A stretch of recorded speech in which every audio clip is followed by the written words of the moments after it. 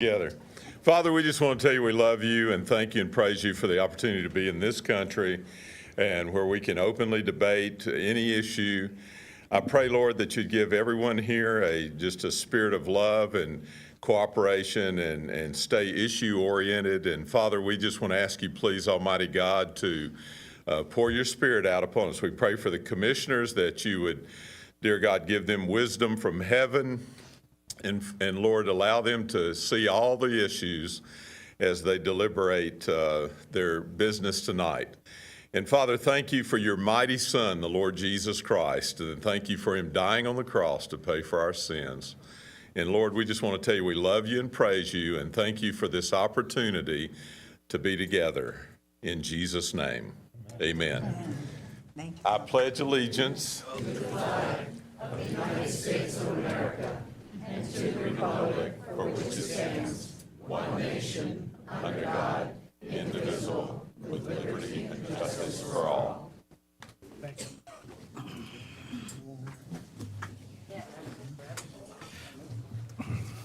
As we do normally, we will begin with an arts moment. Miss Isabella Hodge will be singing Danny Boy.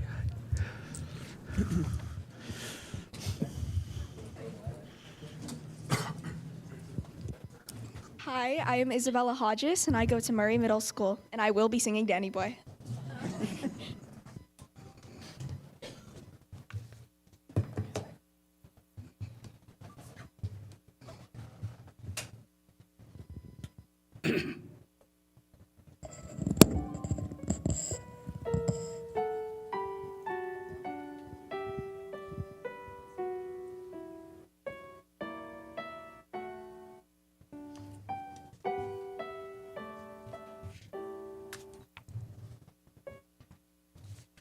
Oh, Danny boy, the pipes are calling from glen to glen and down the mountainside. The summer's gone and all the rose is falling.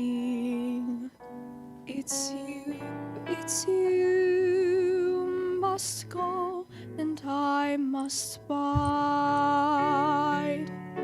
But come me back when summer's in the meadow, or when the valley's hushed and white with snow. 'Tis only here in sunshine or in shadow. Oh, Danny boy, I love you so.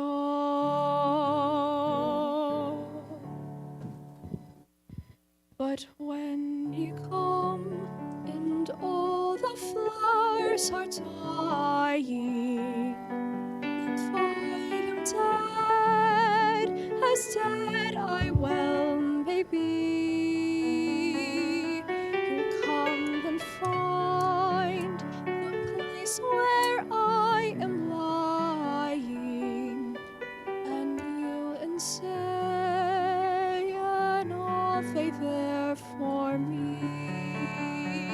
And on my grave I'll hear you tread above me, and on my grave will warm and sweeter be. For you will bend and tell me that you love me, and I shall sleep in peace until you come to me.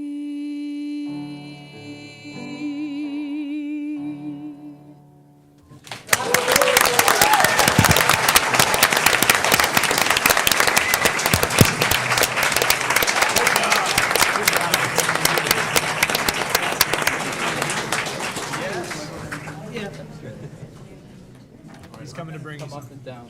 Good job. It's my sister's favorite song.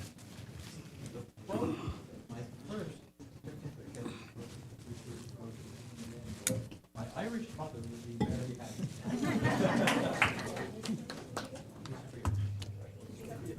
Do we need to get out of the way? No. Okay. Thank you. Thank you. Isabel.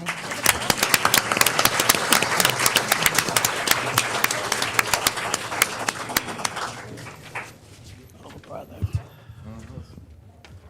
Mr. City Attorney, will you read the first proclamation? Absolutely. Hunger Action Month, September 2024, whereas hunger and poverty remain issues of grave concern in the United States, the state of Florida, and the Treasure Coast, with 250,000 children, adults, seniors, and veterans experiencing food insecurity on a weekly basis. And whereas the city of Stuart is committed to taking steps to raise awareness about the need to end hunger in every part of our city and to provide additional resources that the citizens of Stuart need, and whereas the city of Stuart is committed to working with the Treasure Coast Food Bank in mobilizing people about the role and importance of food banks and other hunger relief organizations in addressing hunger and bringing attention to the need to devote more resources and attention to hunger issues. And whereas food banks and hunger relief organizations across the country, including the Treasure Coast Food Bank, coordinated Hunger Action Day on September 10th, 2024, and will continue to host numerous events throughout the month of September to shed light on this important issue and encourage involvement in efforts to end hunger in their local community. Now, therefore, I, Campbell Rich, Mayor of the City of Stuart, do hereby proclaim the month of September 2024 as Hunger Action Month. Thank you. And accepting the proclamation are Audriana Massey from Treasure Coast Food Bank, donor data specialist, and Angela Donovan, regional manager of clinical operations at WellMed. You are? I'm Karen Aiello. We actually had a change of people. But good afternoon, and my name is Karen Aiello, and on behalf of Treasure Coast Food Bank and our president and CEO, Judy Cruz, our dedicated staff and volunteers, and our board of directors, I would like to thank you for proclaiming September as Hunger Action Month. As a member of the Feeding America network of food banks, Treasure Coast Food Bank is leading the fight against hunger in our community by securing millions of food and providing them to people facing hunger. We are proud to partner with more than 300 local partners, soup kitchens, shelters, and other emergency food providers throughout Indian River, St. Lucie, Martin, and Okeechobee counties. Throughout the month of September, Treasure Coast Food Bank will be hosting many events, including our 4th annual Outrun Hunger, Light Up Orange, and more. For more information on these events, you can visit our website at stophunger.org. Thank you again for your continued support in making our neighbors have access to healthy meals and resources they need to thrive. Thank you. Thanks.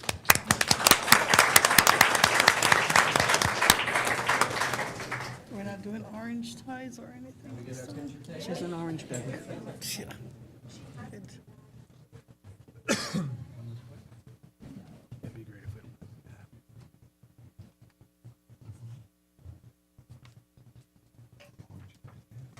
Where's our orange stuff?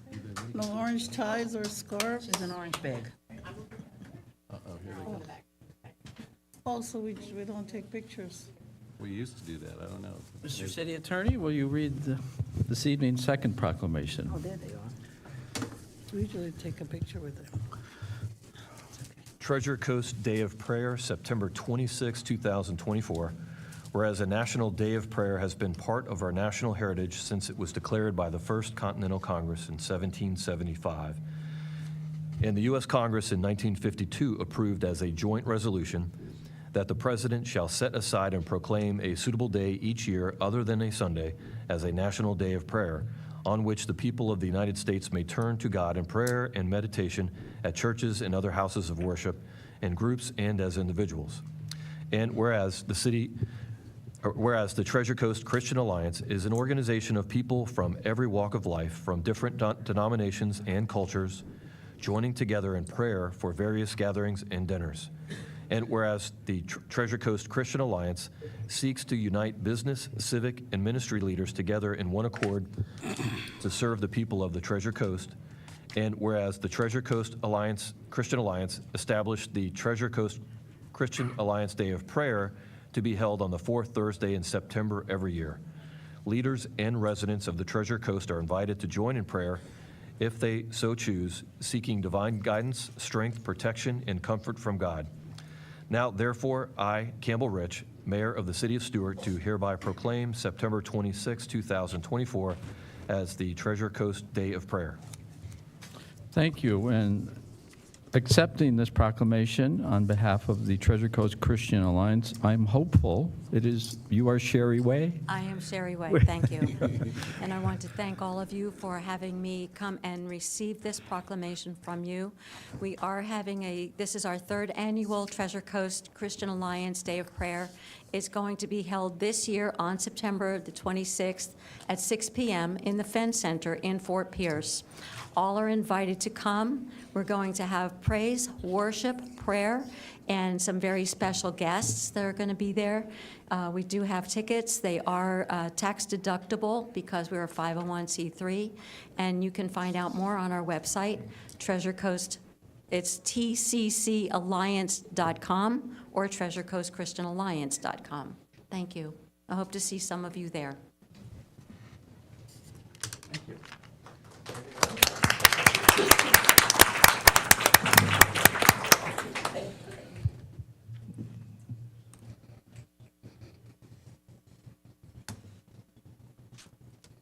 Good job, Sherry.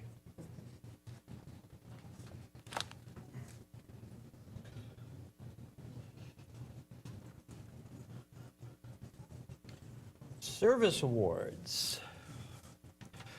Our first service award, unfortunately, Daniel Duran could not be here, but for 15 years of service with the police department. Congratulations, Mr. Duran.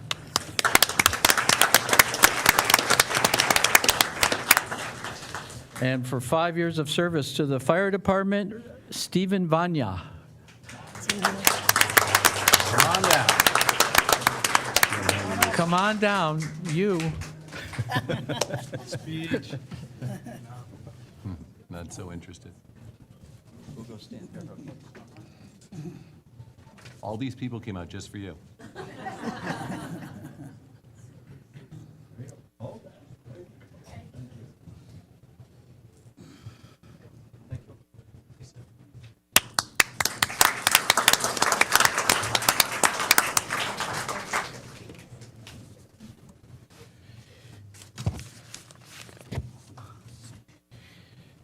And now we have the city's own Ben Hogarth is going to give us an update on water issues and specifically the very recently signed LOSUM agreement.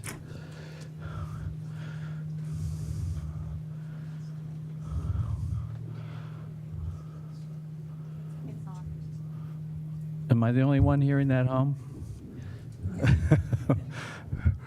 Looks like it's ready to take off.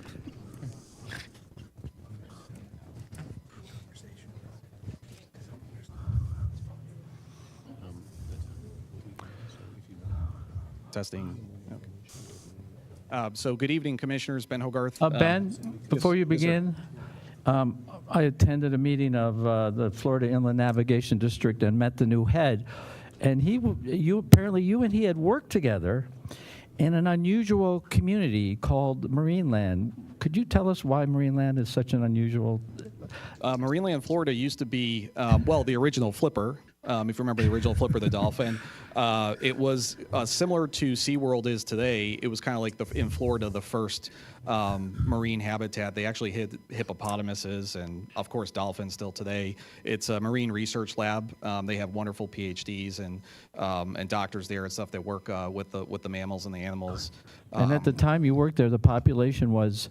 It was maybe a handful of people, including myself. 5. 5, yeah. We had more dolphins, and yes, I was one of the commissioners for a short time while I was there as well. Yeah. Thank you, It was a Ben. great experience. Thank you.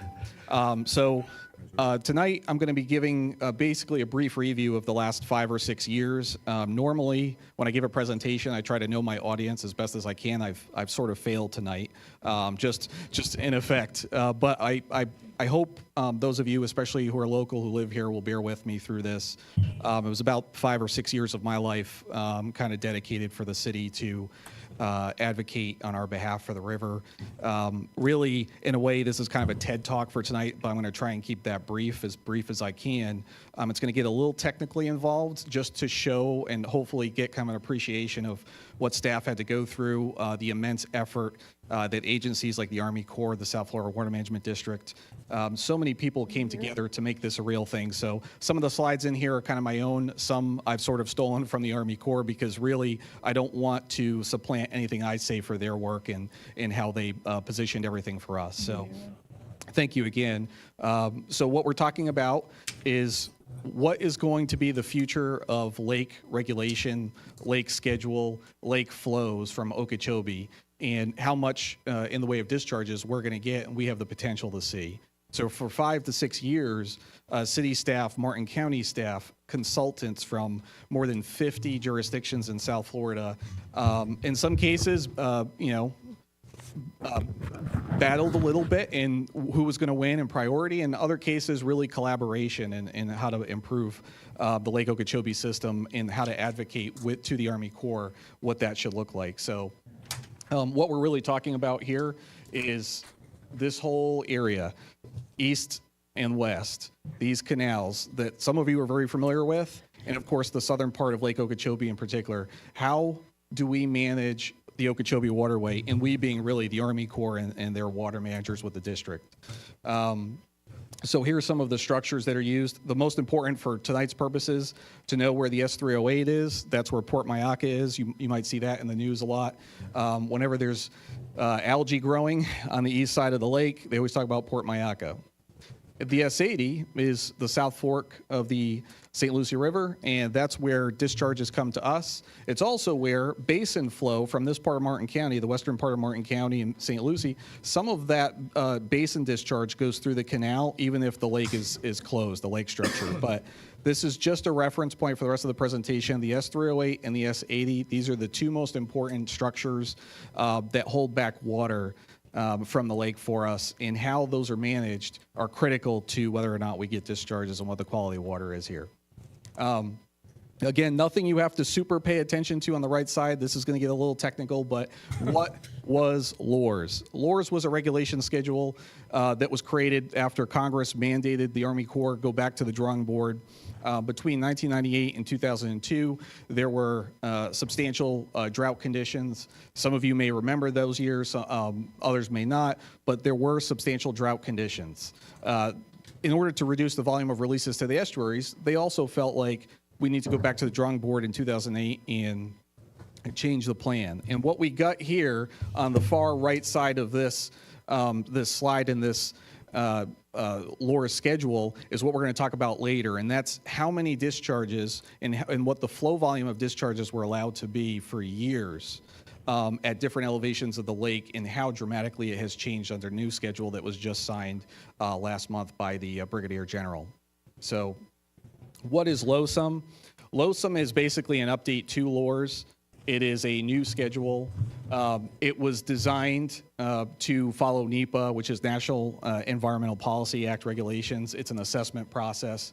This has been around for decades, but more importantly, why LOSUM? Why LOSUM is the most important question. And this is a picture just of what it looks like when the lake has a lot of green algae growing in it, and what we've been used to for decades now. Anyone who was around in 2016 will remember kind of the pictures from TC Palm and others of a place like Central Marine where you just had these matted conditions. Anybody who was here who was at that location at that time also remembers the smell, because you can't forget that. It is awful. It is death on the river. And this is what really started our advocacy efforts going into LOSUM. This was sort of the pinnacle moment for the east coast of Florida in particular. So WRDA, or the Water Resources Development Act, Congressman Mass and other Congress members for Florida in particular really advocated at this time to update the LOR schedule. They realized that under the current schedule at the time, that nothing would ever change. We would continue to get disastrous discharges unless something happened. So that's where WRDA came up. The 2018 version required that a new schedule be built, or developed, I should say. And that was because it was going to coincide in 2022, estimated at the time, when the Herbert Hoover Dike was going to be completed. And that completion on the southern part, especially of the lake, would potentially allow the Army Corps to hold more water back and change the regulation schedule so we don't get as many discharges as often as we do. And I want to caveat this is to say, as a staff member or somebody who didn't have the data, the science, the modeling that we have today, I had no idea what we were going to go and walk into. I had no idea what was possible because this new schedule had nothing to do with new structures coming online like the EAA reservoir. That's still years away, 2030. It wasn't going to contemplate any of that. This was literally just under current conditions, something we potentially could have been doing for years. Could we update that schedule? And I was just shocked by the results. I'm going to go through what those results were. So I'm going to skip this kind of stuff, but this is just for the record. If anybody wants to know, these are some of the resources you can go to find out about the Herbert Hoover Dike, the reason all this came into being. And ultimately, something people might be very familiar with from LORS, the major project purposes of LOSUM is flood control, water supply, navigation and recreation, and the preservation and enhancement of fish and wildlife resources. And really, where we fall in most in our interests are in this last part, in the preservation of fish and wildlife, and basically the protection of our river. And so the Corps, in changing the way that they did business this time, and this is what made such a difference. At the time, it was Colonel Kelly, and I'd like to thank Colonel Kelly wherever he is for having the trust in his civilian staff, having the trust in the stakeholders to collaborate and not always be kind of working adversely to one another, but to actually work in that light. So the project delivery team was basically 50 stakeholder agencies. We got together through this 5+ year process. We had many scoping meetings. We had over 22,000 comments from people like yourself during that process that helped support kind of the things we were talking about. But this is where the real work began. This was the process. Again, this is just for the record. The PDT, mostly in the planning aspect early on, 2019, 20, 21, 22. So those 4 years. What were we looking at? This is the most important. This entire area from the Kissimmee chain from Orlando all the way down to the Everglades. This entire natural water system, the Lake Okeechobee being the second largest freshwater lake in the United States, the largest obviously in Florida. The amount of water that goes through this system affects basically most of the communities in South Florida, certainly our community, certainly most of the communities along the Caloosahatchee on the West Coast. So it's a huge study area. It's a lengthy process. This was just the first 5 of 10 major steps that we took in the first couple of years. I'm going to explain and show you why it takes so long to go through this process. So if you ever wonder, why did it take 4, 5, 6 years to go through the LOSUM? Well, you're about to find out. So LOSUM, again, the plan formulation process. This is just for record. I'm not going to go through in detail tonight. But we had a evaluation initial array of plans that we had to assess, and the amount of math that went into this is why I want people to appreciate. Back in 2008, when we had models, it would take computers a few days to pump out a handful of models. Computer technology has come so far in such a short amount of time that what used to take modeling and simulation of a complex system like this, days to pump out just a few runs, the Army Corps and their modeling team, which are just fantastic. I couldn't believe what they were able to accomplish in this Pareto analysis. They pumped out over 120,000 simulations in a matter of days and weeks. From a science perspective, the more data that you can get, the more confident, the higher the confidence level and the outputs that you get, and that's so critical. In other words, if we were to flip a coin 50-50 5 times, you might get heads 4 times. And you might think, well, I thought it was 50-50. Well, the answer is if we flip the coin 50,000 or 100,000 times, our results would be much, much closer to that 50-50. And that's the idea of how the science works. So in this case, we couldn't even compare to 2008 what we did in these last 5 or 6 years with LOSUM, simply because of this reason. The amount of modeling that the Army Corps was able to achieve, the amount of data that we were able to assess, just completely dwarfs anything that was done previously. So my point about that is, if anyone has questions about LOSUM, the validity of it, the potential for it, the degree of confidence in this could not be higher.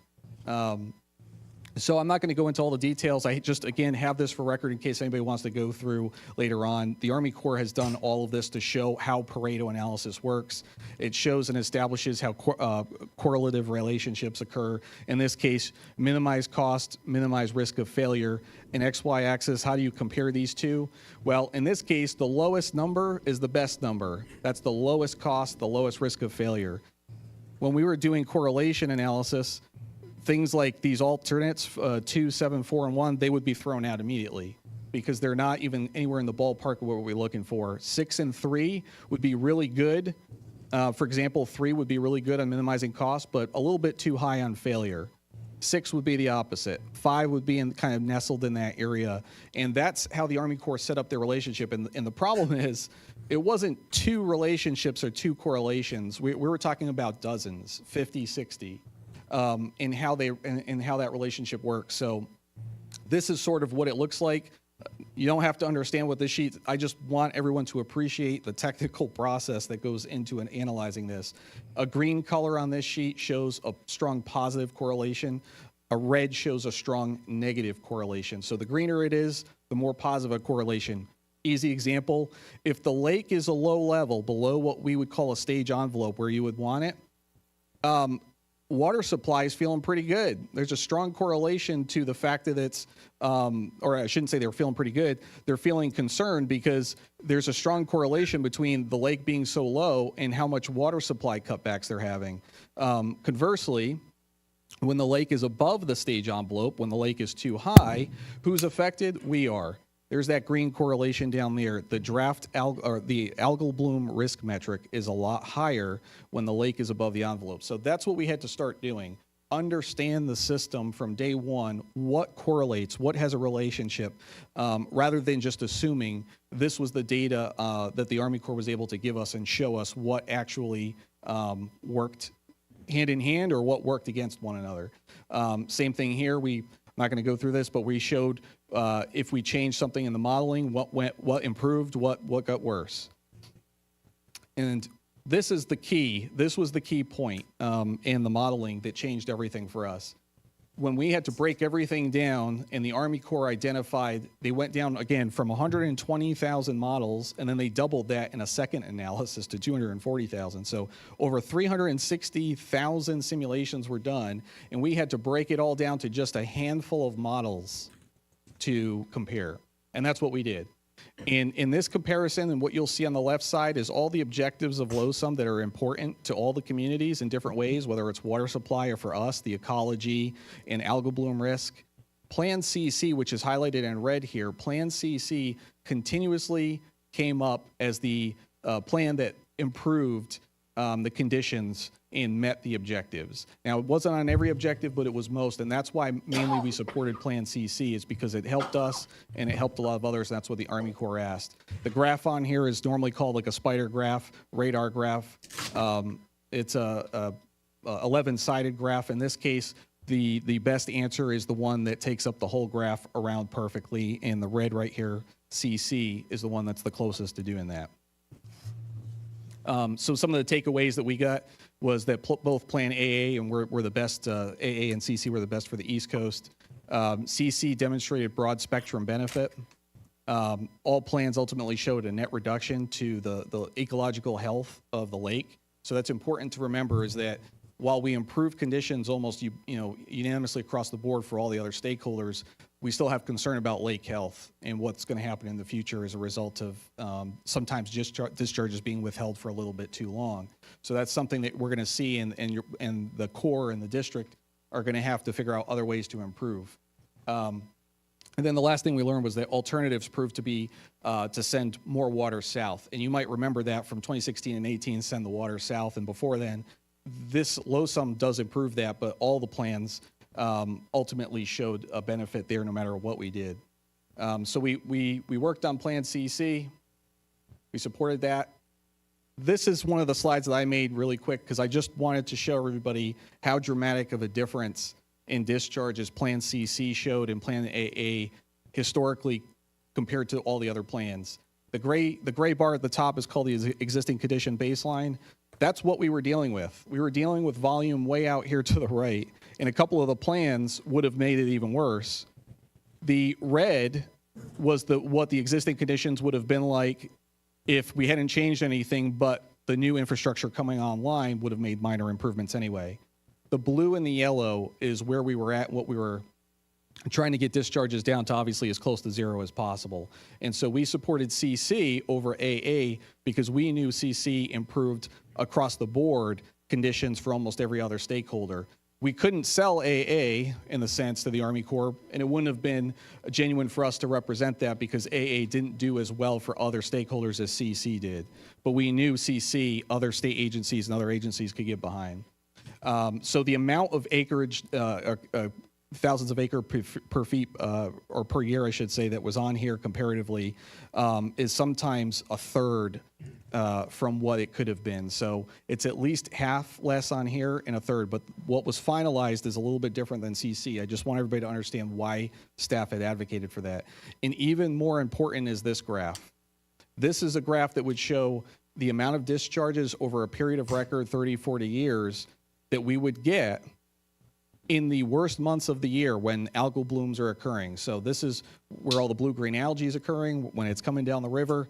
Plan CC is way down here, but where we were is way up here. If LOSUM hadn't happened and we just kept doing business the same way, the red is where we would be instead of the blue. So I want people to understand that this process took a very long time to get through because we had to prove through data what was the best way forward for the most amount of stakeholders. And what you get here essentially is zero on the right side of the graph, and I'm going to do my best to explain this graph.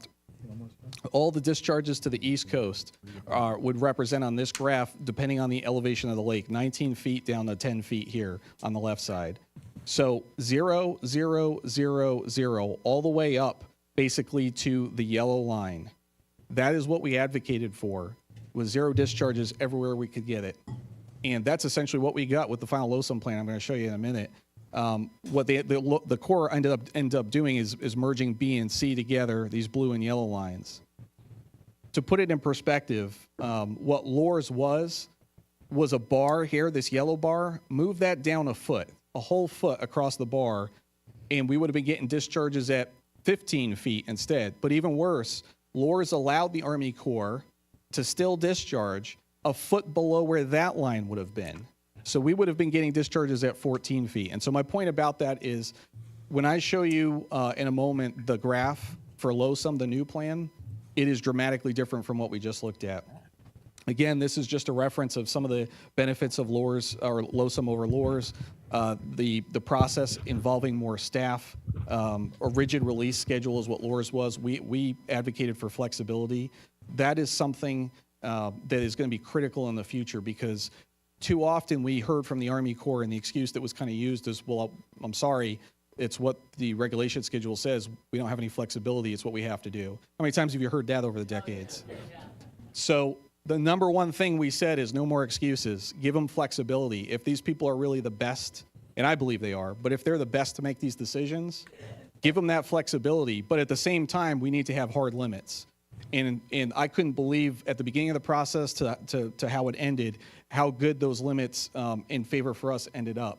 And it's not going to be the modeling that makes me as confident. It's more of just the end result schedule itself. Ben, Yes, sir. excuse me, considering the number of people we have here. I'm going to wrap it up, sir. Yes, sir. Yes, thank you. I apologize about how long this is Very taking. important issue, but. Right. So, yeah, it was kind of a bad night for this, but so what I'll say is this: this graph from top down is the height of the lake from the highest point to the lowest. It's the fastest way I can explain this graph.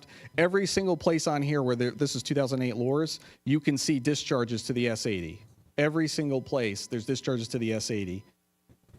So we were getting discharges full time. The water managers before could discharge to us full time. That has changed, and I'm going to show you in a minute exactly how much. Here, this entire Zone D, this is how much simpler it is to see LOSUM, how much simpler it is for the average person to understand the regulation schedule. Everything in blue, everything up to the yellow is 0 for us now. 0. So we're talking between just under 17 feet at the edges of the graph to the lowest point just over 16 feet. The lake has to get that high in elevation, in the way we measure elevation, before we start getting discharges. That's the difference. That's the biggest difference in LOSUM. And again, I have to thank the commission. I have to thank Martin County staff, consultants that we talked to from there. Thankfully, the city, we didn't have so many resources, so we didn't go out for consulting. We didn't pay for consulting. We spent $0, and we still got 0 up to 16 feet. So I think it's important for, the citizens of Stuart, whether you're new, you've been in the area a long time, to see what a difference it can make because of your advocacy and because of the process, trusting this process. So that's where we're at. We just had recently, and why this is commemorating, and why I'm even talking about it tonight, is something called a record of decision. Was signed by the Army Corps' Brigadier General that I talked about. He's the commander of the South Atlantic Division. This just happened last month. That's how new this is. We're like a month into it. There was a biological opinion that was approved by the federal agencies that finally wrapped it up. We were hoping this would be done a year ago. It took an extra year because of federal processes that have to play out. And so my final thoughts on why this is critical, it's important. The top one right here, and I truly believe this, LOSUM can be the beginning of the end of harmful discharges to the northern estuaries. If we keep going down this process, I really believe that. LOSUM is kind of a great plan. We just need the infrastructure to add to it, and one day we can get there. The plan will undergo a second iterative update when the EA reservoir comes into play in 2030, 2031, somewhere around there. When that happens, that EA reservoir is going to be taken into account for withholding even more discharges to us. So our hope is to reduce whatever we would get even further down. And then collaboration with the Army Corps, as I said before, and Martin County was essential to this process. So please thank them as well. And then the future advocacy goals.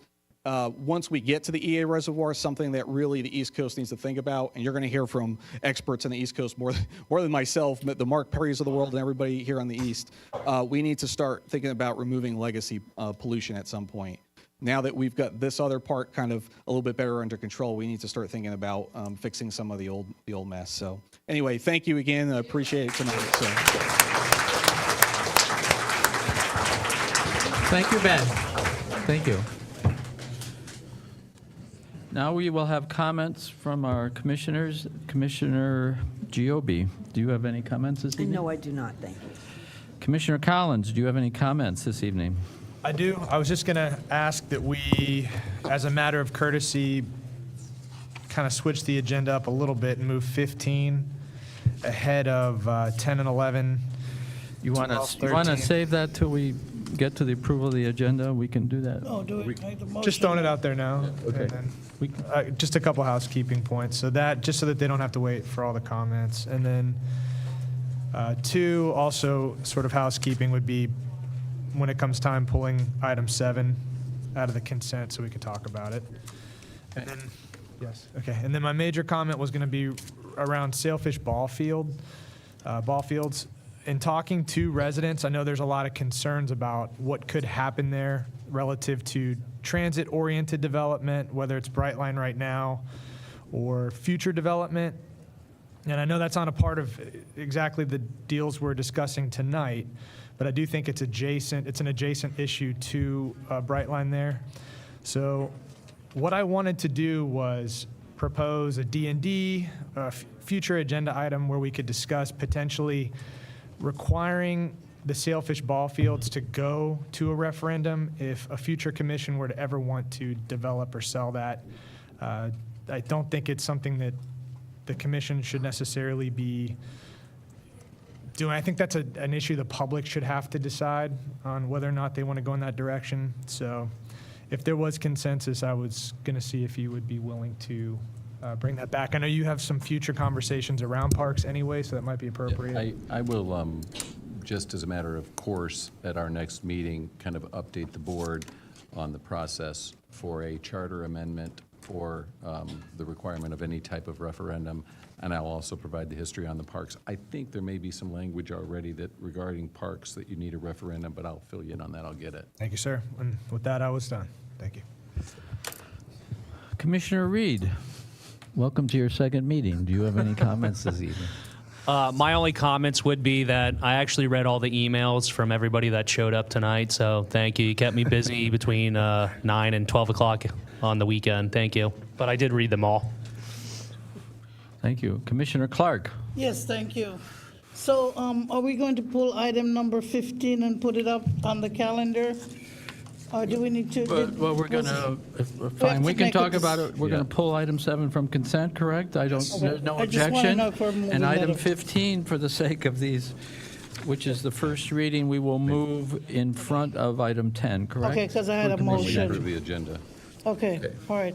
And then I'd like to pull item number 9, just for staff to explain why the city of Stuart is doing this, especially for the future, even though people might think that this Jonathan Dickinson State Park thing has gone away. We just want to just explain, because it's in the consent. People might not even know the reason and the purpose why we're trying to think ahead, just in case something else comes up in the future. So I'm sure city manager can just tell us about that. It's just going to be very brief. And then I wanted to say that staff is working on, in October, to have a series of neighborhood meetings regarding commercial plan unit development for vocational training facility at 710 Southeast Martin Luther King Boulevard. And there's going to be October 1st, October 10th, and October 14th, and October 28th. There are lots of flyers. There's going to be information on the city's website so that people don't say we didn't know about this and we didn't know that they were going to have it. We're in September now. This is in October. And tell your friends and family and those who are watching, please, so that we don't have 100 people coming here and say, we didn't know the city had voted on this, that, or the other. So this is going to be happening. It's a neighborhood meeting. It is in the East Stuart area. Speaking, Mr. Reed, about the emails, I did receive a lot of emails, and somebody said East Village, and I was trying to figure out what they were talking about, but I think they were talking about East Stuart. But it's a property that we purchased, the old Gary Plaza, and we're working on getting some things done there. So just a note to let everybody know that I too appreciate the comments, and I probably didn't get to respond to everybody, and some of them came in late at night, and I didn't get to see everything, but I just appreciate the fact that people are paying attention, and hopefully things are not too early or too late. It's always right on time, and whatever is needed to be done, I think will be done in good and proper order. So I think that I'd like to say that our mayor, who replaced our other mayor, I was with this gentleman. He had to go and do a proclamation at a funeral this past weekend. Somebody who has ties to Stuart and longstanding in the school system in Martin County. But I don't know if superb, Tony Award, whatever. Just people were so appreciative that somebody with the tone and demeanor of the mayor was there. And they really, really appreciated that. And you could just feel it in the room. And I just think that I just want to commend our mayor for just what you did, and continue to be mayor and do what the people need to do, because people need to have respect for our leaders and know that we're trying to do our best every time we're here making decisions. Thank you. Thank you, Commissioner Clark. That's very nice of you. And I'd like you to know I did that having to sit in those very uncomfortable stiff back chairs up on the. But you look like a king. I actually would like to comment on that because I did not know this gentleman and what a contribution he made to our community. And this was the most joyous and exuberant celebration of life I had ever been to. And I did read a proclamation, which I thought was very thoughtful, and it was made by Commissioner Clark. He taught music at Murray Middle in Hidden Oaks and was the band director, and he impacted the lives of over 8,000 students. He never had a sick day, apparently, which is remarkable. He was, but really, he was, those of us who know this era, he was the first African-American to graduate from Martin County High School. And you can imagine what barriers he confronted. And that was just recent as 1966. Yes. When the schools, the desegregation occurred. That was Mr. Allen Gilbert, Mr. Allen Gilbert. Murray Middle and Hidden Oaks Right. band director. And he created a remarkable legacy. I mean, people literally came from all over the world that endures to this day in our city. I'm glad Commissioner Clark and I both gave him an additional mention. And Commissioner Joby was there as well. So I want to speak generally about one of the most common ways local, state, and federal governments get things done, how they work together to accomplish so much. And that is public-private partnerships. And if you read about them, you'll often see them referred to as a capital P3, right? And there were two P3 items on the agenda this evening. One of them is obviously the Brightline. The other one was pulled. And there is this idea out there that how dare we work and give money to a private entity? Folks, this happens all the time, all over the world, all over the United States, to varying degrees. Pun intended, that train left the station a long time ago. Many of these projects, typically, they are large infrastructure projects, and especially they are large rail projects, just like this. The Channel Tunnel to go overseas between the UK and France, that was a P3 project. The newly renovated terminal, thank God, at LaGuardia, for those of you who are from, that was a public-private partnership. The Miami Port Tunnel, that takes you to the cruise ships now, that is a classic P3 project that was funded with city, state, federal, county monies, and it was used to construct it, and it is now operated by a private entity. All of the other stations on Brightline's tracks are P3 projects. So in speaking with the head, when I met the head of FINE the other evening on Thursday, the Florida Inland Navigation District, he reminded me that in working with the county, they had put a new breakwater at Indian Riverside Park. And that reminded me, one of the best examples in Martin County of a P3 project located in the park is the U.S. Sailing Center of Martin County. The U.S. Sailing Center of Martin County sits on public land for $1 a year. The roads, the water, the sewer, the lights, the grass are all maintained by the county, were built by the county, but this private entity provides a world-class recreational resource to the county and brings people from all over the world. But we don't have to even go to the lagoon. If you were standing out there, you could look out that back window, and that's the city dock. The city, also in conjunction with the Florida Inland Navigation District, built that dock, maintains that dock. Docks are very expensive, by the way. Operates that dock.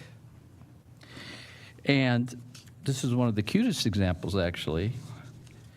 A private entity, the Tiki Taxi, we allow them to dock and run their business off there for nothing. Actually, this is the last example I want to give you, because this one bugs me too, but it happens is, traditionally, as you know, municipalities are the ones that are responsible for education. The city of Stuart doesn't do that, but obviously the county does. And it's the largest single item on your tax bill. We build the schools, we operate the schools, we maintain the schools, we hire the staff. It's an enormous expense, but nothing's more important than the education of our children. But now, in Florida, that per-child allotment, which is a lot of money, is actually being paid to private entities in the form of charter schools. 85. That is a public-private partnership. So the question is not whether we should enter into such an agreement. That's not the question anymore. Here's the question we need to be asking. Are our interests sufficiently aligned? In this case, we're going to talk about tonight, Brightline, the city, and Martin County. Can we leverage our dollars? Okay? If the city can put up $2 and spend 10, that's a deal I'm going to make all day long. Does it make sense to transfer the risk to an entity that has more experience in construction, maintenance, and operation? And can this private entity do a better job than government with this particular project? These are the questions we should be asking, not rejecting it out of hand. Thank you.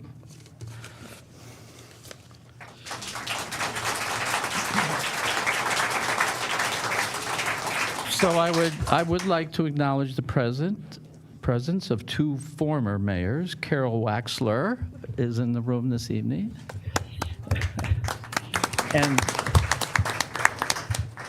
Becky Bruner is also here with us this evening. Can we move to the approval of the agenda? I actually just had a couple of. Oh, I'm sorry. Comments by city manager. I just wanted to comment about as the agenda goes forward. When we do approve the agenda, I would ask that the board consider taking all three Brightline items at once. In other words, have the city attorney read all three titles, do the presentation and public comment at once so that we don't do it 3 times, and also take public comment in advance, and then do not take public comment after the motions at the end because it will have already been heard. I was going to ask to move up the Arapahoe or the 15, but you talked about that. The other thing is there are 2 items now that Commissioner Collins has talked about pulling number 7, but I was also going to ask, we have a zoning in progress scheduled on the agenda, and I believe it's number 13. And I did get some emails last week regarding it, and I know there's some people that wanted to speak publicly as it related to the zoning in progress as well. And from a purely due process perspective, I was going to ask the commission if you would consider scheduling a special meeting maybe for next Monday, because we need to have a public meeting the way zoning in progress works, so that the people that want to speak about that don't have to sit here for all of the train stuff and literally take that up at 10 o'clock at night if we don't get to it until then. It's the call of the board. We can play it out and see if you want to, but if there were 10 people that wanted to give public comment on the zoning in progress, that could be another 30 or 40 minutes that we have to spend on that matter after this matter is over. But in order to do it, we would probably need to have a special meeting, because it's not fair to postpone it another 2 weeks under the coordination of it. Now, I will tell you, it became effective upon publication last Wednesday, so there's no downside to the delay other than it's not fair to the people opposing it that are entitled to a hearing and at least be heard before we move forward. So you guys can consider that when you're doing your agenda item. And then my thought was, because Commissioner Collins wanted to address item number 7 as it related to the FEMA appointment, if in fact we're going to have a special meeting next Monday, that number 7 could also be just simply postpone until that time so that we wouldn't have to spend the time on it this evening to get moving forward. Lastly, I also wanted to talk about our budget meeting, and I know it's been advertised for 5:15. The state of Florida requires that the budgets be addressed after 5 p.m., so it will be heard. It'll just take place at the end of this meeting, and we won't interrupt this meeting for it. This meeting started at 4, so this meeting goes until it's over, and then the budget meeting will take place. And then I also wanted to mention that on September 11th, which is 2 days from now, the Stuart Fire Union will be meeting and walking the Roosevelt Bridge in honor of the fallen from the 9/11 in New York. And I believe that all are encouraged to go to that at the foot of the Roosevelt Bridge on Wednesday morning. And that's all I've got. So, So the next agenda item, I guess, is Let's the... see, approve. so let's have approval on the consent calendar first, pulling number 7, correct, Mr. You have to approve the Approval of the entire agenda. agenda. The entire agenda, yeah. So, So do you Move want, approval. do you want which, to we're have a special moving meeting? 15 in front of 10, correct? Yes.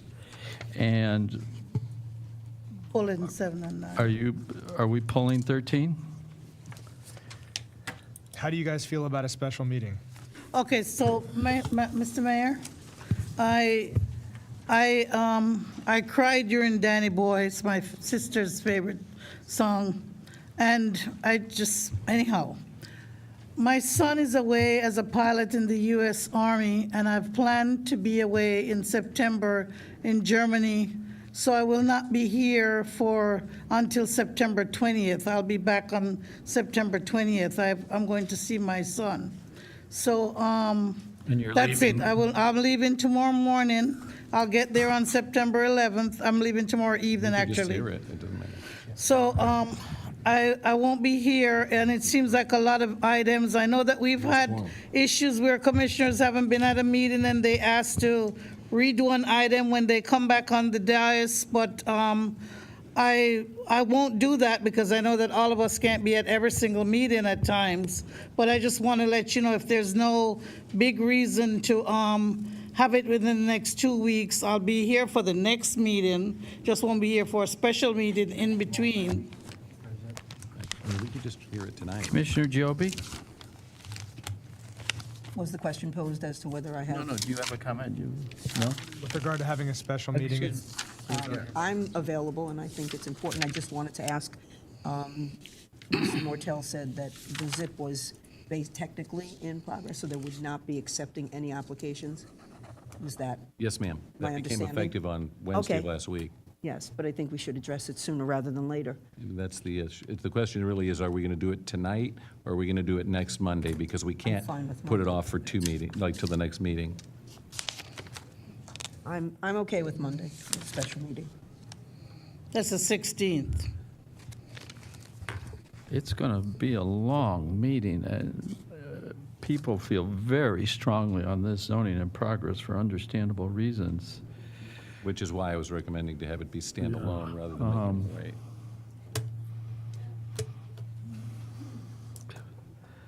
I think they deserve the full attention and explanation, a comprehensive explanation of what it means. Do we need a motion to postpone it you- 1 week? I'm very disappointed.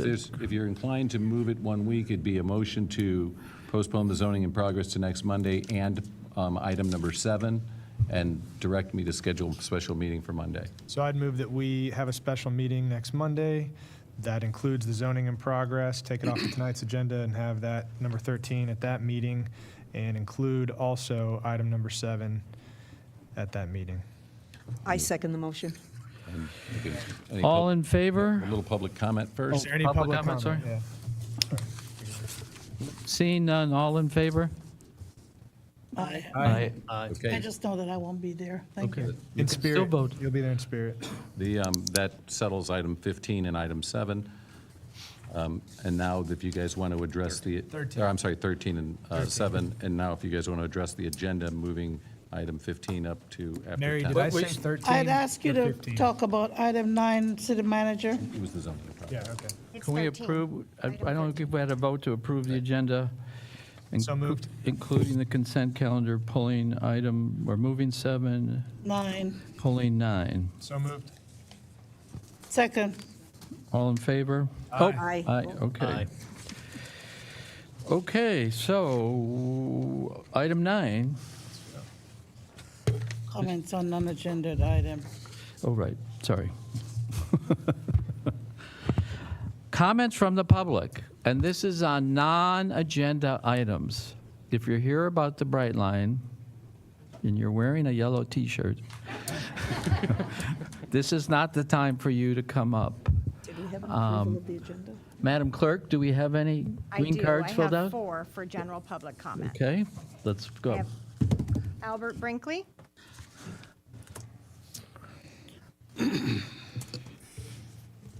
And then next will be Carl Thrones.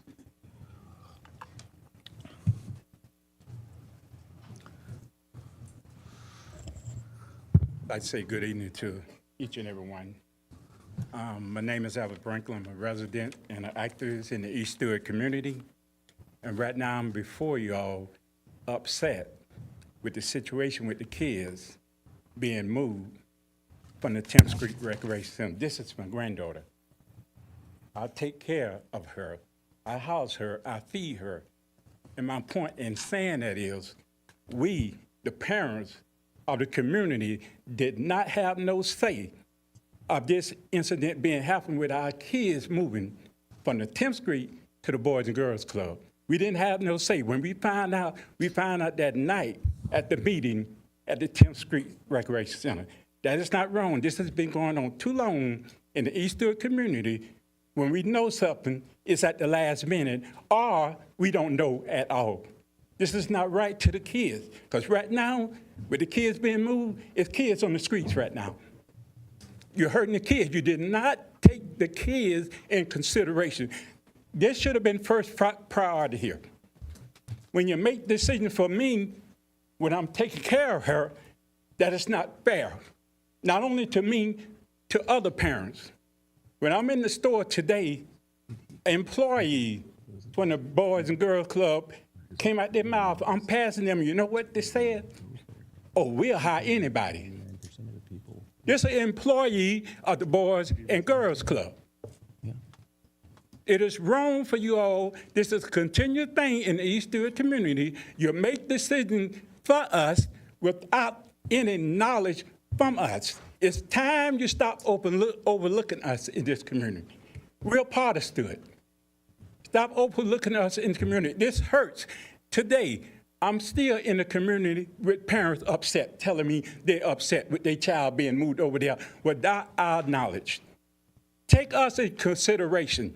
We're part of Stuart. Get our opinion on things and stop making decisions for us. Just like the meeting, you said somebody may come in and say they don't know. Let us know about these meetings, because that is in East Stuart. That building is in Stuart. If anybody should know about anything of that, we should know when it comes to the East Stuart community. Treat us like somebody. It's time to stop treating us like we don't exist. We are a part of Stuart. And today, I'm still upset because I take care of this young lady here. Don't make decisions for me without my consent, without other parents' consent. And that's what you all did. And again, I reiterate, kids is going to be on the street and are on the street. And that comment, what I heard in the store today from a Boys and Girls Club employee, oh, we'll hire anybody. These kids had a relationship with those Thank you, Mr. employees Brinkley. out there. Thank you. They had a relationship with those employees out there to the 10th Street, and what you did was wrong. Carl Thones. I'm sorry, who was that? Carl Thones. Can you say that, clerk? I didn't hear you. Yeah, I did. Carl Thones. He must not be here. Okay. Is there anyone outside? Travis Deckers. Travis Deckers. Oh, here he comes.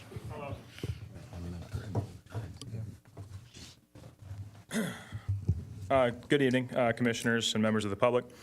Thank you, City Manager, by the way, for mentioning our 9/11 Bridge Walk. That was very awesome of you. Thank you. For those of you who don't know me, my name is Travis Deckers. I'm the president of the Stuart Firefighters Benevolent Association, a nonprofit charity organization. The purpose of it is helping those in our community. Came here a few months ago to discuss our inaugural pumper poll for our first responder mental health. Though it was an extremely hot day, I'm proud to report it was a success. It was a lot of fun. So that was awesome. Thank you to Fraser Creek for hosting us, and thank you to them again for having us next year on May 10th. They're an amazing crew. But why I'm here tonight? So I'm here tonight to discuss another event, our second annual cornhole tournament. This time it's going to be at Ocean Republic Brewing. This event is aimed to a specific goal, our root meaning as a benevolent, which is to create an environment for this amazing community to come together and unite to help another member of this community in need. Out of respect for privacy, I won't share this person's information, but they are a resident of the city, and they have found themselves in hard times after the 10th Street Rec Center lost their after-school care program and had to find employment elsewhere while taking care of their family as a sole member of the household able to make an income. They're working hard to provide for their family and coming home without a working AC unit. So please, in the interest of community solidarity and in the interest of caring for another person, join us on September 22nd at Ocean Republic Brewing for our cornhole tournament at 10 a.m. If you want to register, go to stuartfirefighterstore.com or check us out on Stuart Firefighters on Facebook. We're more than happy to have you, or just swing by for the cause. Thank you. Thank you. I believe there's one more, Mary? Yes. Bonnie Moser. Bonnie, I know Bonnie. Here she comes. Ms. Moser, is this a non-agenda item? Okay. Good evening, Commission. My name is Bonnie Moser. I live at 1121 Southeast 10th Street. I will not talk to you about the Brightline because you've all received my essay. I want to introduce myself and my son. I'm a 7th generation Floridian, and this is my son, Pell. He's an 8th generation Floridian. I work as an urban designer, and I focus on multimodal transportation. And for the past couple weeks, Pell says that's what he wants to do when he grows up, too, which makes me really proud because since he was a baby, he's been coming to county and city commission meetings and workshops. And I guess it was 2 weeks ago, at the last meeting we came, we wanted to speak to you all about an issue that we've been having, but the meeting ran long and we weren't able to stay. We had to get to bedtime. But I wanted to ask you all, over the last year and a half, we haven't been able to come to commission meetings anymore because of the language that you're using, because you're not getting along well, because there's yelling. And so I want to ask you to think about kids. They see you as leaders. You're their first, the first leaders that they see. Before they know about presidents and senators, they know the mayors and their commissioners. So I want to ask you to be a good example for the children. It's really important that their voices be heard. Oftentimes when I come to the meetings, I notice that most of the people that do attend are older, and it's wonderful to have their input, but we don't get to hear his input or young families' input. And so that brings me to another item that I want to ask. When you are trying to engage your community, I ask that you do it outside of the echo chambers of social media. It should be thorough community workshops. And by workshops, I don't mean like everyone gets a turn to stand up here and talk. I want us to be around a table. I want us to be working towards consensus. When we don't see eye to eye, we shouldn't join tribes and say, no, it's this way or this way. We should be finding the solutions that make everybody in our community feel good about their neighbors. Sorry, I made these points quickly outside. Let's see.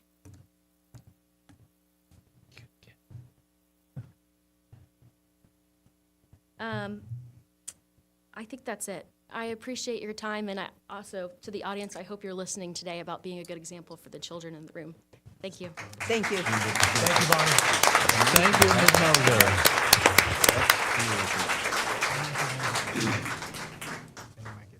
Was it Albert?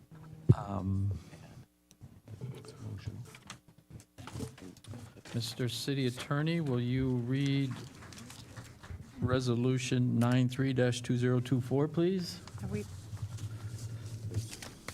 No adopting? more public comment? No. I have no more public comment. there were but just 4. The adoption of the commission, or the consent calendar? Oh, yeah. Can we have a motion for approval of the consent calendar, pulling item 9 and moving 7 as well? Move approval. Second. All in favor? Nope, got to call roll. All right. Roll call, please. Commissioner Collins? Yes. Commissioner Giobi? Yes. Mayor Rich? Yes. Commissioner Clark? Yes. Commissioner Reed? Yes.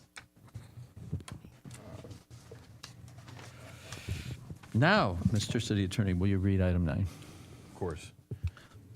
Resolution number 93-2024, a resolution of the City Commission of the City of Stuart, Florida, opposing any proposal brought forward by the Florida Department of Environmental Protection to convert hundreds of acres of conserved land within Jonathan Dickinson State Park into 3 public golf courses, providing an effective date and for other purposes.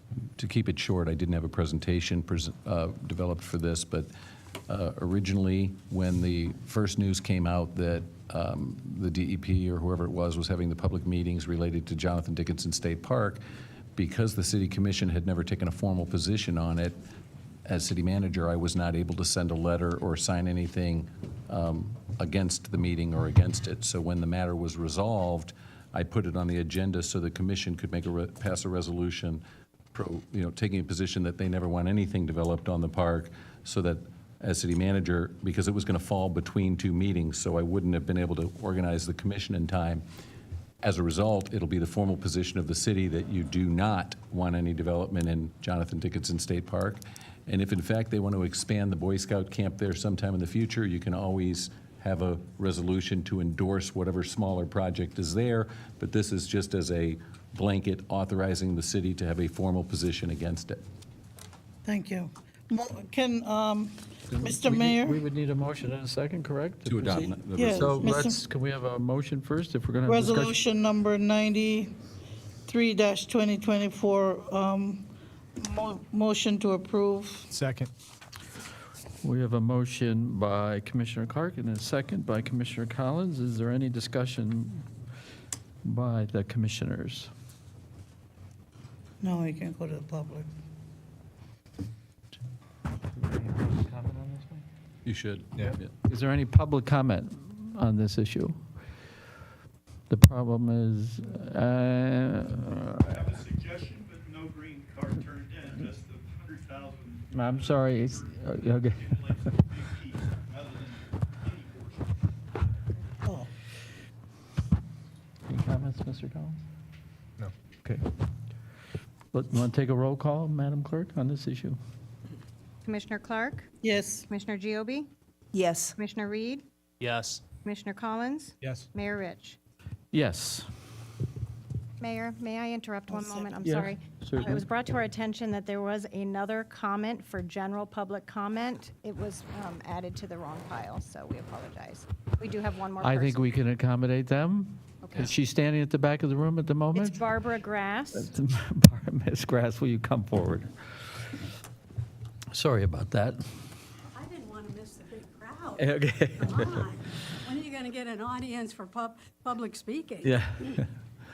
I'm Barbara Grass. I live in the, excuse me, city of Stuart.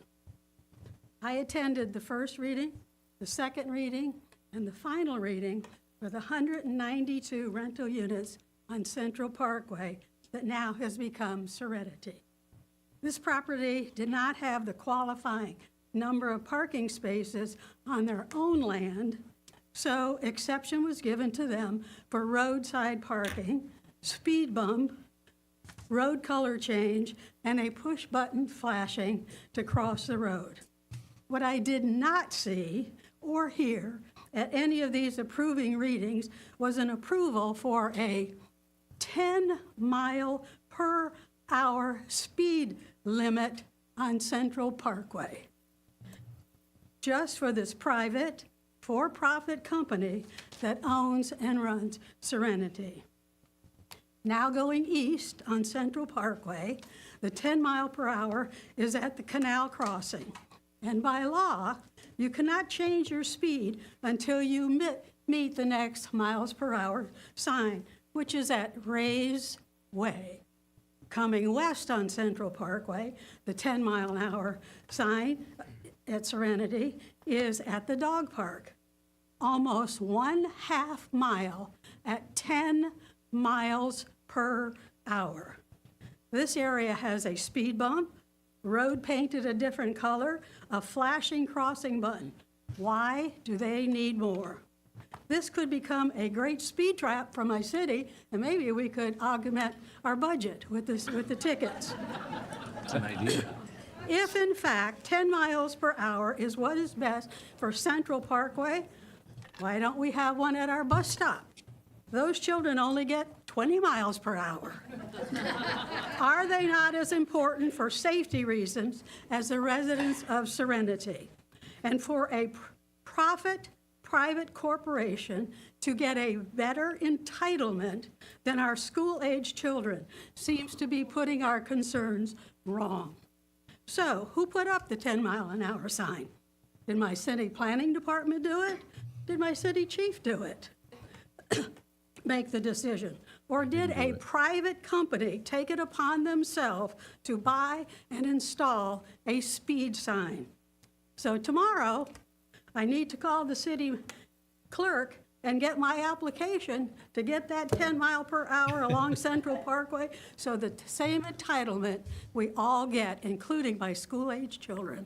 Thank you. Thank you.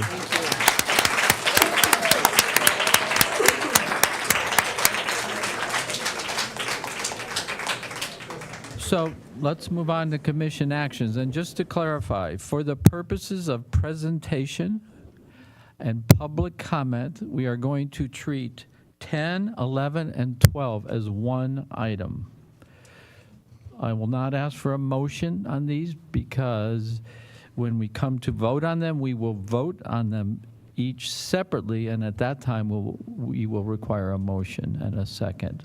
So I believe the presentation from the city will be made by the city attorney, Mr. Mortel.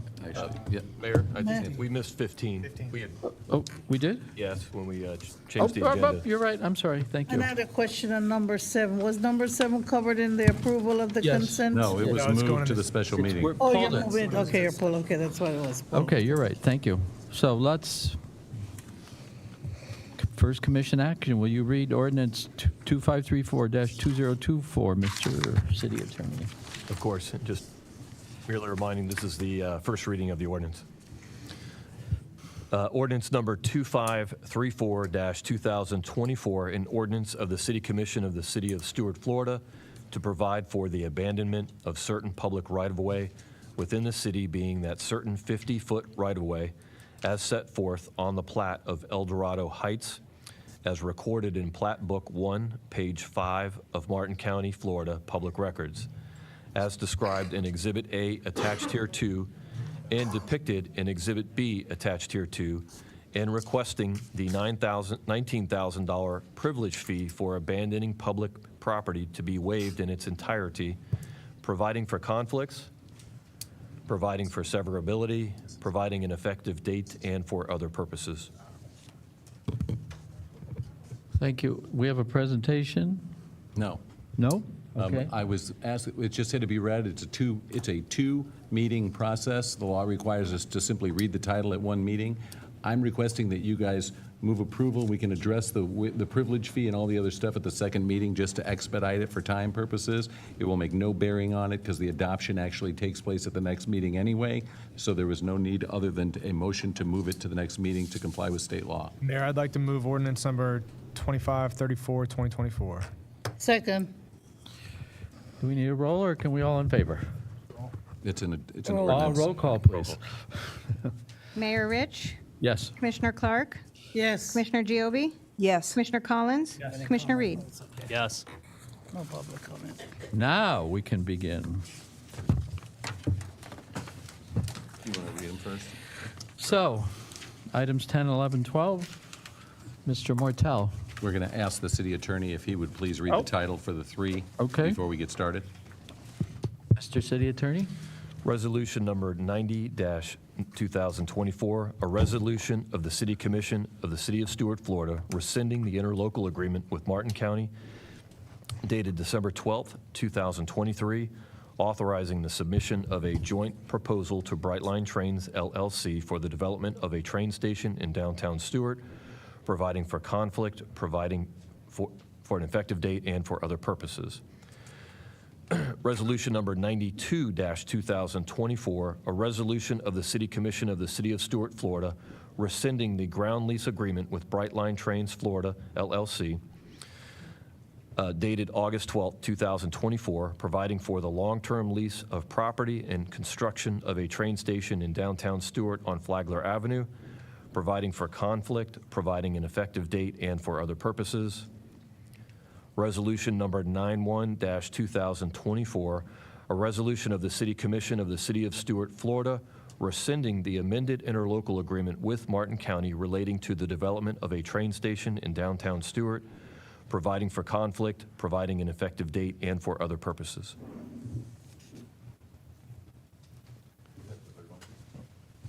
That's it. That's it. That's all of it. Oh, I'm sorry, I have to unmute. There you go. Is it on now? Okay, great. Is it on? I was asked to just simply put together a. Mike, I think you need to.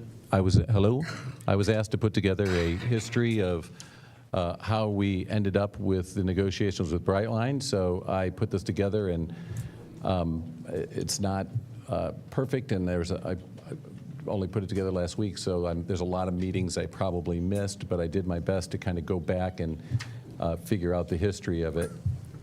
One of the things that we addressed was the questions that were raised, and the questions that were raised, I have this, but that doesn't matter, we don't need to do it. The questions that were raised was there had been no public input, and what was the financing, and why is the city paying for a station? So I started from the beginning. September 23rd, 1912. Believe it or not, in September 23rd of 1912, a proposed new FEC railroad station was discussed at the commission meeting, and then Stanley Kitching, Charles Chillingworth, and Henry Farrow each contributed $350 in order to guarantee erection of the new depot, and it was completed in 1913.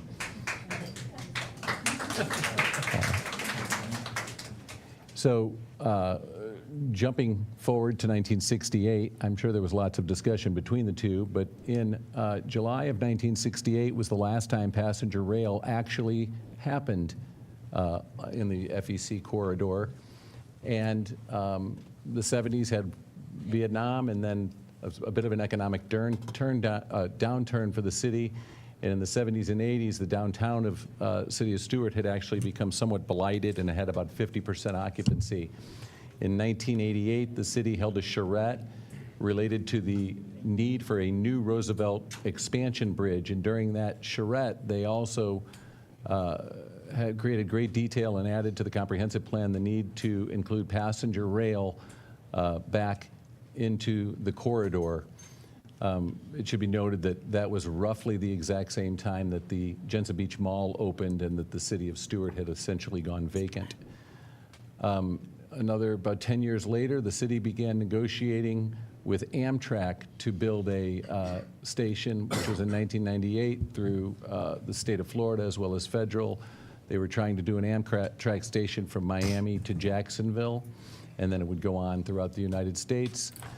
Then again, there is what they called the ear amendments or charter reviews, and there was public hearings in September of 2000 regarding the desire for the city to include a railway passenger station. And then in 2003, the City of Stuart CRA adopted its CRA plan and identified TIF, or tax increment financing, as the appropriate funding source for passenger rail.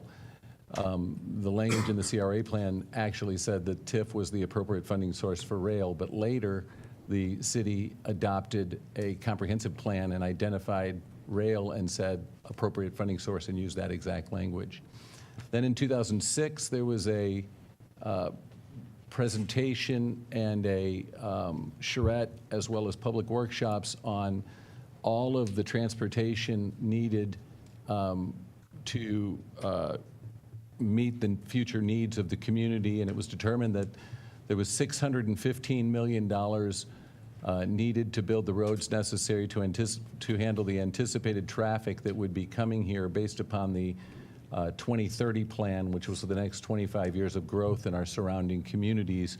And in that plan, they also included the need for a passenger rail system, and that fell within the $615 million number. And then in 2008, there were ear amendments in which they discussed the passenger rail. In 2010, Amtrak actually moved so far as to have a inspection train that came here and actually stopped, and the city had a event outside, and they actually drove several people from here to St. Augustine to present and try to move forward with the idea of Amtrak. But I should also mention that in 2009, there was what we call the Great Recession. And then in 2010, during the Great Recession, the county was moving the tax collector out to Willoughby Boulevard and other government buildings, and one of them was the property appraiser that was in the Towers building, and they were trying to identify a location for the property appraiser. And the city had workshops and also had consultants come, and they told the city that as the county seat and as the economic center, that it needed to maintain its business status, and that if it had a bleed of one building or two buildings every couple of years that left the downtown area, that it would return to the blight that it had in the 80s over the long term, because the slow decline in businesses and movement would essentially move people from downtown. That was the consensus at the time, and as a result, the city commission directed public hearings regarding ear amendments as well as other matters, and actually did an entire design for a government center, transit center, and train station on Flagler Avenue across the street from the courthouse, and it offered to build a 48,000 square foot government building that could house the property appraiser's office. And then again in 2010, it adopted that plan, and I'll get to that later, and then in 11 as well. Going to the next slide, 12 and 13 were kind of quiet, but in 2014, Brightline popped up, and there were hearings in February, April, May, June, and November of 2014. In 2014, the hearings consisted of mostly opposition. It was a very strong consensus that nobody wanted 32 trains a day to go from Miami to Orlando and have no benefit other than trains going by here, because at the time there was no plan for a stop. And as a result, the city did resolutions against it, as well as the city attorney and the city manager participated and drafted an economic impact statement, and the commission adopted it and sent it to the feds as well as the state opposing the matter. 2015, there was a, January 15, there was a public hearing on the MPO regarding All Aboard Florida. The commission at the January meeting scheduled a retreat for February. During that retreat, roughly at that time, All Aboard Florida had announced that it would consider a Treasure Coast station, and the position of the city was that it was to seek, at this February retreat, it said that it would want to seek the return of passenger rail on the FEC right-of-way, and it started identifying and citing and coordinating with possible providers of passenger rail.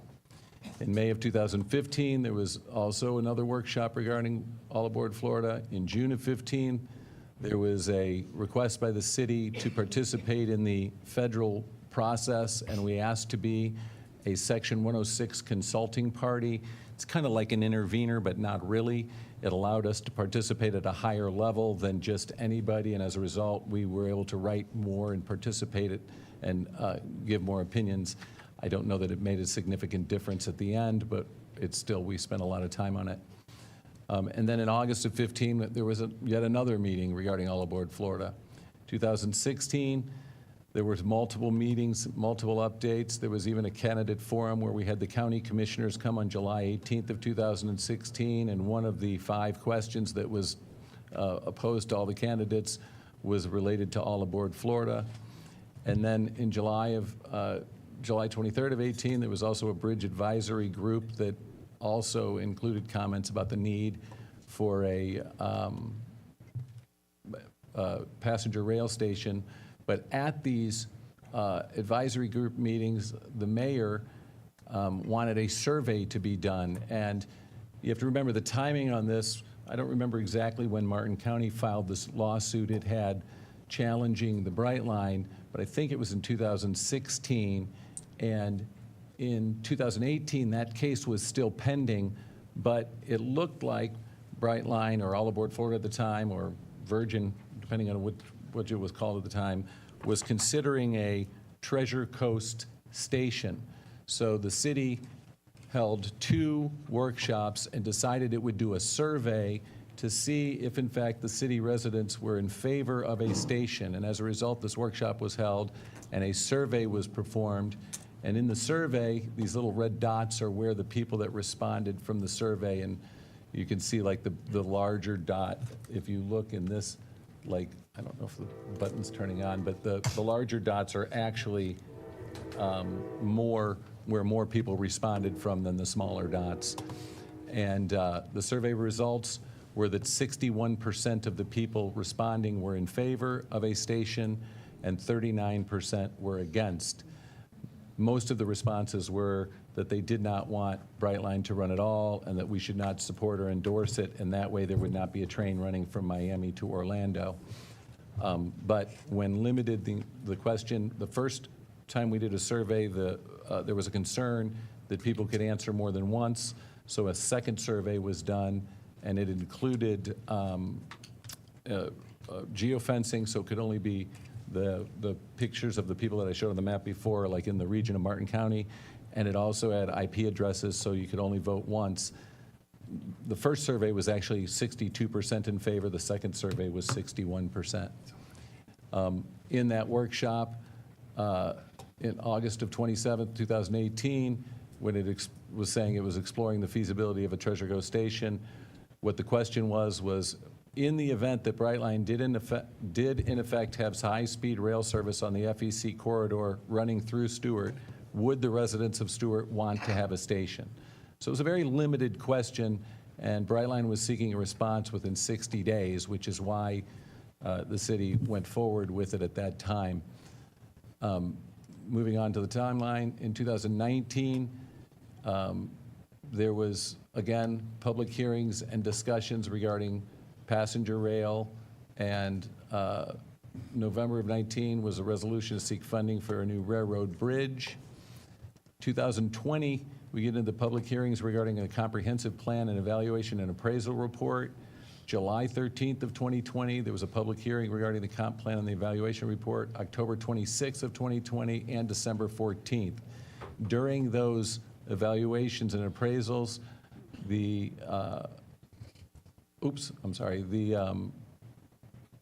comprehensive plan policy 2.81.8, 2.810.3, 2.810.2, and 2.A17.1 were all discussed and addressed. Going back in time, I mentioned the issue of the 2010 when the public presentation was done, and the city actually designed right there, it says county building, 48,000 square feet, 3 stories. The city had done this design for Memorial Park, which is almost fulfilled. It then designed a track, or a 500-foot train station on that location, and then a 4,000 square foot building right there in the center of that 2.3 acre parking lot. This was across the street on the triangle field that's adjacent to the baseball fields. This triangle parcel is not owned by the city. It is in fact owned by the county, as is this parking lot space. The baseball fields are what's owned by the city, and obviously this is city property as well, but the courthouse over here is also county property. In any event, during the comprehensive reviews in both 2008, 2010, 2001, there were references and mentions to encourage the development of passenger use of the FEC right-of-way, coordinate with appropriate agencies, develop passenger rail stations, and in 2001, as a reference, the city and several other eastern seaboard cities in Florida were designated by Amtrak to be stops on its regional system. And then in 2010 was when that initial Amtrak visit happened. The Amtrak was moving forward, and I don't know what Governor Scott's issue was or what happened, but I don't know if he was aware that the Brightline matter was going to come forward or not, but for one reason or another, it kind of went to the background, and then Brightline came out publicly in 2012. It should also be noted that in 2012, the state of Florida gave Brightline the right-of-way from Orlando Airport to the FEC corridor on Highway 528 in Orlando. So in 2014, when we were all challenging Brightline and trying to stop it from running, the state had already actually given it the right-of-way necessary to fulfill its desire to run, and as a result, if the state had wanted to stop it, all they had to do was not give the right-of-way.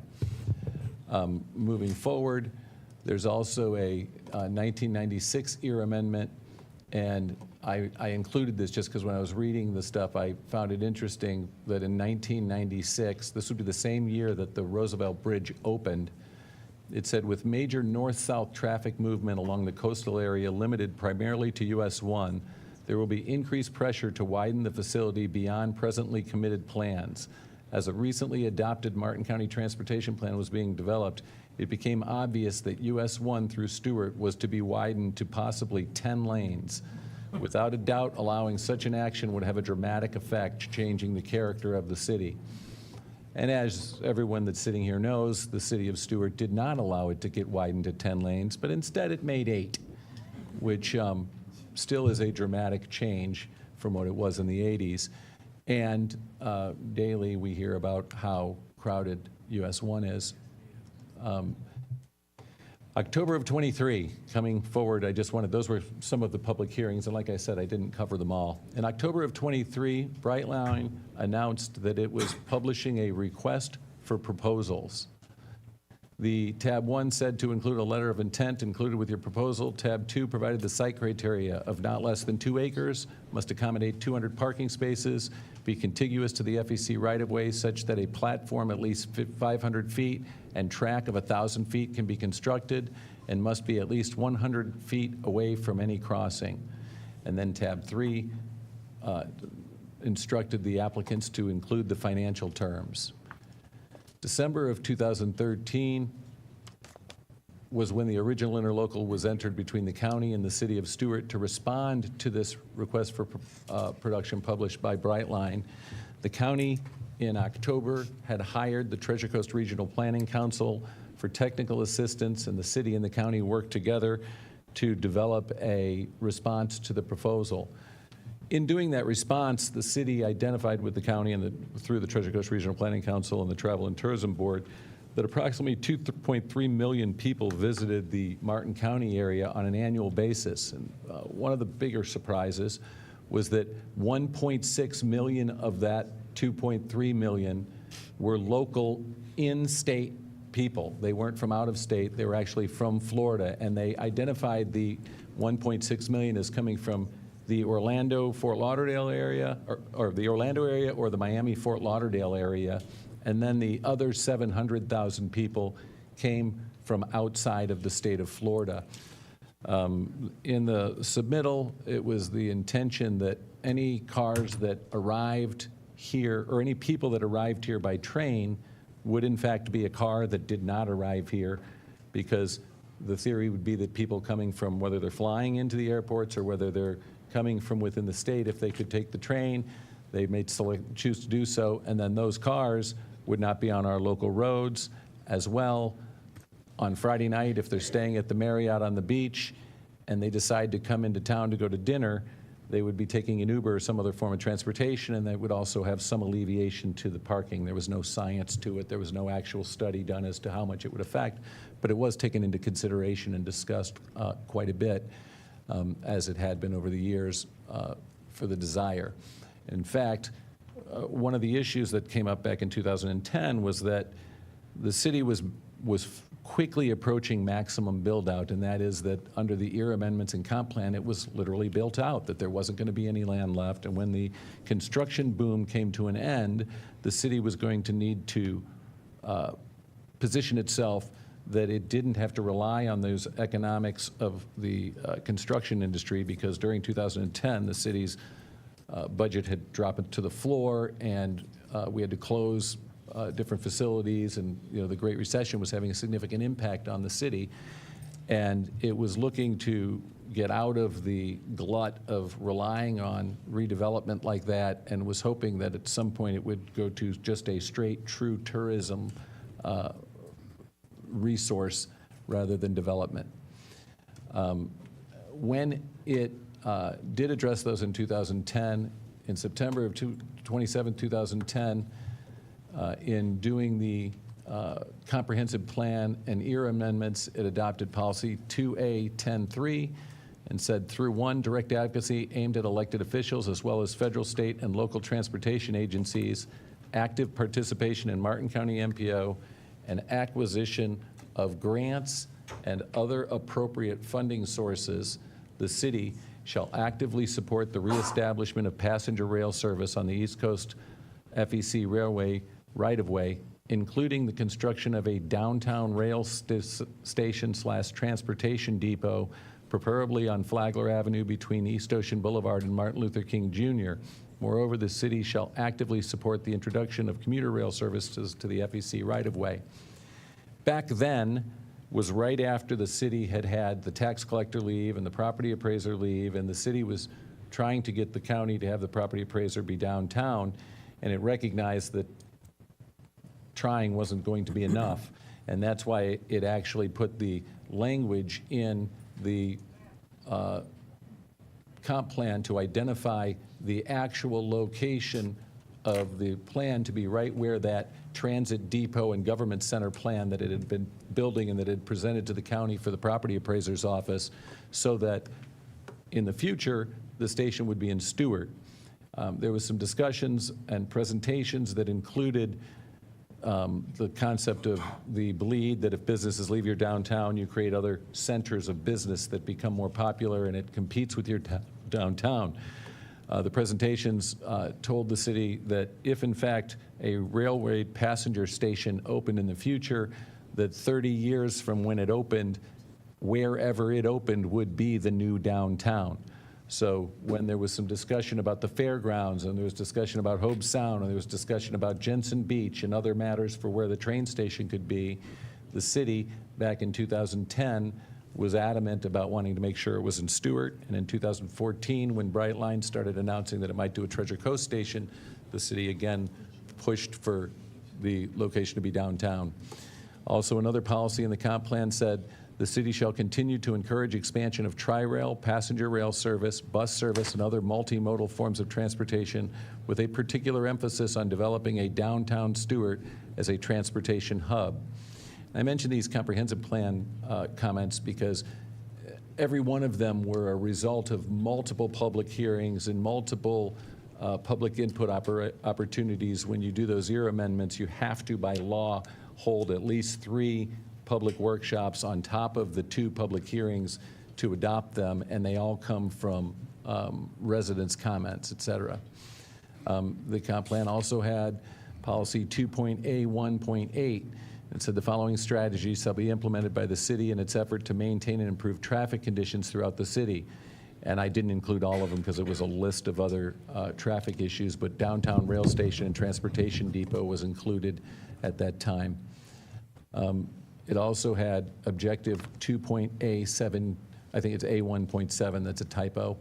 The city shall pursue and support transportation systems, example, high-speed rail, express buses, high-occupancy vehicles, bikeways, that reduce air quality degradation and help conserve energy. Also, we ultimately entered, and one of the questions that was asked is, the review and what was going to happen in the project. And in the agreement, paragraph 18.8, it said, the city shall have the right to review the project design and cost estimates to verify that the costs are related to the project and are within market expenses for same. Under the original lease agreement, it was going to be the city's intention to hire a company to participate and act as the city's agent as more of a contract manager or construction manager to oversee the design and construction so that they would review from the beginning when the design was done to determine the cost estimates on construction and what was going to be paid for and what was not, to the literal draws as the construction went forward to actually review every single bill and make sure that what was being billed was for services related to the station. Paragraph 13.1 of the agreement also said if the tenant, the city, or the county determines at a future date that a parking garage should be constructed on the parcel, such party shall notify the others, and the parties will work together to determine a plan to develop the garage. Again, going back to the presentation before when I had the design where they did it in 2010, if you look, the design in 2010 had the station right here, and then it had all of this as parking, all of this as parking. Obviously, this parking is in existence, it was there. And then it double parked Stipman all the way down here to provide all the parking for it. During the negotiations and discussions with Brightline and the county all along, as it related to moving forward with a joint station with the county, it was always the county and city's intention to maintain the character of the community and to not try to design the 60,000 square foot station that is in West Palm Beach, more trying to be like the Boca Raton station that's close to 10,000 square feet. In our particular circumstance, we were, again, it was never designed, we didn't get there, but we were looking at an 8,000 to 10,000 square foot design. The intention was for it to fit right here, where this other building is right here, have a drive-through here, and then literally have surface parking here and here. And when Brightline took the position that it thought it could provide the 200 spaces on surface parking, that seemed like it was more in tune with the way that the Martin County presented itself, much more low-key, much more subtle. And the idea was that the county and city could later reserve this bottom 1/3 of the property, and if it became necessary, apply for a CRISI grant in the future, go through the NEPA process, and that can cause up to a 3-year delay doing the environmental impact studies. But if the station was open and we were using surface parking at the time, it wasn't as much of an emergency because you'd have the station operating and business going. The benefits of the station would be taking place, and waiting 5 years for a parking garage wouldn't matter if in fact you could get the 200 spaces on the site, but the design hasn't happened and we didn't get there. Like I said, the comprehensive reviews, we had that. The I'm going back to where I was. I have to jump back to where the thing was. The next question was the funding of the station. The city was planning to fund the station with TIF funds, which is essentially, everybody knows it more as the CRA money. CRA money has to be spent pursuant to a CRA plan. The city's first CRA plan was adopted in 1989, and then the CRA trust fund was created in 1998. So it didn't start generating TIF funds until the year after the trust fund was generated. And in 2003, the CRA amended the CRA plan to identify TIF funds as the appropriate funding source for passenger station. It also has the comp plan for the city has directed the city to seek and fund a station since at least 2010. Prior to 2010, the comprehensive plan did in fact include the return of passenger rail. It just didn't have the specific language as it related to the funding and the location of the station. And as I mentioned, under TIF, the TIF money must be spent pursuant to the CRA plan, and it cannot be used for general fund expenditures, and it cannot be used for expenditures that were being spent prior to the CRA. So it has to be for the redevelopment purposes or furtherance of the community redevelopment plan. It was the intention that no tax increase would be implemented, no ad valorem assessment would be done against the residents to generate the funding for it. There was an article in the Stuart News that said the city was going to spend $82,000 on interest. That was the furthest from the truth. 82 million. Or I'm sorry, 82 million. What happened was the county attorney reached out to the same lawyer that does the bond work for the city and the county and simply said to them, hey, here's the project. Can you start looking into stuff to give us some idea of what bonding would look like? The city had never intended to borrow the entire obligation under the project, and in fact, I told that to the Stuart News in advance of that article. And the city actually had sufficient money in the CRA now to pay whatever its portion of the payment would have been for this year and next year, no matter what. And if it shifted other funds around, it actually was in a position to, over the course of the next 3 years, it could have not borrowed any money and deferred it and paid 100% of the money directly. Now, it would have had to defer some other projects, so the finance director and I did, in fact, pursue some financing. We were meeting with a local bank regarding just direct financing. We also participated with the county in discussions about the bonding, and the theory was whatever was the most lucrative for the community. However, we never talked about financing longer than 10 years. And as the city has very little debt, it doesn't like debt, and historically has always paid off its debt early. In fact, the primary thing that was raised when we even talked about doing joint funding with the county was that there could be no prepayment penalties or nothing like that, because the city would not want to carry the debt for 10 years or longer. And in prior times when we've had debt, we've made double payments and things like that to make sure that the debt is paid off as soon as possible. So there was never going to be a time that the city funded it for a 30-year period or any of that stuff. In fact, the terms were that the city would pay $30 million and the county would pay $15 million. The $30 million, in theory, could have been $3 million a year times 10 years to equate to the $30 million. Obviously, that wouldn't include interest, but the city was in a position to pay more than that up front if necessary.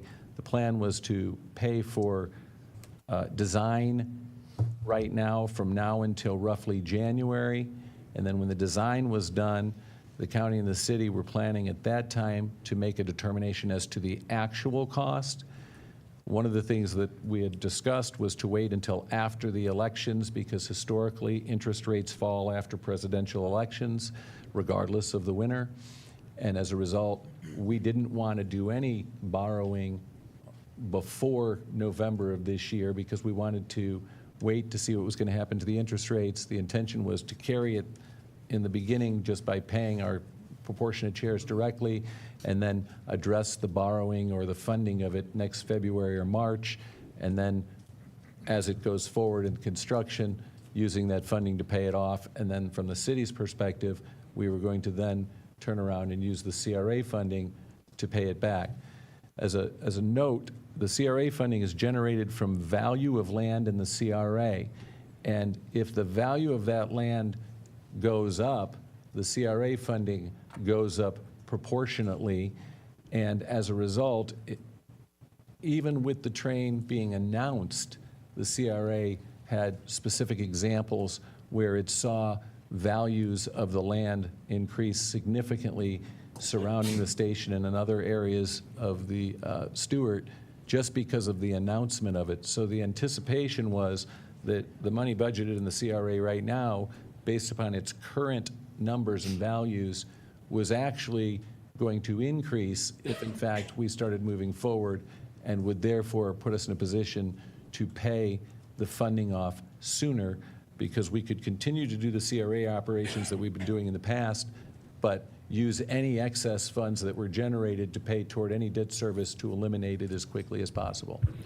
And as a result, we went in December of 2013, the city and the county entered a joint interlocal agreement to submit to the Brightline the response to the request for proposal. That interlocal agreement had the city paying for the parking garage and the county paying for the station portion of it, and the city was paying up to $30 million, and the county was paying up to $15 million. From December until March, we had been talking with the county about what it would be. In March, Brightline sent a letter to the city and county, and in that letter, Brightline asked for some other items. I'm responding to that right now just because I want to be clear that they're not included. One of the things it said in the letter was that it was requesting 3 acres from the city at the landfill. That was on March 4th. On March 5th, I called Brightline and told them that the city had not authorized me to give anything else, and that there was no way the city could give any land from the landfill because it was a landfill, and that it would be very difficult to even come up with clear title for that, so that was out of the question. I also know that there was some question about that land directly across the street from the station, which was owned by the county, and the CRA said, or the Brightline asked for the, what they called the TOD property, which was this triangle right here, which is owned by the county. That is not in the agreement. It was not included, so that did not take place either. And then there was also, in 2018, there was a settlement agreement that the county entered into with Brightline. The city was not a party to that settlement agreement. It had nothing to do with the settlement agreement. It didn't consult with anybody before the settlement agreement. And in the settlement, one of the things was that the county would pay $1 million or more to build a pedestrian bridge, and Brightline would agree to give them an easement over the tracks, like right there. And as soon as the city was told about the pedestrian bridge, first of all, if anywhere we wanted it, it would have been by the Lyric Theater. But when looking at the pedestrian bridge as it related to the location with the Brightline station, it has to be ADA compliant, so it has to have elevators on both sides, and then it has a glass tube that crosses the tracks that, of course, creates an aquarium in the summertime, and it gets very hot, so that too has to be air conditioned. The Palm Beach County has one from at the Palm Beach County Courthouse that goes across the tracks from the parking lot. I think it was 2015, but during one of the hurricanes, the barometric pressure increased and all the windows in it blew out, and they all had to be replaced. It was super expensive. The city was not interested in the pedestrian bridge because one of the concerns we had was that if you happen to be on this side of the tracks, and you know, I see Eric Wickstrom here, and I know that he has a business right about here, he might have cared, but the rest of us felt like anybody going to this side of the tracks, when you got here, there was really nowhere to go. You're either going to walk down to MLK Boulevard to go this way, or you were going to walk down to East Ocean Boulevard to go this way. And as a result, the maintenance and operation of that pedestrian bridge served no purpose because right there is the crossing. So all you have to do is walk that, like 2 businesses, here, and you're at the crossing. And it's the same on the other side. So we were concerned that the operation and maintenance of that pedestrian bridge, as well as the burden on the county to have to build it, and the historically, you don't get to close it because people have to use it at all times. And as a result, you have to provide security, 24-hour lighting and security on it.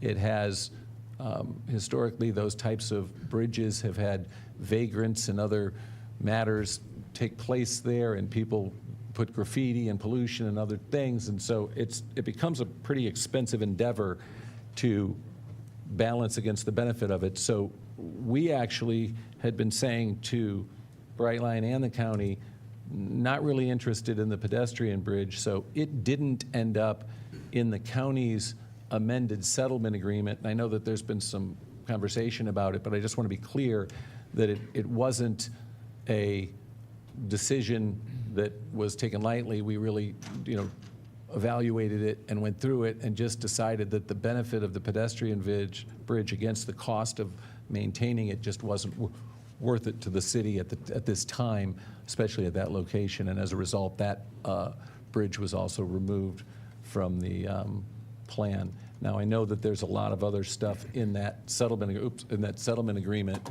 that was between Brightline in the county, but the city wasn't really a party to it, and I really don't have much I can comment on those other issues as it related to fencing and other stuff they did down the corridor.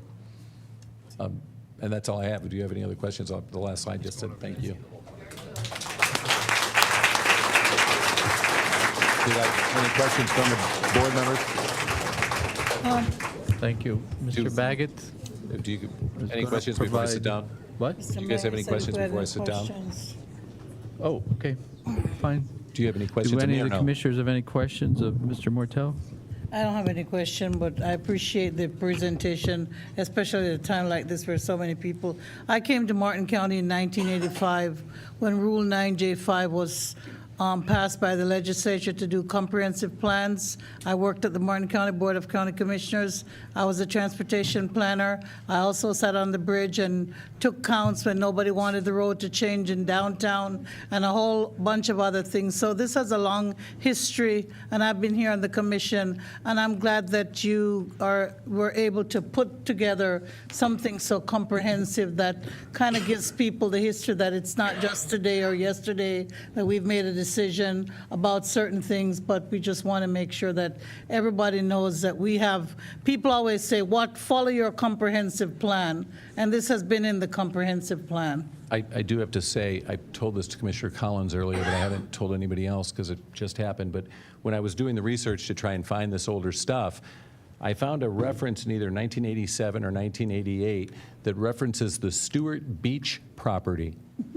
And it talks about a 50-foot wide piece of property owned by the city of Stuart on MacArthur Boulevard at the beach. And so I plan on having the legal department track that down. This could be a big day for us because I don't know what happened to it.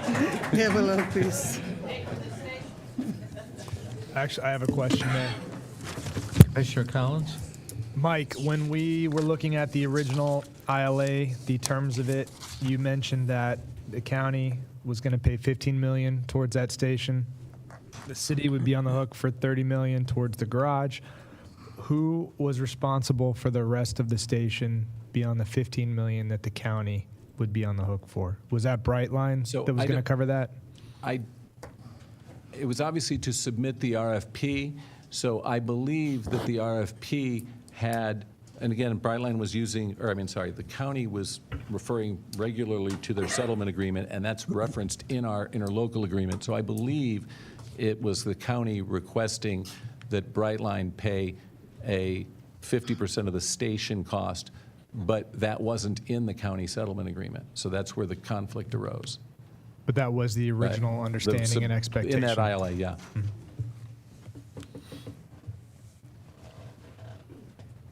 Anybody? Do you have an additional question or comment, Commissioner? No, I was going to ask if we wanted to make motions and then let the public speak, or let the public speak. The city Mr. attorney Baggett. still has No. one presentation that's short to Mr. do. Baggett. Okay, we have one more presentation Yes, from but staff. Mr. Baggett. I have one Staff. quick question. Thank you. Go to the One- mayor. Yeah. Mr. Mayor, Mayor Rich, I got one question for Mike.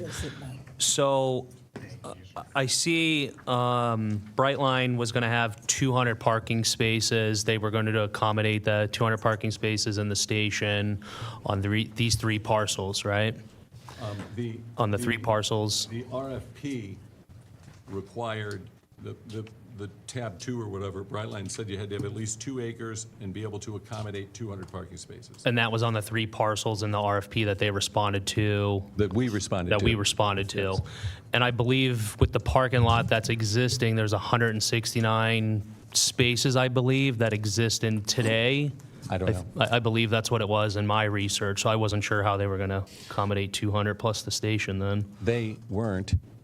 The proposal was that the county and the city, they submitted a publication and said, if you want to bid on having a station, you have to show us that the site that you are presenting to us can accommodate up to 200 spaces and can meet these things. So when we filed our response to the proposal, we said we could put it on that site, and if we had to, we could build a parking garage to do it. But as we were moving forward and doing the negotiations and going through it, it was looking like, first of all, one of the bigger things is the drop-off and pickup of passengers, and so you have to do like that half circle, and how much land is that going to carve up, and how much land, because there's a big like drainage ditch in the middle of it. So if that was moved and you did the stormwater retention underneath, you could build over it and you could build parking spaces. And you'll see in the first interlocal agreement, the city agreed to do 54 parking spaces on Stipman Boulevard across the street to make up for some of that parking.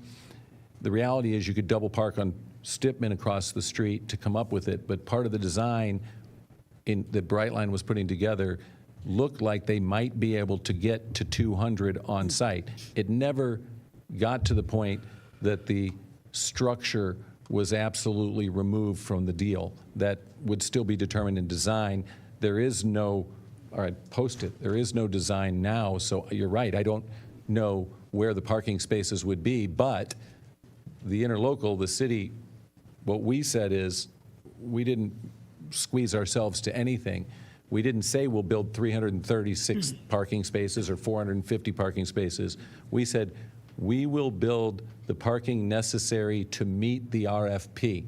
So that would be the 200, but if we saw fit that it was benefit to the city, we could build more if that was the case. But we didn't want to put ourselves in a position that we built 400 parking spaces so that somebody could buy Ernest & Produce and then use the parking as a credit toward whatever they wanted. We wanted it to be limited to the parking we're building is the parking that's necessary to the operation of the train station. And because their limit or their request required 200, that's where the 200 came to.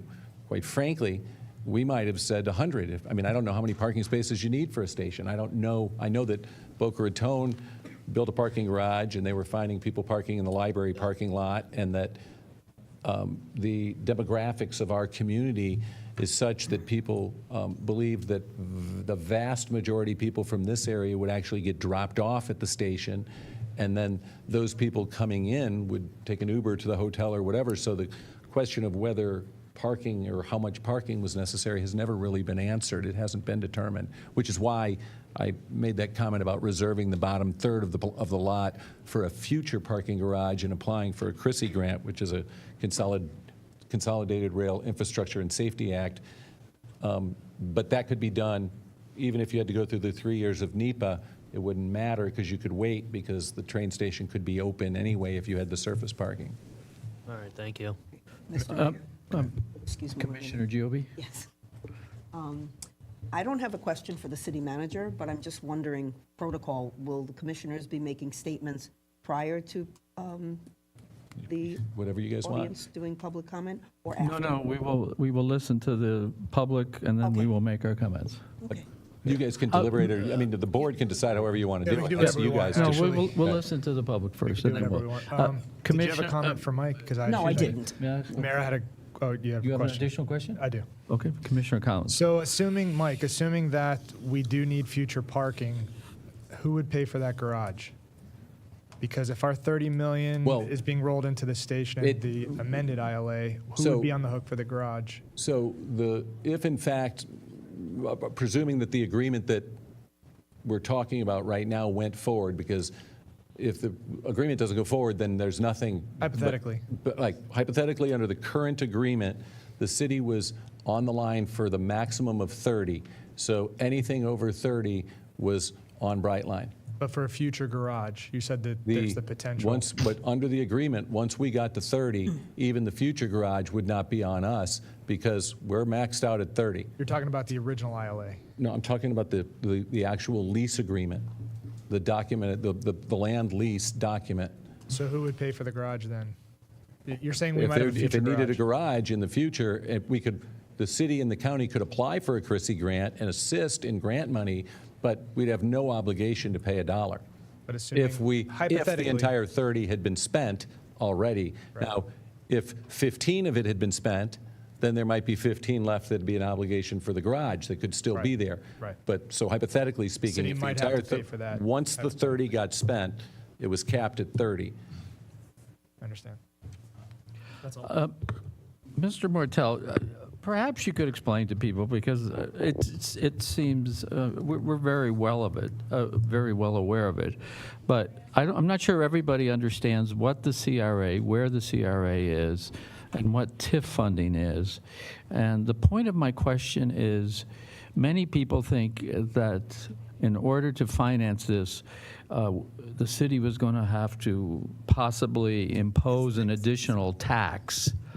But so if you could just say where the CRA is and how the revenue that's generated must remain in the CRA, and whether we go forward or not with the station, that tax, that we will continue to receive those monies, and we'll have to find something to Spend it on. spend it on. So we don't like to really give the details of the CRA because we don't want the county to catch on. Right. But they're probably listening. I would think so. The CRA, obviously, the city has one CRA. It goes north of the bridge. Could you just say what the CRA means? Community Redevelopment Area is what it stands for. It is a determination that had to include the county on the front side. You identify it, you have public meetings, you have public hearings, and the CRA gets a map and a border, and the county has a response to it as well, and the state designates it as a CRA, and then the TIF is the increment or the increase in value. So if on the day that the CRA was identified, if a piece of land was worth $1 million on that day, then under that, the taxes for the $1 million go to the county at 6.7 mils right now and go to the city at 5 mils right now, and that goes, pays property taxes.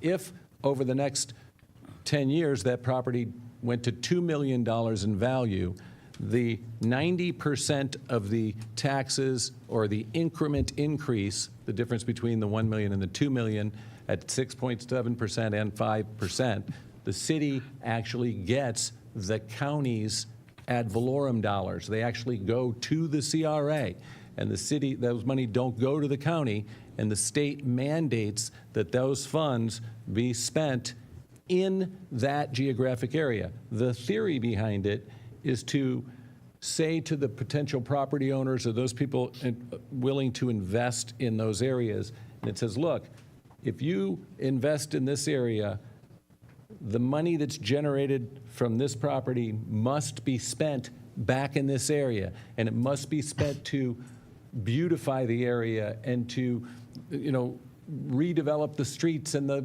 landscaping and make it pretty, whatever you want to call it. And so in this instance, the train station is a redevelopment project. By having it in the CRA, the redevelopment of that causes the appreciation associated with the distance of a train station anywhere in the country. Obviously, you get an appreciated value. But it was also the intention, because the city was already receiving the county money as part of the TIF, that it was equitable, and that's why when the city started participating with the county, that it agreed to the ratio that it did, because number one, the city really wanted it in the city, and number two, in reality, 57.2% of the CRA dollars are actually county dollars anyway. So we were saying, we'll use the CRA funds, it will benefit the entire county, it's a county benefit. And quite frankly, at the beginning of the meeting, Commissioner Collins mentioned the baseball fields that are right next door. The reality of it is the kids that play baseball don't know if they live in the city of Stuart or not either. They're part of our community, and it's a park that's in the CRA, and we maintain it, and that's that, and it's not a big deal. But this was a way to use the CRA dollars, instead of just putting pink sidewalks out or things like that, to actually have and a lot of times in the CRA board meetings, the board says, we want you to do some bricks and mortar. We want you to build something, not just do fluff. And so that was what this was. And back in 2010, when they proposed doing that 48,000 square foot government office or whatever that was, it was CRA dollars identified as well. Thank you. Thank you. Mr. Baggett?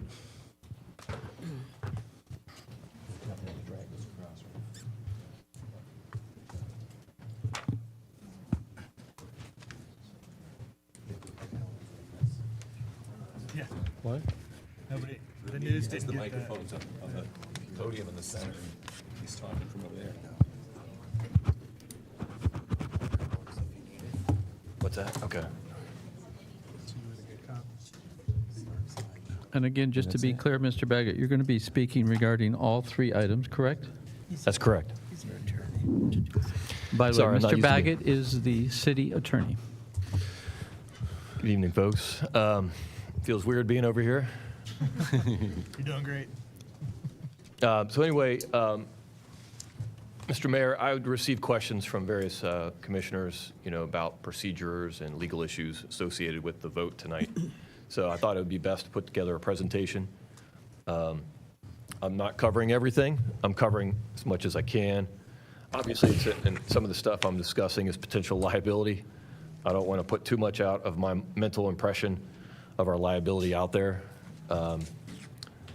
Let's go ahead and start. So we're actually dealing with 3 prior resolutions. Mike Mortel, the city manager, went over them. I'm going to make more of an emphasis on them. And each of these prior resolutions involved some sort of an agreement. And for the folks out here in the audience, an interlocal agreement just means an agreement between local governments. That's what we term it as. So you'll see that the first one was an interlocal agreement with Martin County via resolution number 120-2023. You'll see that the year is at the end, so that resolution was adopted at the end of 2023 in December.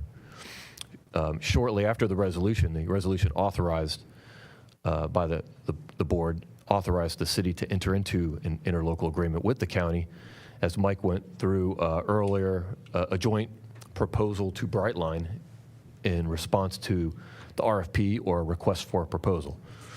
So that was the first one. The second resolution and agreement is the ground lease agreement, is what it's labeled, with Brightline in the city.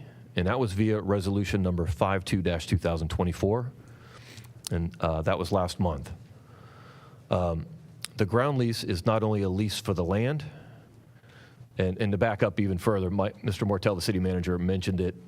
The county is going to convey those 3 parcels where the parking lot was that you saw on the rendition of a train station. There is 3 parking lots there now. It's full of oak trees. Mostly on Monday, when a bunch of people show up for jury duty, that's kind of the overflow. That's the parking lot used. A lot of times it's half empty. Some of the staff use it, but the staff uses that triangle portion more, the staff in the courthouse. So anyway, the ground lease was not only a lease for the land, but it was also for Brightline to construct a train station and also operate it. There's 2 terms, 40 years each, so a total of 80. At the end of the lease, whether it was expired or terminated earlier, city got a train station. Is how it reads, basically. But there's other, other verbiage and stuff in there about maintaining. They're required to pay taxes, maintain it, and insure it during the time that during the time of the lease and that they're operating the train station. The last agreement is an amended interlocal agreement with Martin County, and that was via Resolution 41-2024. Again, that was adopted by the board in August. And I'm going to talk more about it, but I'm going to address each of these agreements individually. I'm going to turn my attention to the board. And so in the last meeting, you guys voted to bring back resolutions rescinding those prior resolutions and and agreements associated with it. So before you tonight, which I read the title for each of the 3, are resolution numbers 90-2024, 92-2024, and 91-2024. And those are on the agenda for you tonight. And so those are resolutions that you requested to bring back, rescinding these agreements and prior actions taken by the board. Procedurally, under Section 2-54 of the city's Code of Ordinances, The city commission, in their ordinances, shall follow the Roberts Rules of Order for the conduct of its meetings.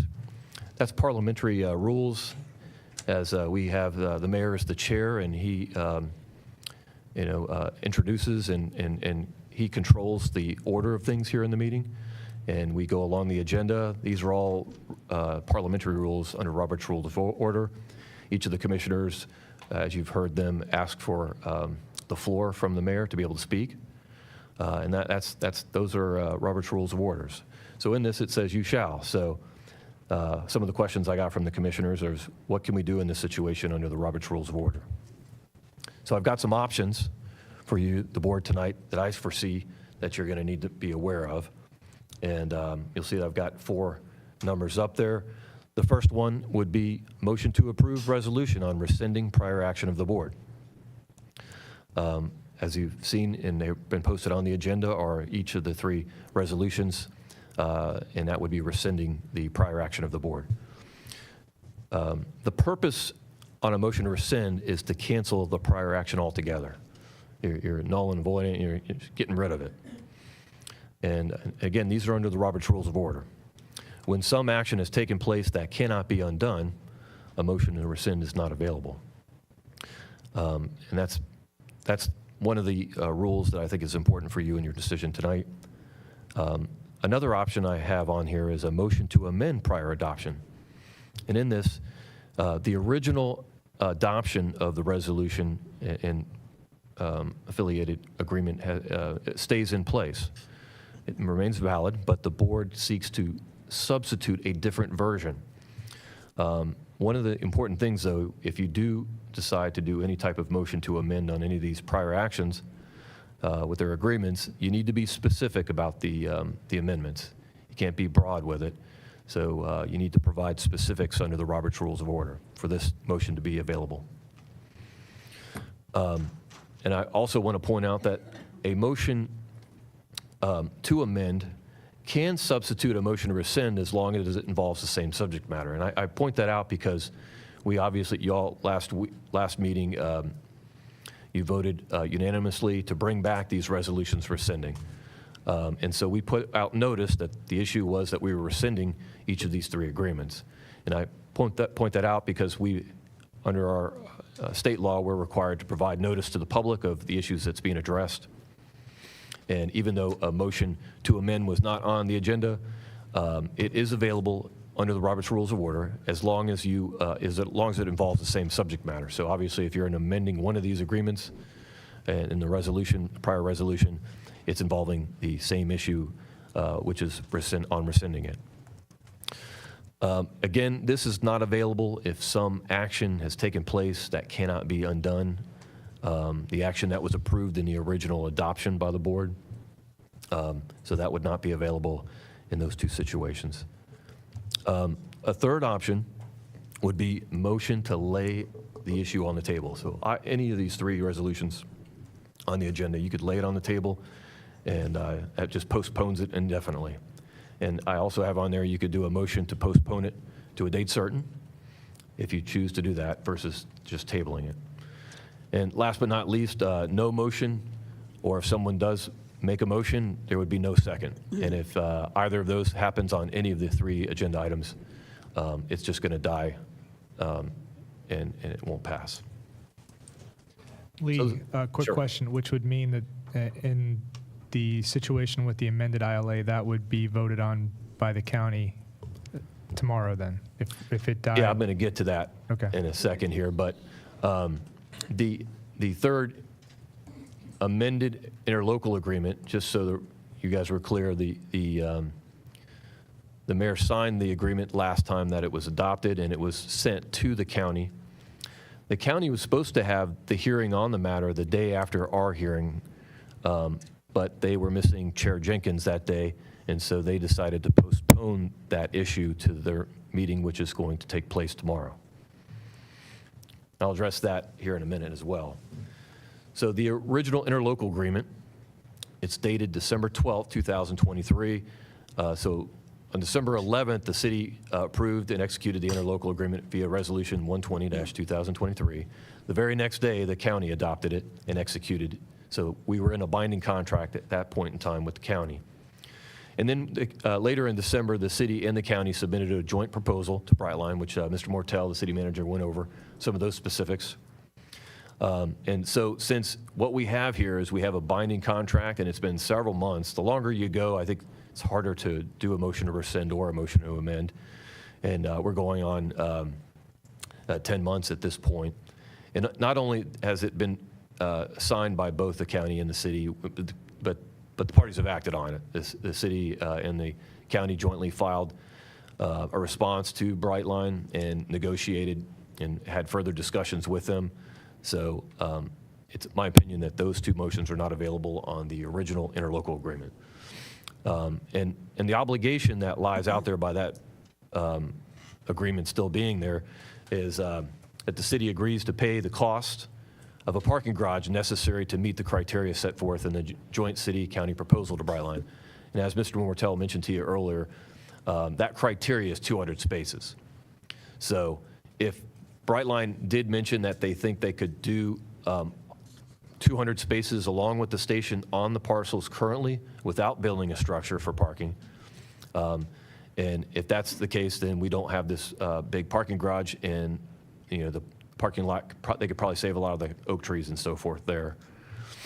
That would be something, but if there was talks, they might not be able to get 200 on the surface. They might have to have a small structure where there would be two-level parking on one side. And so we would be responsible for that under the original interlocal agreement. We're also required to negotiate a long-term lease and development agreement with Brightline under the original interlocal agreement, which we have been doing, and that's the next agreement that I'm going to discuss. In addition, we're supposed to provide 54 spaces to the courthouse staff so that they don't lose a lot of their parking.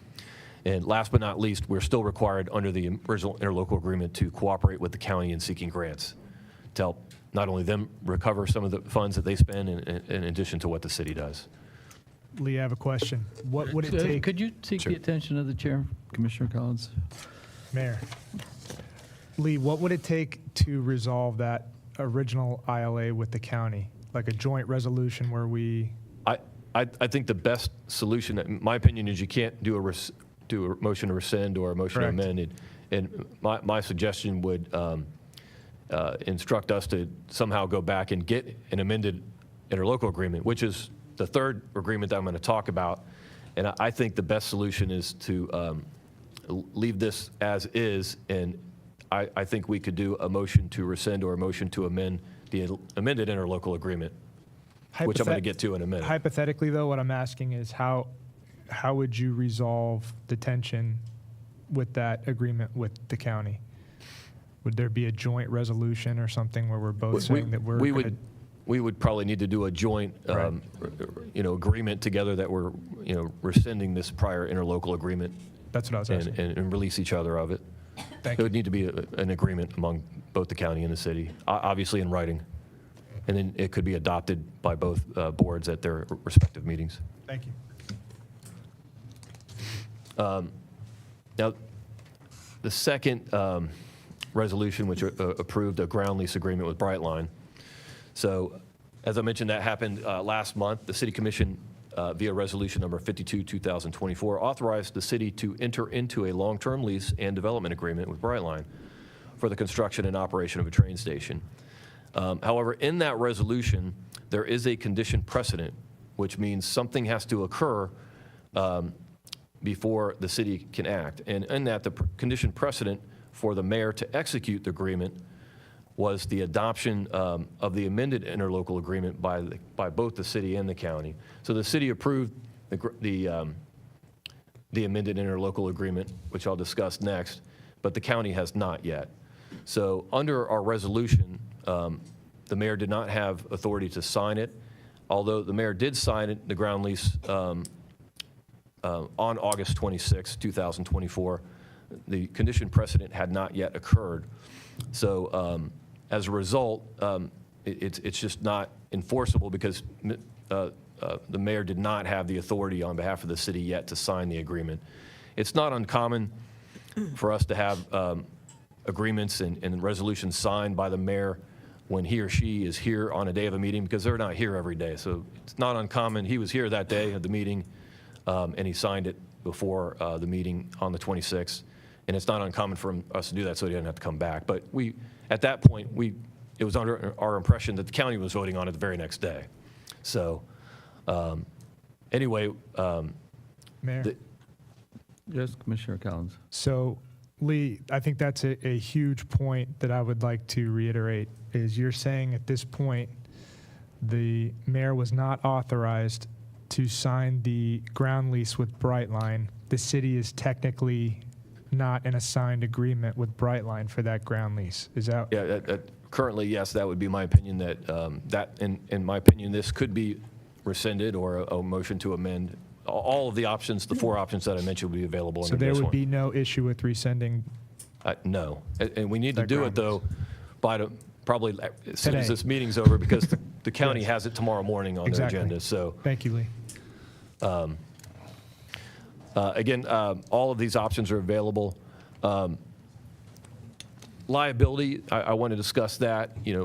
The agreement was sent to the county for their meeting that was supposed to happen on the 27th, which I mentioned that they continued it and postponed it to the meeting that's occurring tomorrow. They wanted it on their agenda to bring it before their board along with the amended interlocal agreement. And I apologize, there's a lot of agreements and they're intermingled. It's kind of confusing, I'm sure. Anyway, it was also sent to Brightline. Brightline turned around and signed it and sent it back to us on the 27th. So it's a signed agreement, but our mayor did not have the authorization to sign it at the time. I did communicate that with Brightline. So it's my opinion that we could revoke and rescind that agreement and his signature on it. Have we communicated that with the county as well? Yeah, I communicated with the county attorney and Brightline on Friday. But there's still liability. Brightline could still argue that we have a signed agreement, and they could argue that we have a binding contract. I just don't think that it's a strong case, but they understand anybody can sue you, and I can't tell you how many times I'm a prior litigator in private practice here in town, but I can't tell you how many times I've been before a judge and he or she ruled in my favor when I didn't think I deserved it, and there were times where I lost, where I was like, what? I cannot believe you're ruling against me. So you cannot predict what a judge and or jury will do. I have to admit that to you. So this is my opinion, but obviously I could be wrong, and I've been wrong on many occasions. Last but not least, the amended interlocal agreement with the county. So also on August 12th, the City Commission approved the amended interlocal agreement. In the amended interlocal agreement, the original interlocal agreement said we're going to propose with the county in response, send a proposal with the county in response to Brightline's request for proposals, sorry. And when we did that, they responded and asked for changes. And so since that point in time, the county, the city, and Brightline have had discussions and negotiations like the pedestrian bridge, like a parking garage. Various things have been discussed, who does what, when, how. And so during those discussions, we tentatively came to new agreements. And those new agreements were addressed in the amended interlocal agreement. So our board passed on August 12th to approve the drafted amended interlocal agreement with the county. That was sent to the county, and as I mentioned earlier, the county didn't have that on their agenda. They postponed it till tomorrow. So they have not adopted it or signed it. So it's in essence an offer. Although we signed it, it's an offer to the county to enter into an amended interlocal agreement with us. So all options of those 4 different options are available under that.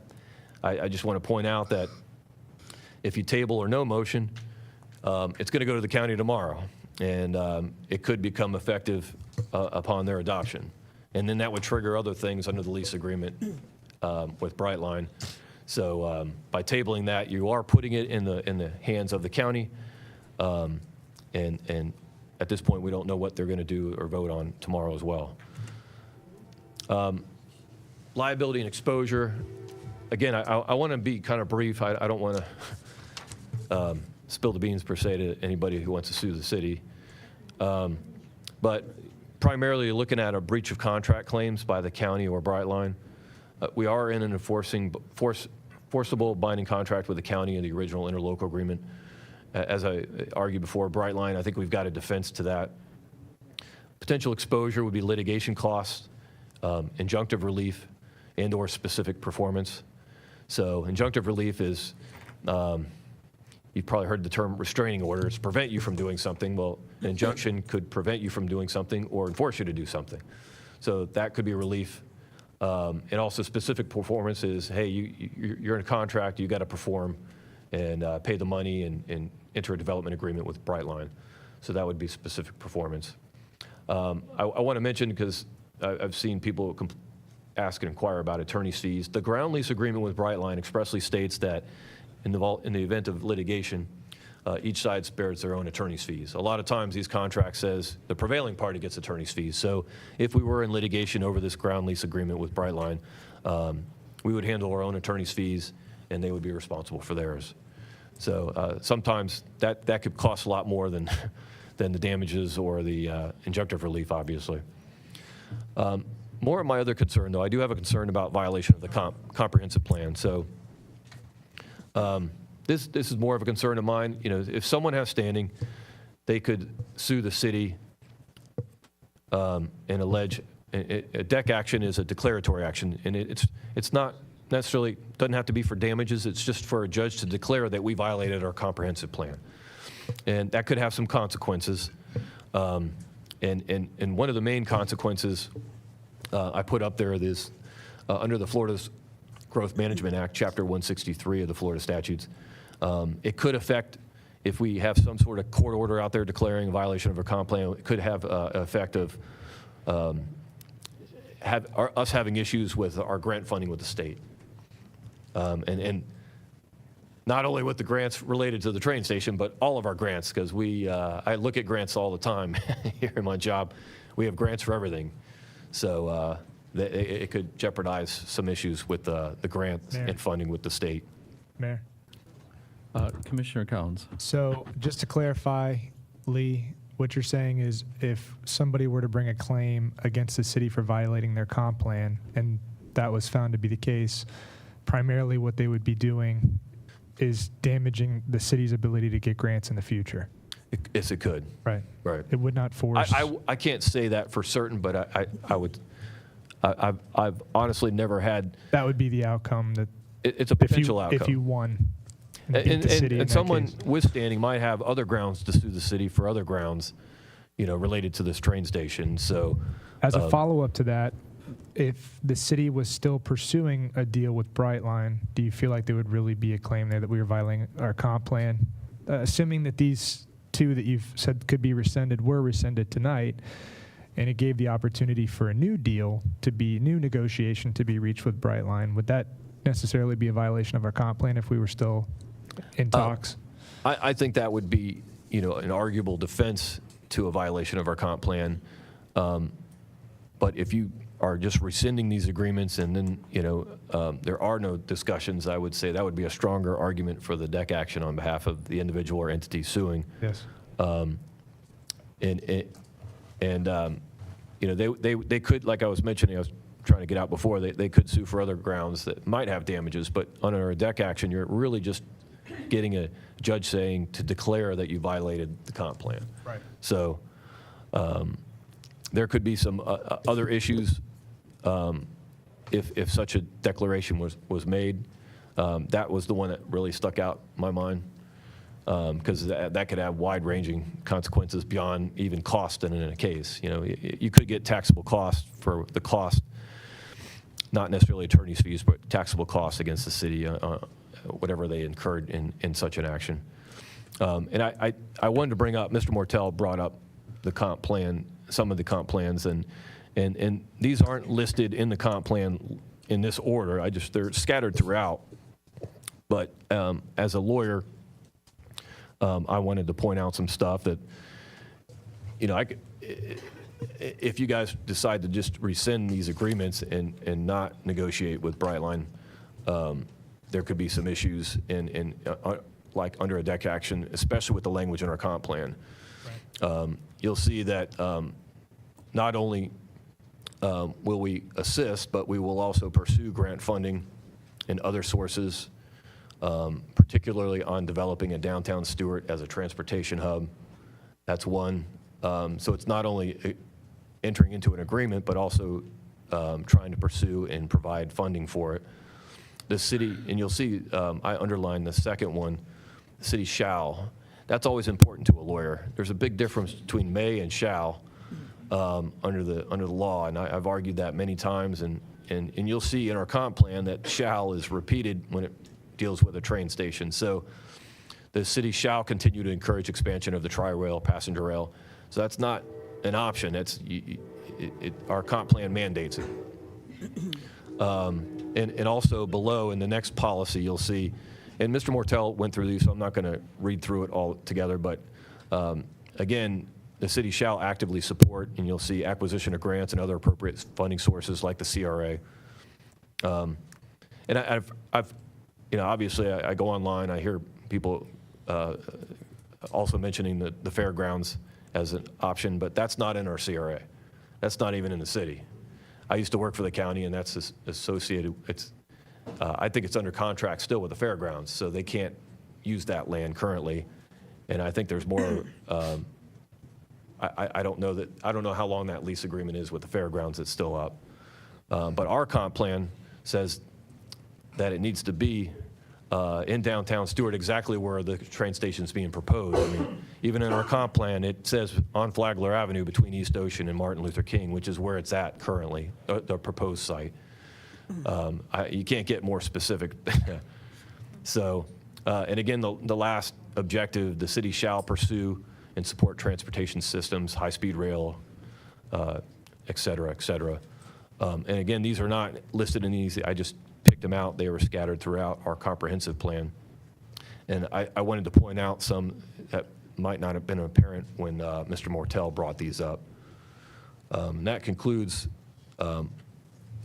my presentation on the Roberts Rules of Order and some legal.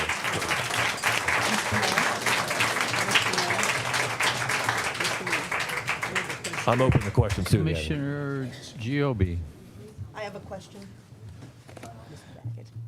In regards to the comp plan, where it states that we should pursue and entertain getting grants, I just want to state that in April, Governor DeSantis, after signing the transportation bill for the state, made a statement that there would be no money for high-speed rail, specifically the Brightline.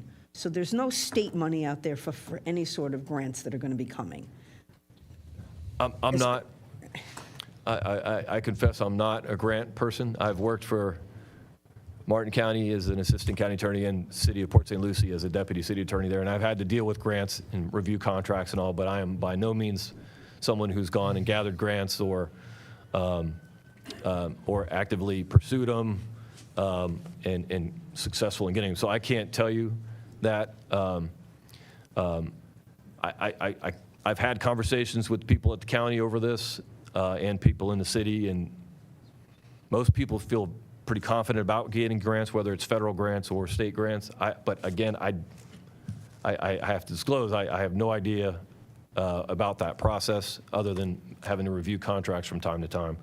But our comp plan does also mention other sources, which I read that as our CRA. If it's in the city and it has to be in our CRA, the CRA money can be expended to that. If we entered into an interlocal agreement with the county, let's say at the fairgrounds, our CRA money couldn't be used for that. So that would have to come from some other source. So I mentioned that, and I have to mention that because of a potential someone claiming that against the city of us violating. I think you guys need to be aware of that. I mention it because there's a lot of talk out there about probably could get grant money. It could be. I don't know any business entity that then goes on to proceed to do an expansion or a new project and goes on a maybe or a could be. They usually, if anything, are projecting out a higher cost of what something might be, just to cover that 10 or 20% in the future that might come up when they're building their project. So I just want to make note that the probably and could be's, that really doesn't carry any weight anywhere. That's my opinion of what I've heard. Again, I disclose that I am not a grant writer, and I don't profess to be one on TV, so I wasn't specifically talking about you, but I Right. know out there in social media and everywhere, there's a lot of discussion about the fact that we probably could get, grants. For clarity, we know that they did not pay out all of the funds in the Chrissy grants on the federal level. They had less applications than money for the Consolidated Rail Infrastructure Act. And that being the case, it doesn't matter. I agree with you. In the December presentation, we said, we are not guaranteeing any grants. The city needs to recognize this as an obligation of up to $30 million because I made no guarantees, and I, to this day, stand behind that I agree with you that until somebody puts the check in your hand, you don't have it. So when we submitted the response and went forward on it, it was under the pretext that we would apply for grants and that we were going to seek other funds, but that the city would be on the hook for the 30 no matter what if it didn't get those other funds. I personally believe that we will get other funds from both the federal and state agencies as the process goes forward, but I agree with you 100% that the decision had to be made based upon, does the city have the financial resources to support this in the event no other outside funding comes our way? Because otherwise, you're right, it wouldn't be a fiscally responsible method to go at, like gambling. Oh, I was just going on something I believe that the Mayor Rich had said in the local newspaper, where it most likely would cost only $13 million. Just as a point of clarification, when Governor DeSantis said he was denying state funding for Brightline expansion, he was referring specifically to the Orlando-Tampa extension and not to the commitments that had been made already to this line. So do we have, I'm not gonna Lee, I ask had for one an more question application. for you. Okay. Unless you need something on my presentation. I don't. No. So, sorry, I'm it's okay, interrupting I'm you. good. Are you sure? But, you know, we had agreed that we would do public comment. They've been very patient first, and then we'll have our discussion. I have a So, few more questions for Lee. okay. So, Lee, it is your opinion then, just for clarification, it's your opinion that if hypothetically, right, we were to rescind these two, that negotiating a new deal with Brightline, that would open the door for that, and negotiating that new deal with Brightline would not put us in violation of our comp plan, correct? I would say that's definitely a good arguable defense that I could Right. make if we get sued. Exactly. If in the background we're asking them to pay their fair share, something that looked more like that 2018 agreement they had with the county, if we're pursuing that in the background, right, a new amended ILA, a new ILA, and a new agreement with Brightline, then Same we are not response. violating our comp plan. Same response. Yes. I was wondering if you felt comfortable talking about that outside legal opinion. I know that just came in today, but just kind of quickly reviewing that you had sent out for that additional legal opinion and what their Right. opinion was. Right, so last week I asked for an outside lawyer to provide us with a written opinion, and we received it today. And since it was 2 weeks ago we had the meeting, it was very difficult to find someone to be able to give me something that quick anyway, but I did receive it today, and I did send it to you, but I have claimed it as a work product privilege and exempt from public records, because we already received a request for that, public records request for that letter, so but Do you quite have any honestly, issue characterizing? quite honestly, it wasn't much different than what I just went through with you. I was surprised how we came to very similar conclusions, so. So if you can correct me if I'm wrong here. So the outside legal counsel that you also sought to get some more, context for understanding, determined that there should be no issue with rescinding the amended interlocal agreement with Martin County for a train station or rescinding the ground lease agreement with Brightline Trains, correct? Yeah, he agreed. He and I are in agreement on that. Okay. I would like to motion to rescind the amended interlocal agreement with Martin County for the train station. I would like to motion for approval of resolution number 91, 2024. If I can have a second.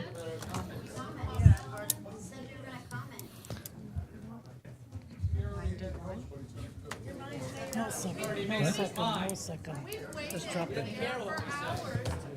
Typically, to have I'm public sorry, comment, Mr. Collins, Commissioner Collins, Typically- there's no, Commissioner typically- Collins, the second fails. the second, there is we no didn't even have a motion. chance to second. Is there a second? I'll second the motion. So we have a second. So typically, whenever we go into Now there'll be an comment. agenda item after we are in it, then we have public discussion. That's very typical. I had stated, Commissioner Collins. You're welcome to state that, but that's not our procedure of how we run our meetings.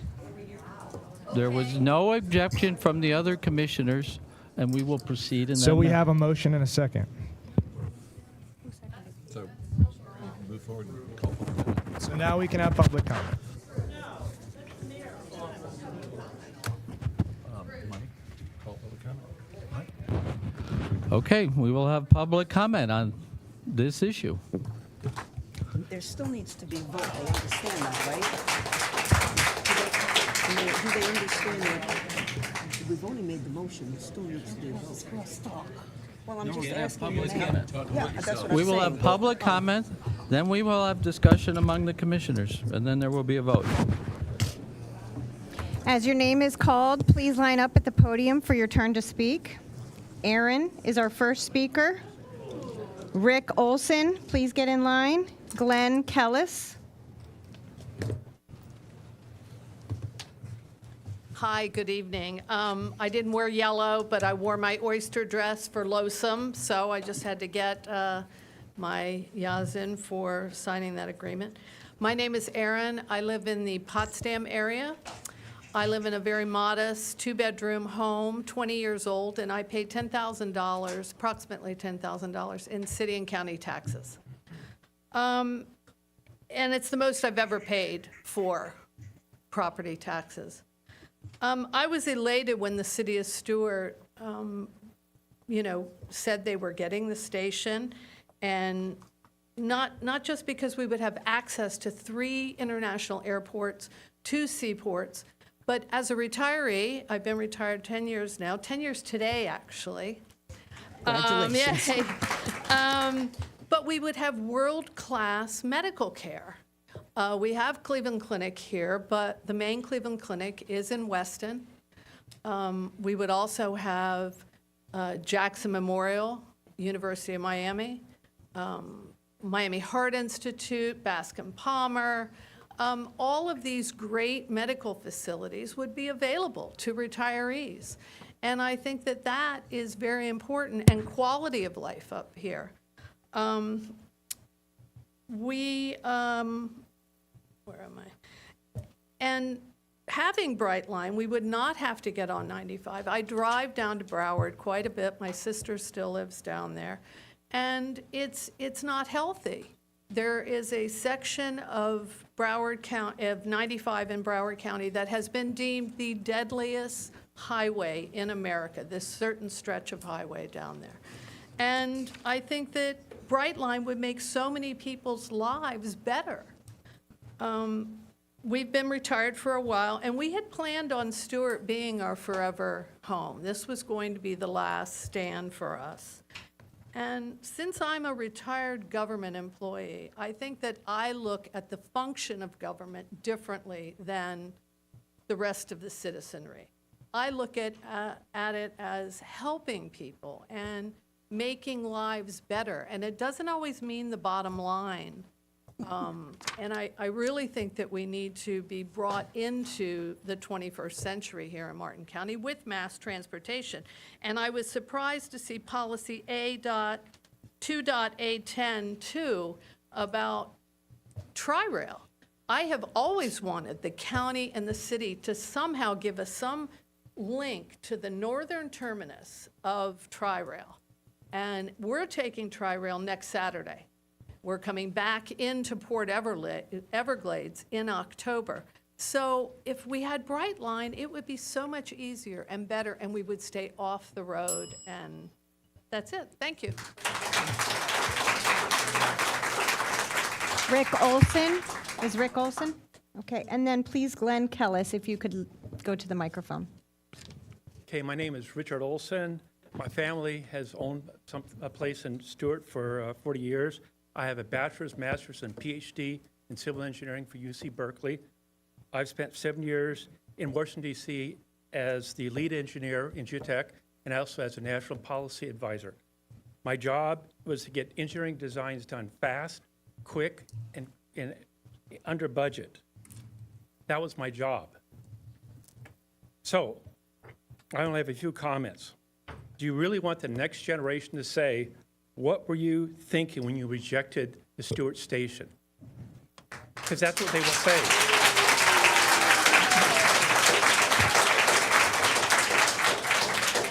We can't predict the future, but excluding the Stuart station is bad for the future. It will decrease our cost for international and state travel. Because we can now, if we have a station, we can now go to Orlando or Miami and get real good flights. We spent $6 million trying to stop Brightline. This is really a good consolation prize. I'm assuming that if we say no to this station, then Fort Pierce will get the station, and there will be zero potential in our future because we are too close to Fort Pierce. So if we say no now, there's no if in the future.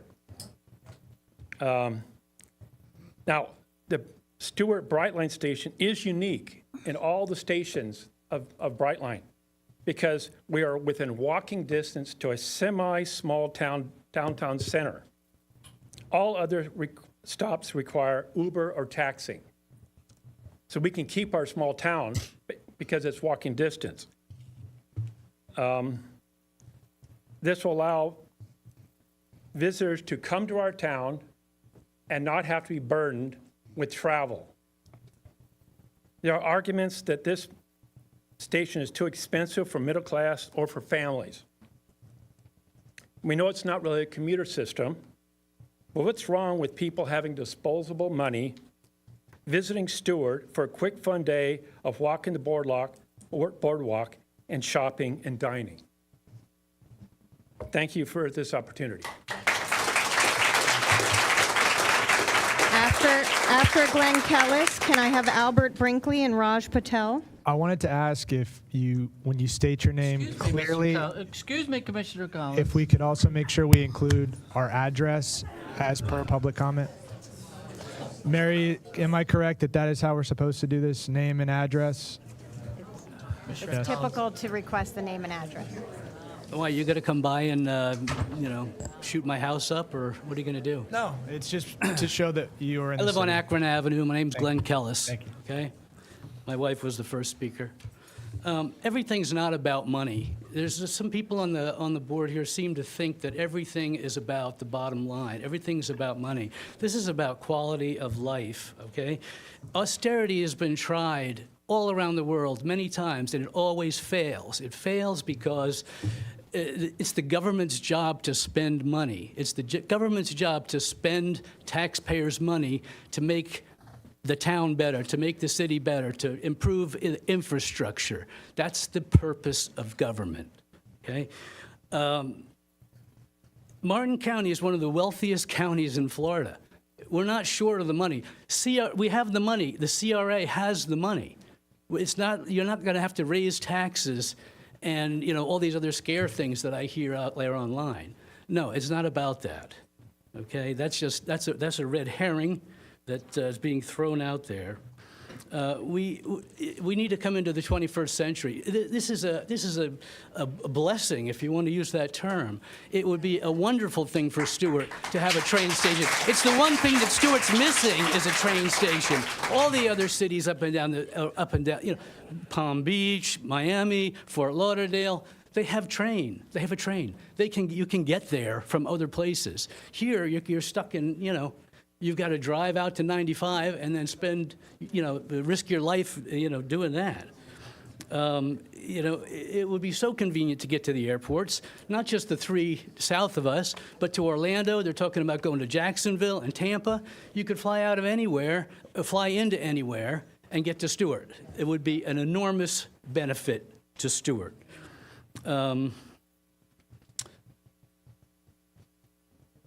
The other thing is, you shouldn't be voting on this tonight anyway, because only half the population is here. Half the population of Stuart are snowbirds, okay? They're not getting a chance to be here tonight and tell you what they think about it, okay? They pay half the taxes in this town.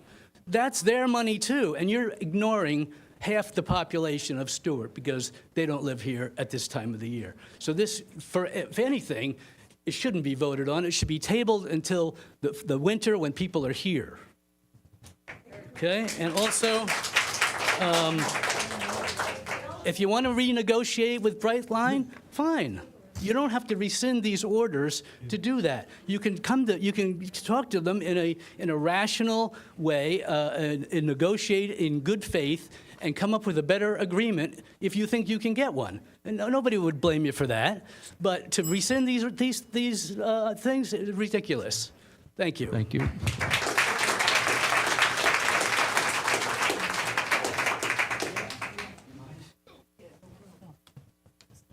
Once again, my name is Albert Brinkley. I'm from the city of Stuart. Specifically, I'm a resident of East Stuart. See, while everybody is talking about Brightline, nobody is looking at East Stuart. East Stuart is in the middle of everything. Whether you want to admit it or not, if you really look at the location, that actually is part of East Stuart. Now, who's going to get the short end of this state? East Stuart. Because what's going to happen? We're going to get pushed out of there. Everybody know that I'm an activist in the community. That's all I hear. You all in East Stuart going to get pushed out. Brightline. It's already slowly happening now. You know what that's called? Gentrification. We're going to get the short end of the stick. That's right there. I live around the corner from the ball field. I heard y'all mention the ball field earlier. There's history there. There's not good history either. There's some good history. There's not so good history. I live across the street there. In the middle of all of this is the historical home of the Murray brothers. Anybody familiar with Murray Middle School? I was neighbors of Charles and Robert Murray. That is sitting in the heart of everything. East Stuart is going to be destroyed with this Brightline. My neighbor already has been asked by Brightline for their property. That's what's going to happen. Developers going to come in. We'll be pushed out of there. Nobody is thinking about that. We are a part of Stuart. Brightline comes in, residents of East Stuart community pushed out with taxes, developers coming in. That's what's going to happen. So we looking too nearsighted. You got to open your eyes and look bigger. It's going to hurt the East Stuart community.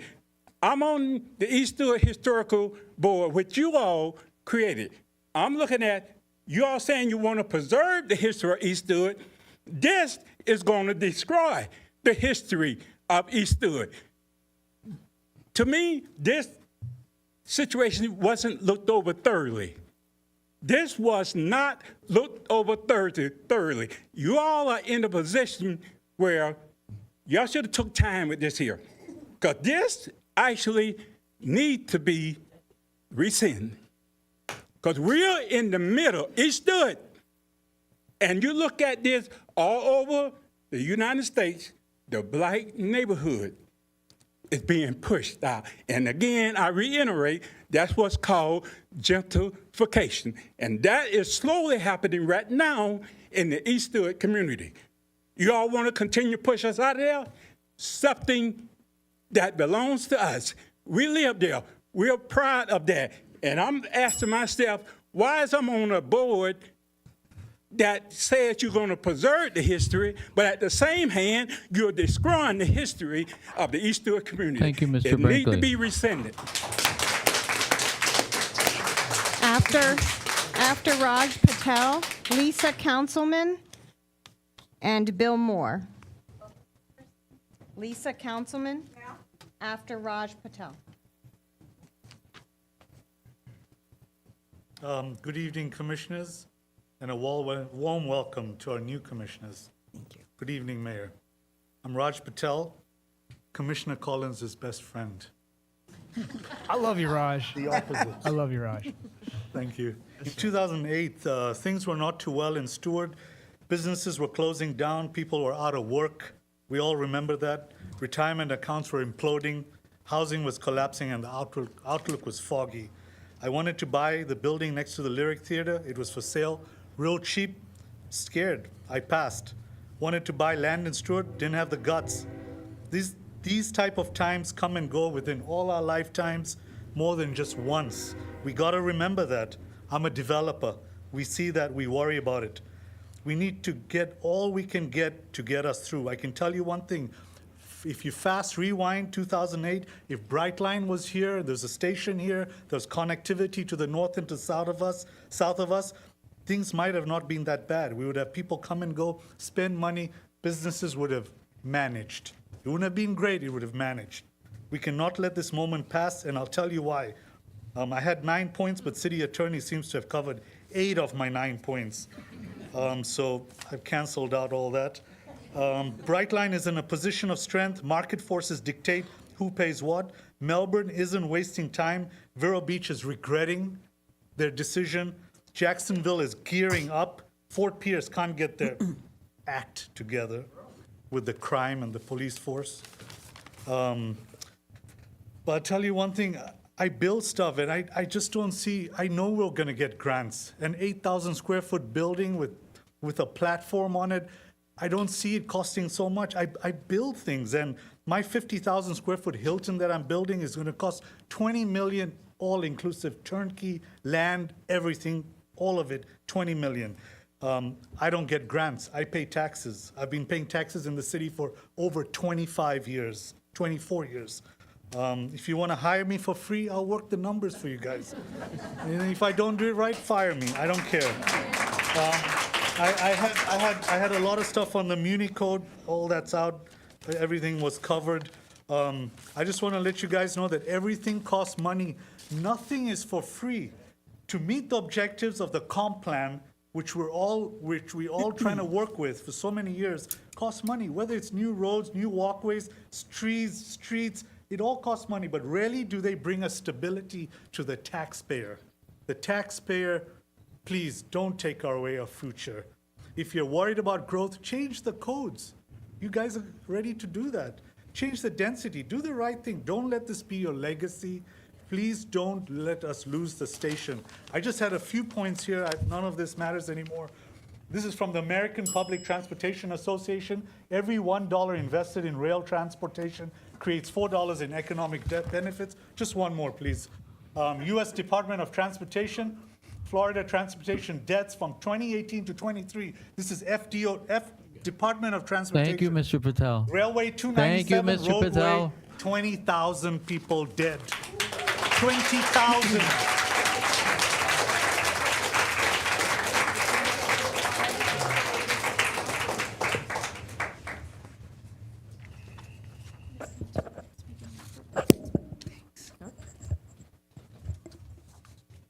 Hi, bonjour. My name is Lisa Councilman. I live at 25 Southeast Seminole. My business is at 23 Southwest Osceola Street, and it is called La Grand Martier at Post Office Arcade. You may have heard it called Café Martier.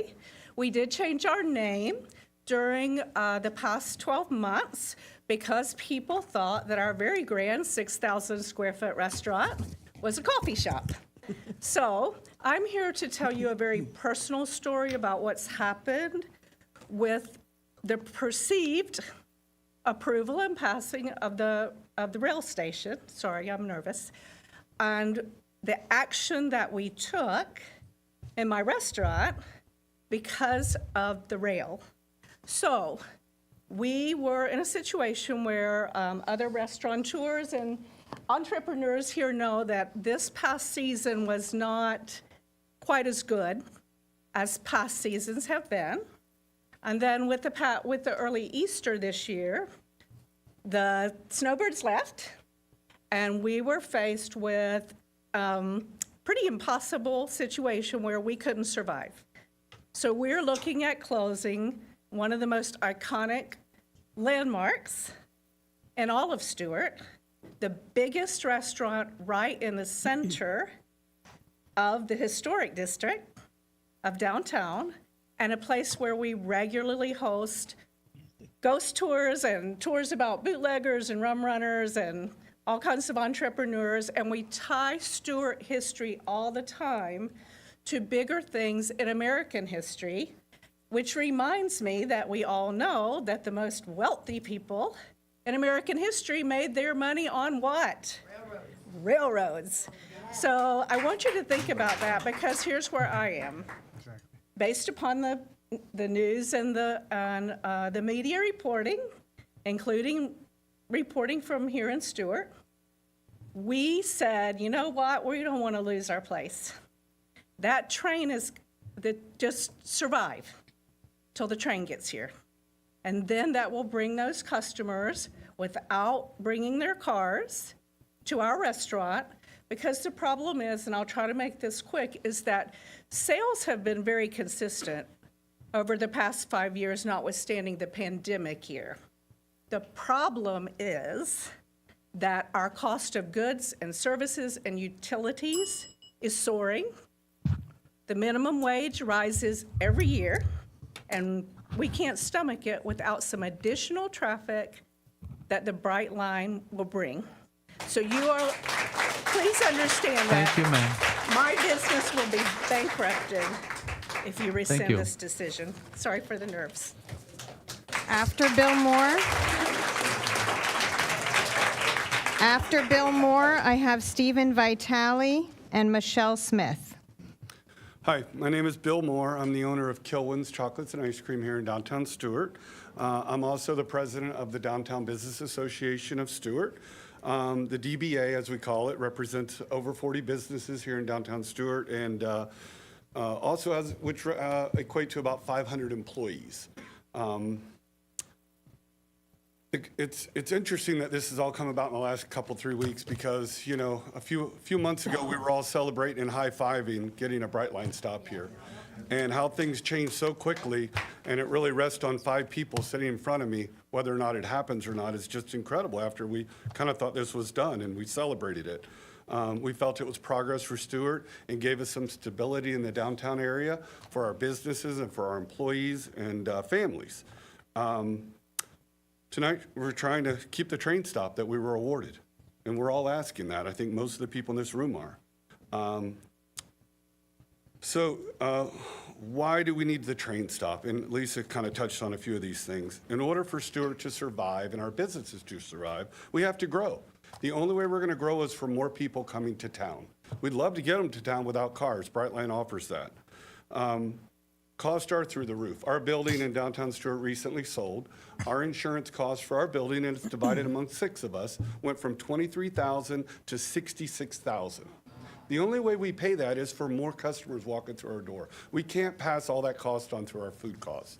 Minimum wage, we voted it several years ago to go to $15 an hour in Florida.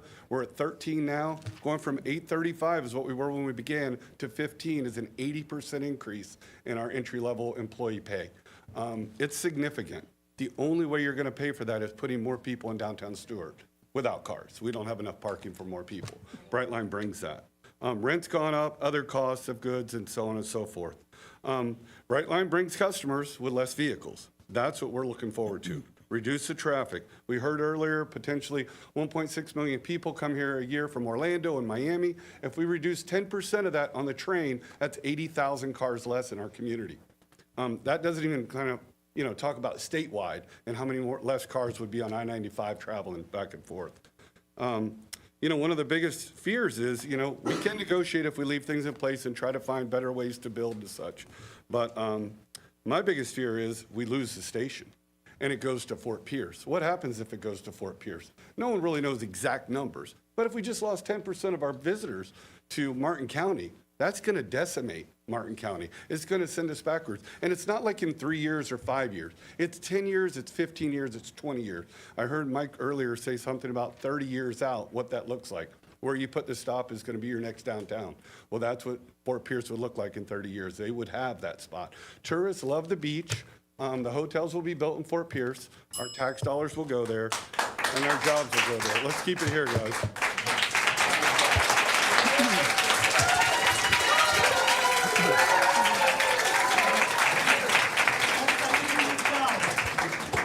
Good evening, Commissioners. My name is Stephen Vitale, and I am the owner of the Old Colorado Inn.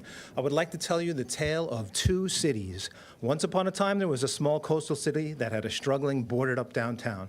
Local leaders worked hard to revive the downtown. CRA and TIF funds were used for streetscaping, landscaping, and marketing. Matching grants were used for painting murals and enhancing building facades. Property owners discovered that they could preserve and restore historic buildings with income derived from an enhanced tourist-based economy. The town gradually became recognized as the best coastal town in America. In an effort to further enhance its growing tourist-based economy, the city decided to mandate in its comprehensive plan that a train station should be constructed again in the heart of downtown. The town was fortunate to be chosen among many cities as the site of one of the stations along the newly established railway route. The city commissioners recognized the amazing lifestyle benefits and economic benefits that would result from the station, and they overwhelmingly approved it. Most of the cost was paid for through grant, CRA, and TIF funding with minimal taxpayer impact. Jobs and salaries increased, and the town's economy flourished. More historic buildings were preserved and renovated, property values increased, and the city was able to use the additional taxes to turn the waterfront park into a nationally recognized world-class park. The town flourished for decades to come. Now, let me tell you about the other city. After hitting its peak in the 2020s, a newly elected city commission voted to rescind the agreement for the station with the railway company. The railway company sued for breach of contract, and the city incurred millions of dollars in fees that were borne by the taxpayers with no benefit at all. Tourism in the town suffered as visitors opted to travel via train to Fort Pierce and other cities that actually had train stations. Many property owners in the downtown were forced to sell their properties, and charming historic buildings were replaced with generic condominiums. Many mom-and-pop businesses closed their doors, and the employment rate decreased significantly. Businesses that had plans to invest in the town chose nearby cities instead due to the town's horrible reputation for breaching contracts. The once celebrated historic downtown became mostly boarded up again. Commissioners, tonight you will make the most important decision ever to be made in this building. I implore our new commissioners not to blindly follow a political agenda. Please be the leaders that we need you to be by making your own decision on this important issue. If you weigh the odds, a vote to rescind will likely cost taxpayers through inevitable litigation, but if you vote not to rescind the contract, it is likely that CRA funds and grants will cover most of the cost. Please don't play Russian roulette with our town. Don't be so sure that Brightline is coming back to the table. Having the negative effects of the trains go by without the benefit of a station would be a detriment to our community. A real leader would take the sour lemons and make sweet lemonade. Please do the right thing by honoring both our comp plan and the binding contract that is already in place with Brightline. Thank you. Thank you, Mr. Vitale. After Michelle Smith, I have Walter Lloyd and Brett Nordman. Hi, my name's Michelle Smith. I live on South Canner Highway in Stuart, and I have been here for just 2 years and just recently bought my own house, and I'm not renting. So I'm really excited about being here. And I noticed that recently this town has been named with the best place to retire. I'm a retiree, federal government for more years than I want to count, and Marine Corps before that. And I find it interesting that you're advertising or being noted as the best place to retire, yet what do retired people do? I know I go to the beach, I go to West Palm Beach, I go to Fort Lauderdale, I go wherever I can. I want to see this state. This state is huge, and it's amazing, and it's my home. And I just paid for a brand-new house that I live in. Everybody else does that too. So one of the things I wanted to ask, though, is why this wasn't brought up on a ballot. Why can't every single person who lives in this town, who is of voting age, who makes informed decisions, be told, no, we can't? And as a United States Marine, I say shame on you for that. We get to have a say. Most of the businesses here, most of the restaurants, and I love restaurants, I think I've been to every single one at least twice, is most of them are owned privately. It's not, we have Olive Garden, we have stuff like that. No. We're talking about, and we did a pub crawl for Halloween, a bunch of us. And we were greeted so nicely. We felt welcome. We want Stuart, I would hope, to be a place where everybody wants to live. Not that we really want everybody to come here, but at least to visit. Can you imagine, you're bored on a Saturday morning, and you just go on Brightline, and you go to the theater in West Palm Beach, or you go to the zoo, or you just do things that you want to, especially for retirees, and especially for parents with children. My dad worked for the railroad, and my grandfather, and they used to take us all the time on the train into New York City. I'm from Jersey. And it was fun, and it was exciting, and we made traditions that I have started with other family members now. So let us have the chance to enjoy our life and see where our tax dollars are going and see how we can continue to make this a place where everybody who lives here feels like they're valued. I do have one question, and I just want to ask the question. What happens when we get sued?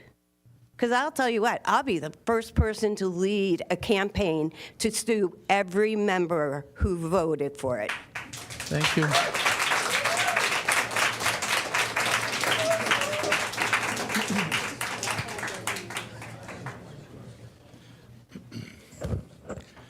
Good evening. I'm Walter Lloyd.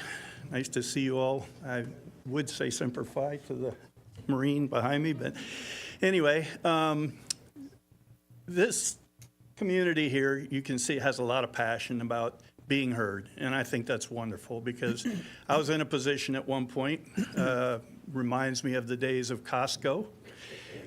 We came and we opposed a location, not Costco. The issue was never Costco. The issue was the location that we put it in. We presented our case. We felt like we weren't heard. Now, I feel like the same thing is reoccurring in this issue. The train, nobody's saying we don't want the train. We're saying we want the train with the proper deal, with the negotiations that work for your constituents. I applaud. I recognize that the elections brought about change and reflected the city's desires. We have new commissioners, and I applaud you because you're now here, not against growth, but for responsible growth. And that's what I see going on here. So I'm asking you to rescind and reevaluate this deal, make it good for the taxpayers and your constituents.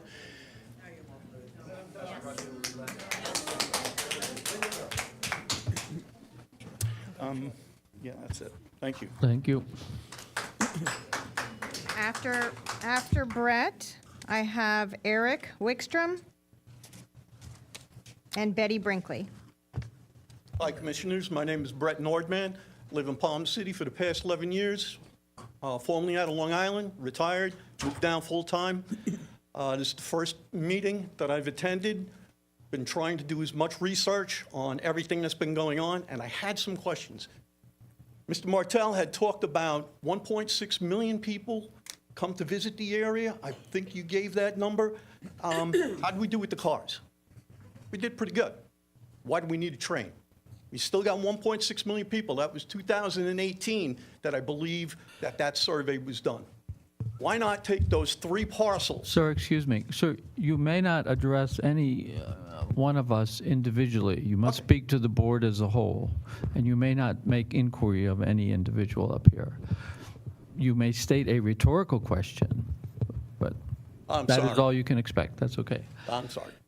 Why not, as a board, take the 3 parcels and utilize them as parking lots? Provide transportation into the town. You wouldn't have to worry about the parking spots in downtown. Why not? They were planning on using that for parking spaces anyway. My taxes when I first moved down were $4,000 a year. They are almost $12,000 in 11 years. The money coming out of Martin County, did they have a CRA that their money is going to be allotted to pay for? I don't know. What are they going to do? Are they going to raise taxes? I'm a retired guy, just like a lot of people here, living on a fixed income. Okay, that was my choice. I get it. But I never envisioned taxes going from $4,000 to almost $12,000 in 11 years. That's a tough one. So if we do the Brightline train, we're going to get more people in. What are they going to do? How many trains? 2 trains in, 2 trains out. Do we know what time those trains are going to run? Because I would hate for somebody to come from Miami to come to the Lyric Theater to see a show and only get the 4 o'clock train. So they're in at 4 o'clock. Now they go to lunch or they go to dinner. They have dinner in one of the restaurants. The show starts at 7, 8 o'clock. What are they going to do? Well, hopefully they're going to walk up and down Main Street and maybe go in and shop. Now they missed the train going back to Miami because what time's the train running? We don't know. Does anybody on the board know what time the trains would be running?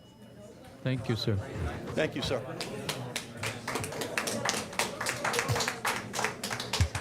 I have Eric Wickstrom, then Betty Brinkley. Thank you. Is Betty Brinkley here? Thank you, Mr. Wickstrom. Madam And I have Mayor, Madam Clerk, Ms. Brinkley has left the room, unless she's outside. Okay, next I have Christopher Vitale, and then Deanna Peterson.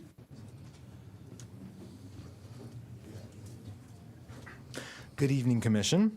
For those of you who are new, congratulations on being appointed. My name is Christopher Vitale, and I live in Stuart on Alamanda Way with my wife, Bella.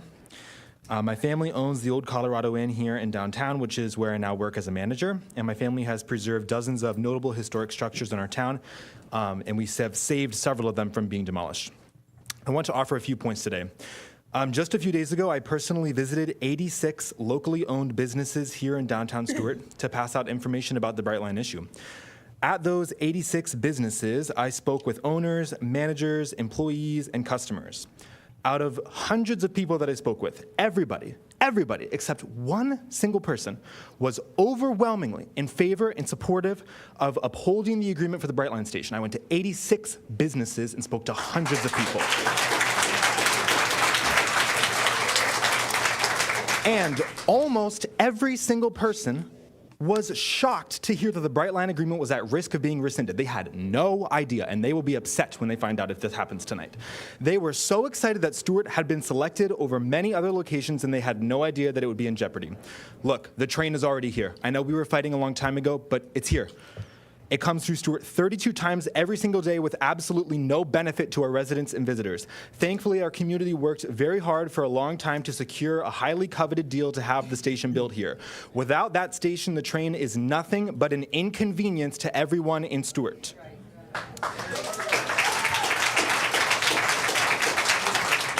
It would be asinine to not take advantage of this extremely rare opportunity to have a station in Stuart when the train already runs through Martin County 32 times a day. Stuart exists as the beautiful place that we all know and love today because of the passenger rail service and the associated train stations that ran along the east coast of Florida over 100 years ago. Knowing the benefits that Stuart would enjoy from renewed train service, the city decided that it would actively pursue construction of a passenger train station in downtown Stuart, as set forth in the comprehensive plan. I urge you to honor the comprehensive plan. The station will enhance our beloved downtown significantly. Stuart and historic downtown Stuart is the treasure of our county. Our culture of quaint, locally owned small businesses is one of the reasons why people love to live here. Our downtown has a tourist-based economy. Our charming small businesses are struggling to survive with all the competition from large companies and national chain establishments. The Brightline station would give our local economy the boost it needs to continue keeping Stuart a charming and beautiful place.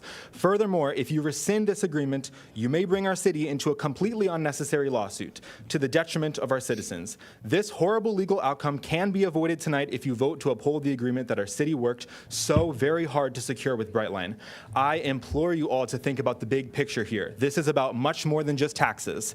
This is a once-in-a-lifetime opportunity to reestablish passenger train service to Stuart. It will not happen again. And we, your constituents, will remember your decision tonight. Thank you.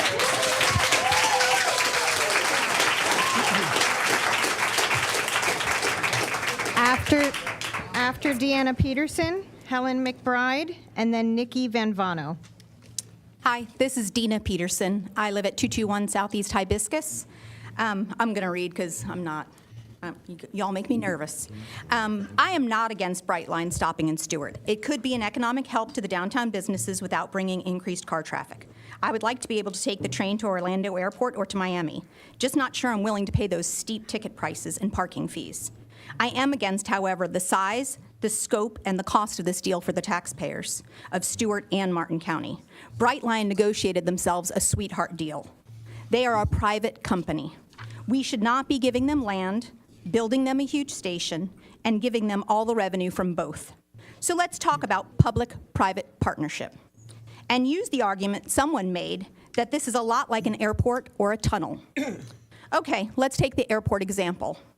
Granted, Delta or American, choose your airline, makes a ton of money off of an airport built with tax dollars. This is true. But the problem with this analogy is the airport is owned by the county or the city, and Delta pays them big fees. Delta pays huge fees and rents for every gate and every terminal they use. The county or city also is the one who collects all the parking fees and revenues. Plus, they collect rents for all the shops and restaurants within the airport. So this is not a good example unless that's what we're planning to do with Brightline. Brightline is paying us nothing, and we do not collect parking revenues or any real rents. So what can we do instead if there's the political will to move forward? Let's build a small, modest building or even a kiosk with just a ticket counter and a waiting room, not thousands of square feet. Let's cap the amount we are committing to spend at something way more reasonable than $30 million, and certainly not $90 million. Let's make them pay us a real rent to operate out of the terminal that we build. Let's have the city of Stuart collect the parking fees for Brightline. If there are any concessions or shops or vending, let the city of Stuart collect that money as well, not Brightline. Let's write into our lease that if Brightline goes bankrupt or out of business, that we can engage another vendor, like Tri-Rail, to provide services. And let's cap the lease term to something reasonable, like 5 or 10 years, not 80. And while we're at it, let's require Brightline to give us a reasonable amount of stops per day. This will result in Brightline making money off of their train tickets and Stuart making money from Brightline rents and collecting parking fees. It's win-win, a fair deal for all. Many will also argue that TIF money will be used, or grants. But this is not free money.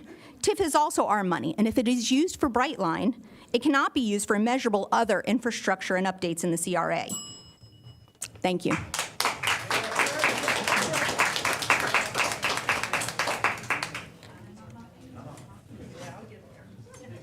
Ms. McBride. Yes, public Charlie. Helen McBride. I live on Flamingo Avenue. Now, 51 years ago when Bob and I moved here, this was a ghost town. I mean, you couldn't even in the daytime come downtown. That's how bad it was.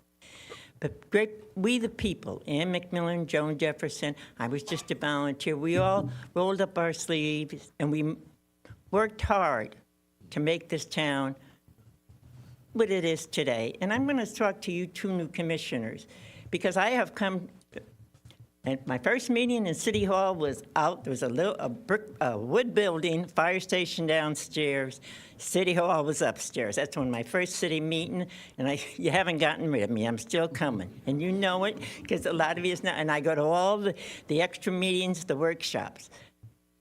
I spoke for Brightline when you first brought it up, because the future, when I'm talking, I talk to my grandchildren and the young people, I love young people. We have to think of the future. Like when I told my grandson Joseph, when they live in Miami, oh, Grandma, I can't wait for the Brightline. I can get on the train here, and you can pick me up in Stuart, and then I can help you. I've got two grandsons at UCF. They just came down this weekend, and they had a drive down. And I said, boy, Grandma, can you get that Brightline station here? We could take the train down, and one of the boys had some work to do. Angela had work to do, still has some work to do.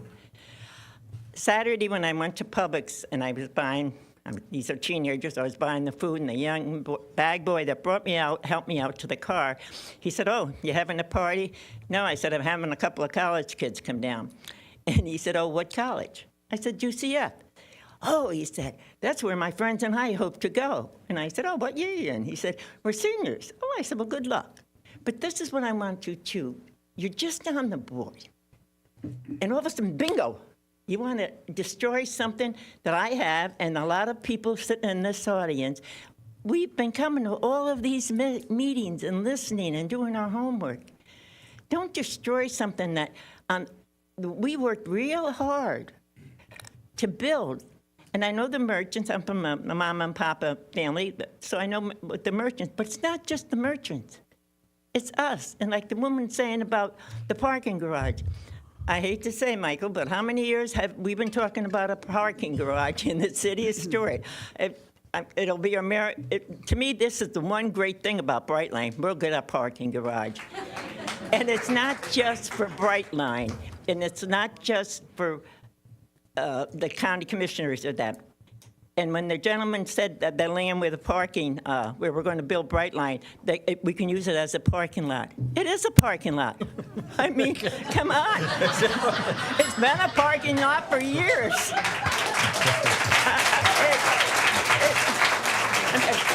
You're cutting into my time. But please, the two of you, take 2 steps back. Don't rush into something because you just got elected. Maybe some people said, I'll vote for you. Oh, I'm sorry, I heard the bell. Mary Ann, sorry. Okay. After Nikki Van Vano, I have Elizabeth Baker and Valerie Jones. Okay. Good evening, everyone. I wrote something for you, and I'm going to read it to you. And I just want to congratulate you on your election. I also want to applaud the staff for its wonderful presentations for you tonight as you wrestle with this issue. Some of you may recognize me. I am the former Growth Management Department Director. I have been through innumerable public hearings and administrative hearings over the course of my tenure in Martin County. I've lived here a long time. In fact, I have always lived beside rivers and railroad tracks. My dad's family were and are railroad workers. I'm also a history nerd. Martin County will be celebrating its 100th birthday soon. I know that the railroads can do pretty much anything they want to do. because Abraham Lincoln was a railroad attorney. And as we know, he was a visionary as well. Railroads helped cement the country from the Atlantic to the Pacific. And because I have two left hands, I'm not sure which is my right and which is my left. Today's meeting is about Brightline. People want it to stop at Stuart. All the data supports it. People like visiting our charming seaside town and then branching out to visit all of our other charming neighborhoods. I know that other routes might have been better, but that was a lawsuit that was settled years ago. Brightline is not accelerating growth. It is a recognition that other forms of transportation can work in car-addled Florida. For me, Brightline means I can go to Miami for the book fair and for the film festival. When friends and family visit, they will be able to ride the Brightline to Stuart. I know that Fort Pierce will gladly take the Brightline stop. I love Fort Pierce with its amazing cultural Thank you, ma'am. venues and cool small Thank you. businesses. But if it goes to Fort Pierce, I won't exit the highway, park my car, and wait for the train. I'll stay on the Thank you, ma'am. highway. Thank you for listening. Thank you, Nikki. Nikki Van Dorn. We work together, we started. Oh, I'm sorry. Elizabeth Baker, then Valerie Jones. Good evening. I'm Elizabeth Pooks Baker. I grew up on Sewell's Point and now in Stuart. Just shy of 70 years I've been here. One of my earliest memories was meeting my grandmother arriving at the train depot, probably the late 50s. It was across from the Lyric Theater. Downtown then was the hub, had the post office, a bank, drugstore, Greens and Sturt department store. My mother bought yarn at the old Dyers. I'd love to go in that old building. We knew everyone. In the mid-'70s, I worked in downtown Stuart. It was a ghost town. All the businesses were moving to the new construction on US 1. Then in the 90s, things started to come back. That was the beginning of the return. After 50 years, downtown is back and it's thriving thanks to people such as Joan Jefferson and who visualized our potential. Tourism records, as he said, that most of our credit card sales come from Dade, Broward, and Orange counties. So these automobiles are occupying our parking spots, congesting traffic, and attempting to survive Confusion Corner. Now Brightline shall be able to remedy this. We've had 3 national articles recently, USA Today, the New York Post, and Travel and Leisure, naming us the best coastal town in America. Therefore, there should be more people coming. All within walking distance, we offer a variety of shops, dining, the Lyric Theater, the old Feed Store Museum, 4 parks with playgrounds where children love to watch the trains and boats pass by. We have the Riverwalk, Farmers Market, and the free music on Sundays. We have the Elliott Museum, House of Refuge, and the Oceanographic Complex near the ocean. People want to get away from big city chaos. Allow them to ride the train, book a room, shop, dine, and return home pleased. It is important that we maintain our reputation as a friendly town. For locals, they can ride to the sporting events, concerts, airports, hospitals, etc., without traffic frustrations. Also, people using the Brightline for employment purposes could benefit them as well. Either way, we need parking, whether it be a structure or ground for events such as arts, craft shows, parades. I'm amazed at how many people showed up for the parades. Okay, only other thing is somehow we could possibly help out the people of East Stuart. We can't destroy them just to benefit us. Thank you. After Valerie Jones, I have Inez. Valerie Jones, longtime resident, 45 years in Stuart, now Vero Beach. Regarding the comp plan, Stuart was a much different place in 1980, 90, 2000, even 2010.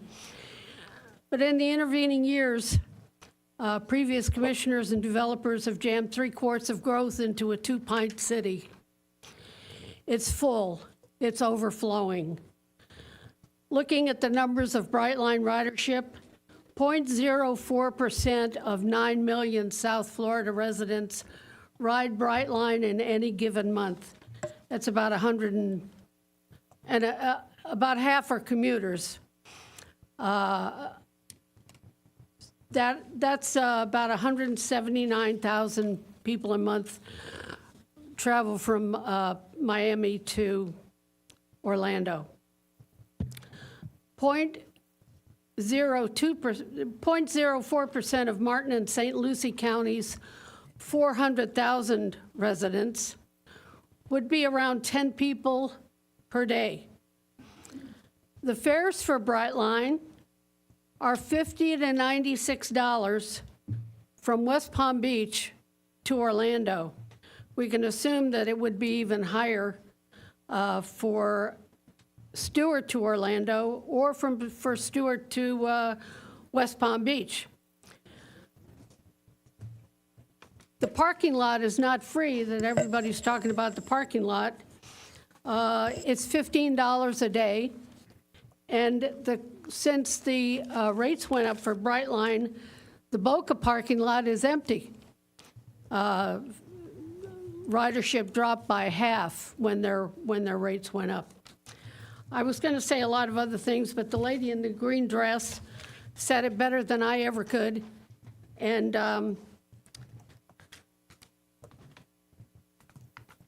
the station's great, but not where it's proposed, and that's not worth it for 2 trains a day.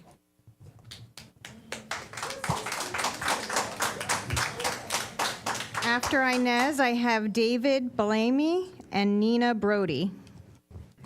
Good evening, and thank you for being commissioners of our beautiful city, stewarding its care through previous generations and the next generation. I'm here today as a longtime resident of Stuart. I live in East Stuart. My husband and I have a business in Stuart. I lived here for 25 years, so I feel like a longtime resident until I hear the stories of the people behind me. And I'm very grateful that they didn't close the doors behind their arrival here and let me be a resident here of Stuart. I love it. It's my hometown by heart.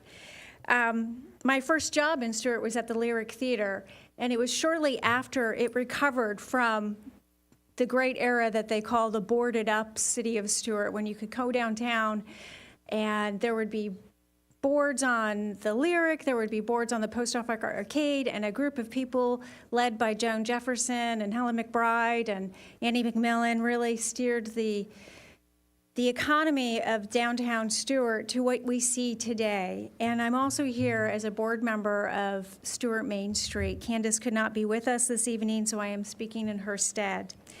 This beautiful, thriving, award-winning little village, this little city we have, that we live and enjoy today cannot be taken for granted, nor can we make assumptions that it is going to stay like this forever.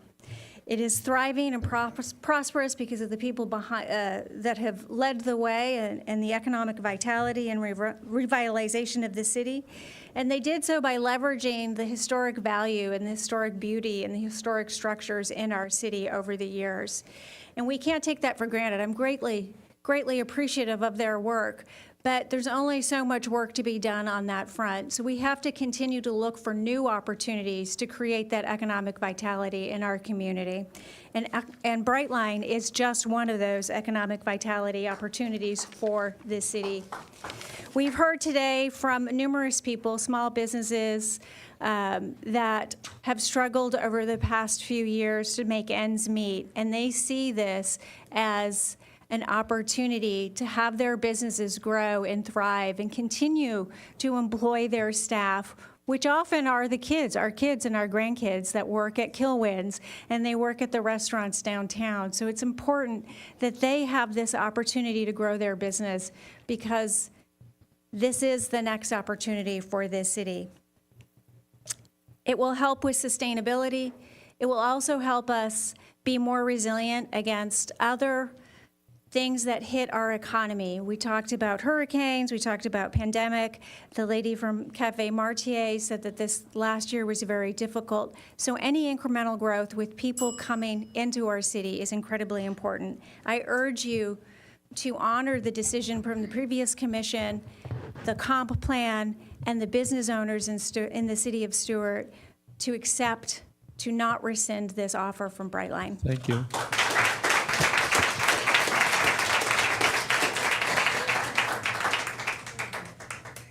Dave. Dave. Yes, Dave. Dave. Welcome, Dave. My name is David Bellamy. Probably some of y'all already know me. I work hard in this town. A lot of y'all sitting up on that board because of my good sign I put on my bike every day. But I want to tell you something. When I came here in 1972, this town was a town. This town had stages. It had the caboose. I even read out on the boardwalk when I came here the history of this town before they had that storm in 1938. You remember that same old train station that they had right there. They used to transport people to go across there to work at the plant. They used to have a packing house there many years ago. This town was a town. So I'm for the train because it'll make a lot of business in this town. I mean, come on, we got to wake up here now. There's a new future here. It'll make a lot of business in this town, and the business associations will grow. Many visitors will come. Before they built that Walt Disney or the Disney World or whatever, everybody was coming here. This was the tourist town. And then if you got our seniors that cannot drive to Miami Hospital or West Palm Beach, St. Mary, the train will get them there. It's a lot that we have to look at, and we have to look at the future, where we at in the future. What are we gonna do if they used to have a train here, they used to have people working here, they used to have people working in the packing house, they used to have people going back and forth, pay $2 a day to go back and forth from that boat, that train, over there to the packing house. I don't know if some of y'all old as me, but you should remember that. You should remember when they used to ride you in all these fancy restaurants or the Charlie horses, hook up the Charlie horse and just ride you to all these steak restaurants. This town was a town when I came here. I don't know what it is now. I'm 64 years old, and I came here when I was 17.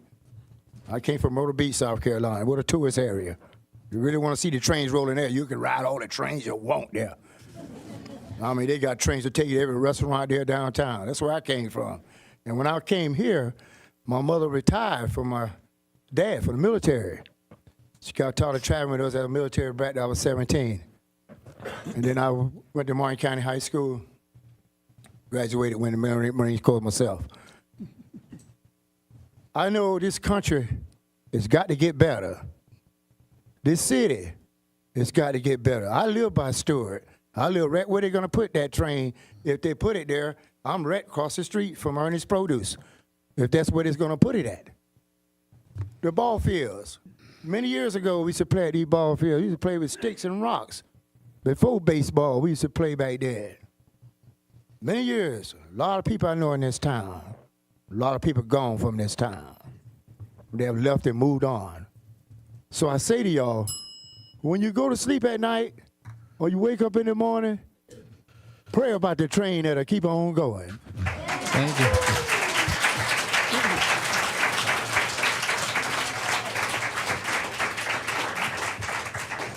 I have Nina Brody and then Sherry Lee.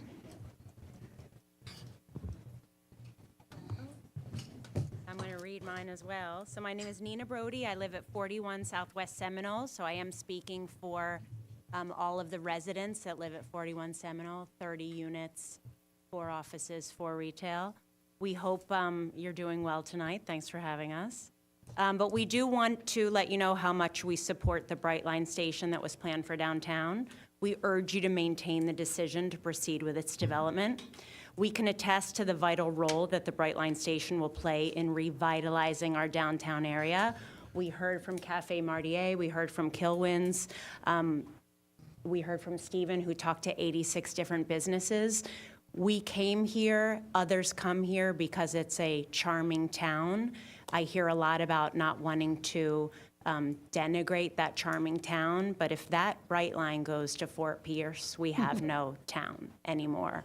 And we will degrade the businesses. They will close, they will board up. We already heard how they're struggling, and people will sell and leave, and more won't come in.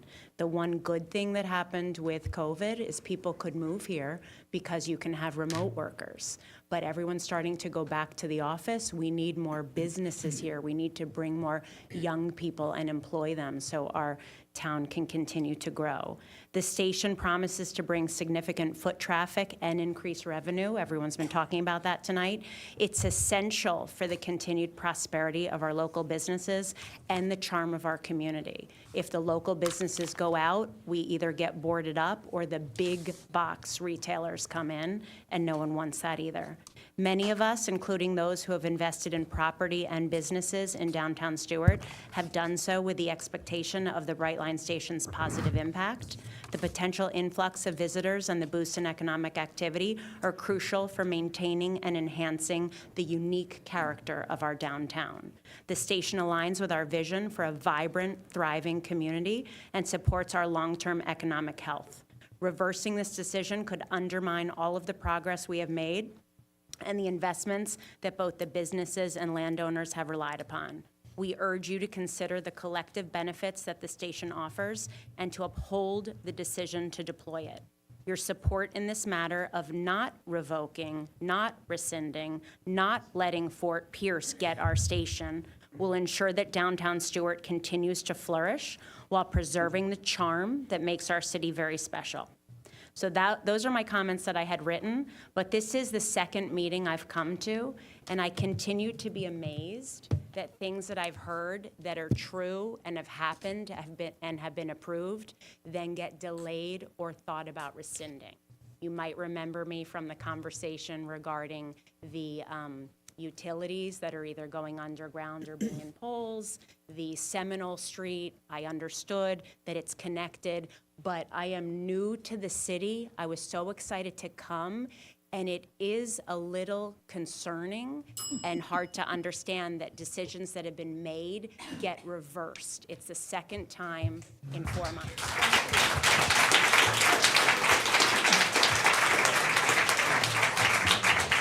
Next, I have Max Ducharme and then John Eberst.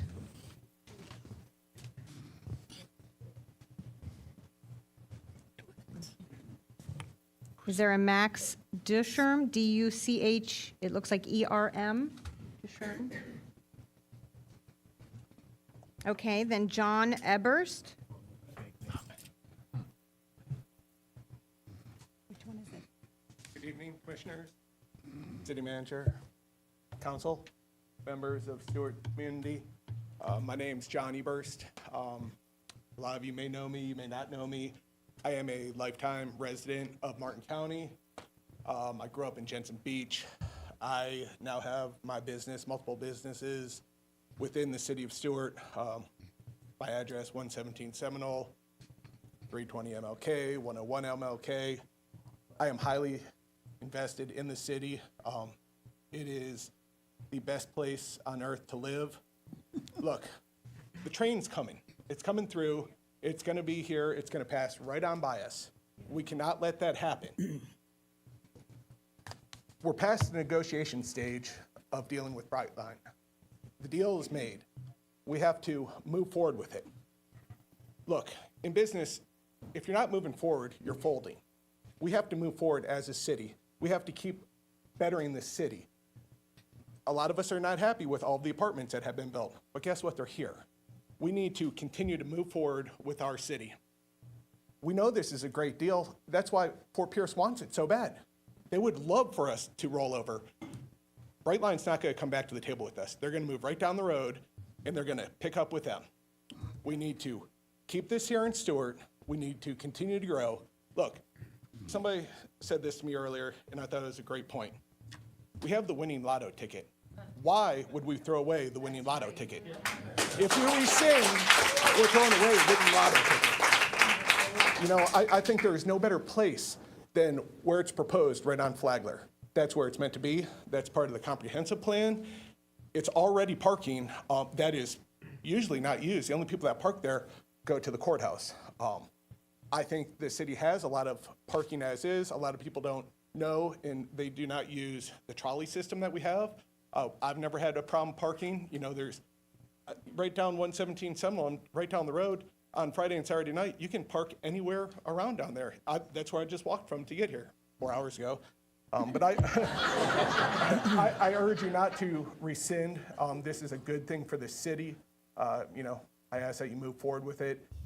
Let's not get in an issue where it goes to Fort Pierce. Thank you.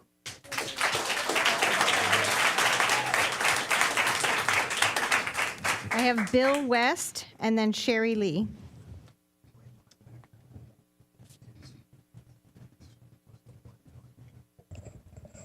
Evening, Commissioners. Bill West. I'm a 20-year resident of Martin County. Over 10 of those years were in Stuart proper. I'm no longer a resident of Stuart, but I'm just over the river in North River Shores.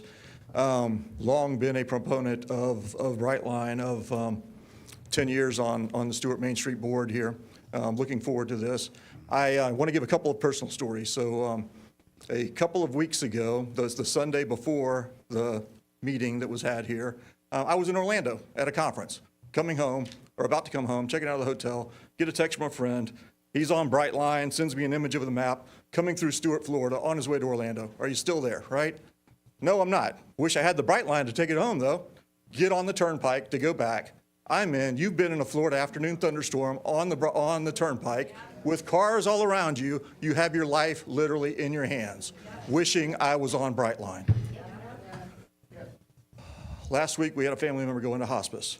My son made an urgent trip from New York to Florida, priced all around Florida for tickets, ended up being $300 cheaper to fly into Fort Lauderdale and ride the Brightline up to West Palm Beach, where we went and picked him up. This morning, we did the reverse trip with him, put him back on Brightline. He's on Fort Lauderdale, $300 cheaper. He was able to make that trip. Please, legally, I'm listening to this, and you guys know I know a little bit about law and business, and your attorneys are trying to keep you straight. They're trying hard to keep you straight. They're giving you answers to questions that you're stepping in right here in front of people with standing. Tomorrow, if this is rescinded, I will find out if I have standing. I may not have standing. There is a very good attorney in this room you've already heard from. I am absolutely positive has standing.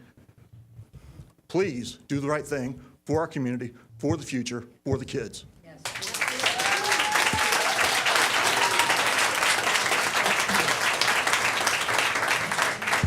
After Sherry Lee, I have Walter Oden.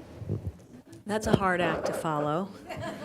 I'm Sherry Lee. I have lived up here from Palm Beach since 2012. I'm invested in the city. I own property and businesses in the city, in the CRA.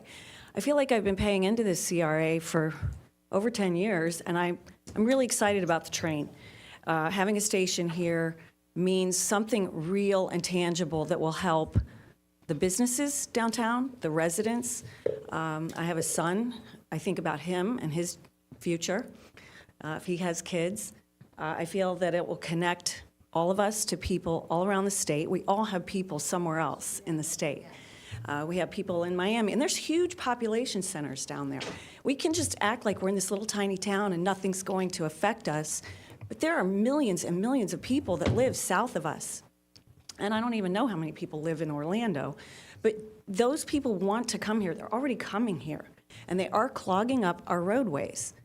I think this train will have the benefit of taking cars off the road. I understand the concerns about money, but it's already paid for. The deal has already been written up. These people, you made a beautiful presentation, by the way, city manager, city attorney, great education. So I hope the new commissioners really learned. I learned things, and I've been involved in this for 10 years.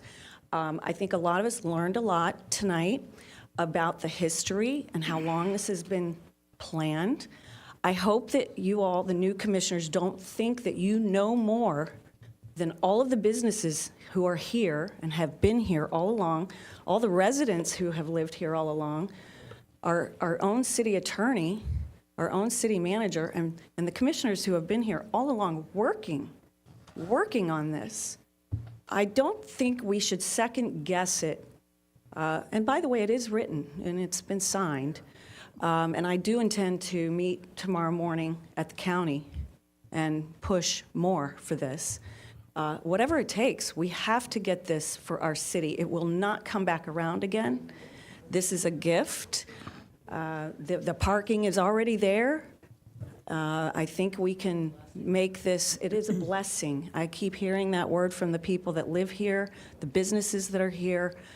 We've paid in, I have paid into this fund. This is what it's for. It's in our comp plan, and businesses have standing. When I got the news in February that this station was happening, I started investing thousands, tens of thousands of dollars into my properties and my businesses so that I could be ready. And now you're going to try to take this away from us? I don't think it's going to be a good choice for this city. The city should be for the businesses and residents who are here. Thank you.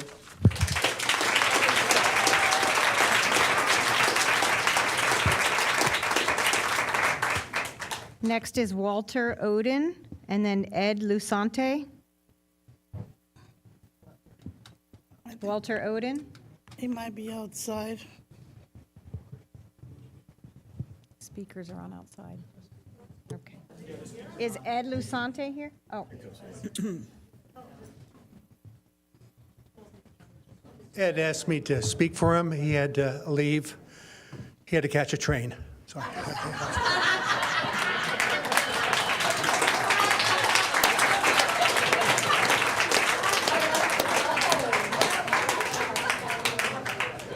Okay, I have Elizabeth Earl. Elizabeth Earl.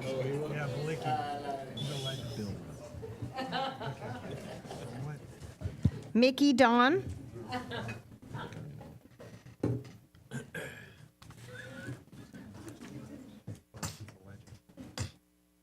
Good evening, Commissioners, Mr. Mayor, County Attorney, County City Manager.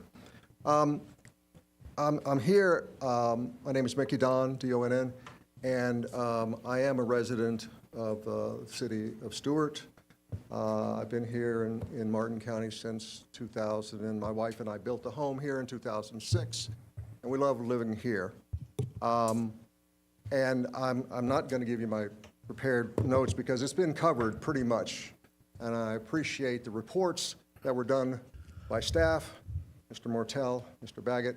Excellent. I learned a lot, and it just reinforced what I believe was the best decision that could have happened from Brightline coming through here.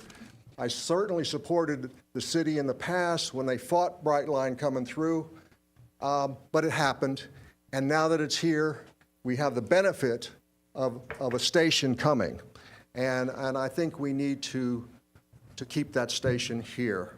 I would say that I've ridden on Brightline. It was wonderful. The worst part of riding Brightline was driving 50 miles to get there.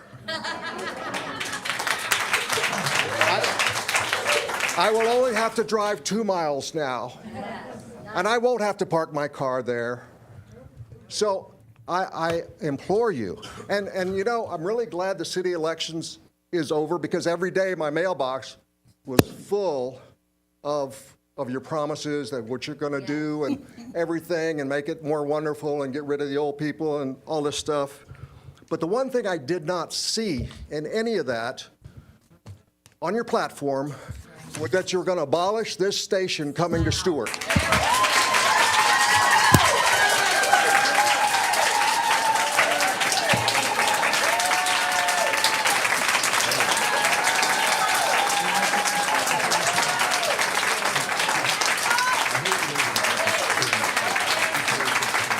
That was not on your platforms, and I would guarantee you, you would not be sitting here if it was. Thank you.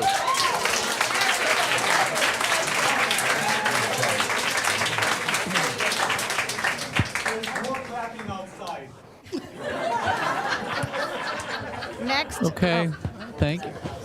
Let's try to, we've done a very good job. Let's.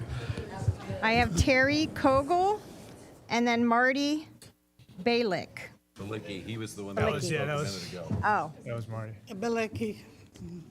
Marty came up already? He filled in for Ed. Oh, okay. Good evening. My name is Terry Kogel. I live on Fairway East at Stuart.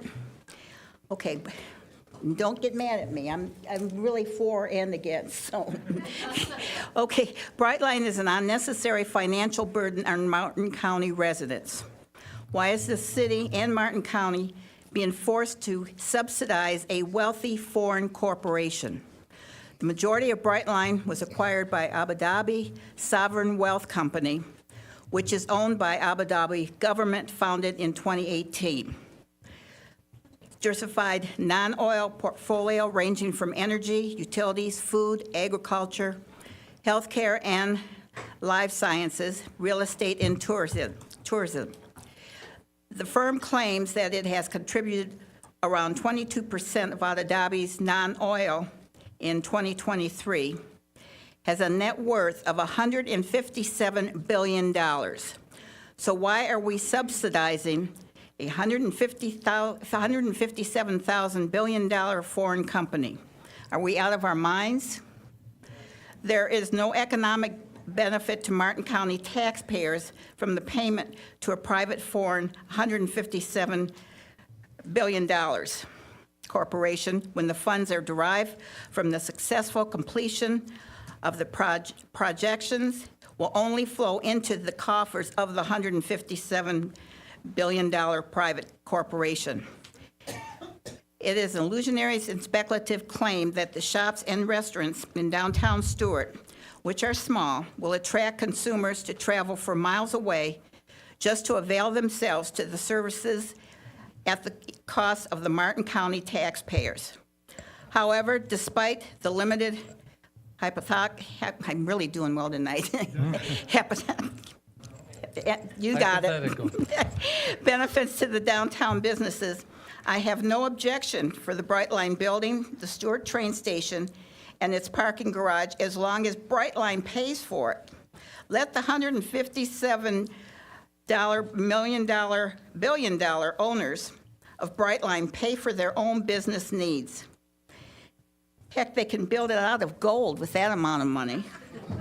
We have to be completely out of our minds, or maybe just plain stupid, to even consider forcing the taxpayers to pay for this bill. It should be their responsibility.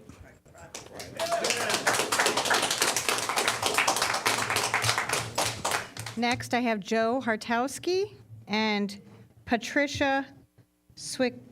I'm sorry, I can't read it. Patricia S. Good evening. Joe Hartowski, Stuart, Fifth Street, Stuart, Florida. Please save our station, or you will be remembered as the commission that stranded us in traffic but still failed to stop the growth. Thousands of units are slated for Canner outside of your jurisdiction to stop. When you take away our transportation options during the growth, people will rightly blame you for the downsides of that growth, like the traffic and therefore the growth itself.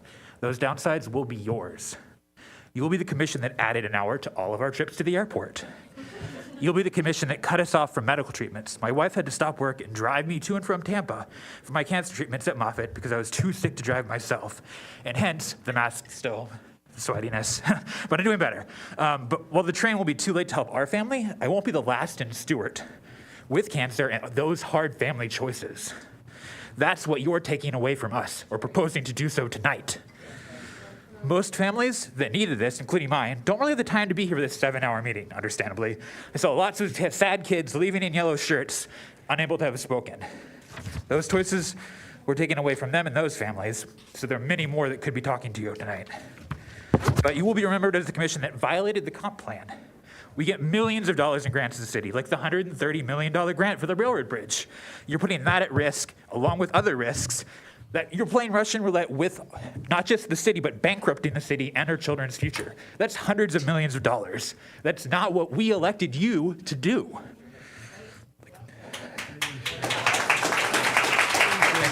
Even if the city does win that lawsuit, we'll still end up having to raise taxes eventually on the people of Stuart to cover our very large infrastructure backlog that we're not addressing.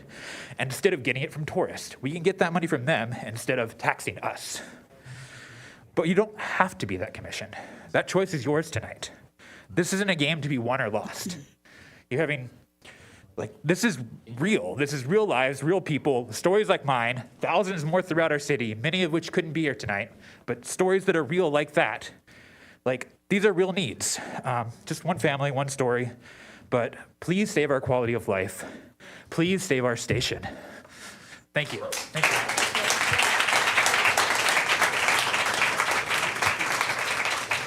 Next, I have Patricia S. and then Marty Beliki. I know I'm saying it wrong. I apologize. No, Patricia? Okay. Is Marty still here? Mr. Mayor, Marty Billick, he came back to speak for himself this time. Thank you. Yeah, Ed Lucente, you may have seen his article in the Stuart News, Google. It was printed. Few people know that he was third in line to IBM. So he's a pretty smart dude. Before I begin to introduce myself, I don't know if you've been to Porto, Portugal, but they have a train station there that over millions of people have visited. It's in blue tile. It was a poor city for a long time, and it's absolutely beautiful. Now, I don't expect a Porto here, but I just want a platform, just a simple platform. So cut out the millions of dollars, not needed, just a simple platform. My name is Marty Beliki. I've been a resident since 1960. Teacher, coach, dean for 37 years, and yes, in the Hall of Fame. So I remember my aunt getting off the train in about 1965. We had service here. She got off the train. In fact, that train, which was owned by, of course, Flagler for many, many years, a private entity, and we used it to go back and forth in the state of Florida and down. It was beautiful.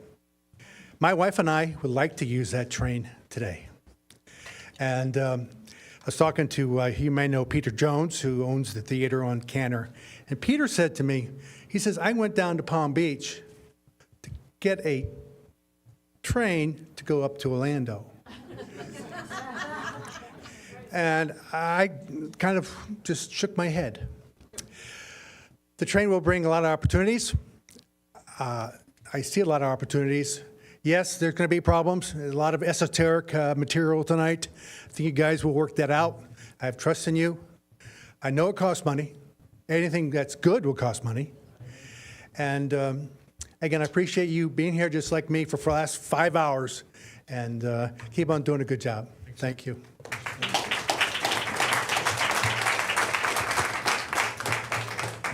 I have Ada Fry and Stephen No. Is that Ida Fry? Ida Fry, maybe? I don't see Ida. Then Stephen No. Ida wants her letter read. Yes. Oh, sorry. Discretion on the board. Excuse me?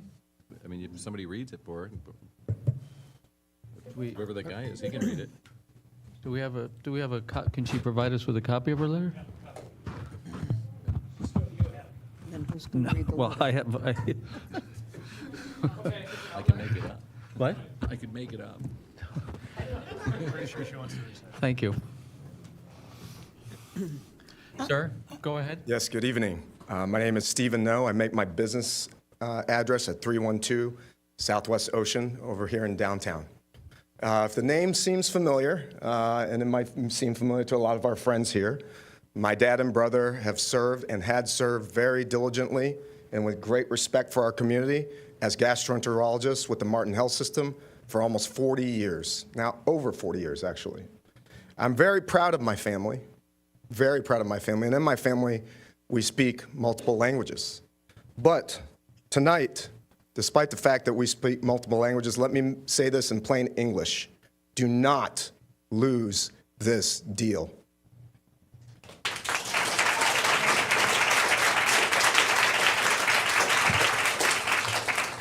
We have a great opportunity, one that's been supported for decades, as Mr. Mortel has pointed out in his presentation tonight, to finally access passenger rail service here in Stuart. With unified strength, real unified strength, which is you, the board. We're positioned to achieve it with even better terms. Please deliver this deal.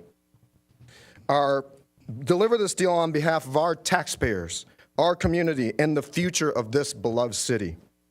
Now, I'm here also as the president of the Martin County Realtors of the Treasure Coast, and I see a lot of my clients, a lot of my customers here in this building. As realtors, we're constantly engaging in negotiations.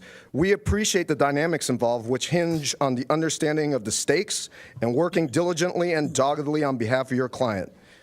In this situation, the taxpayer is your client. That includes, of course, your direct constituents, the residents, the property owners, and business owners of Stuart.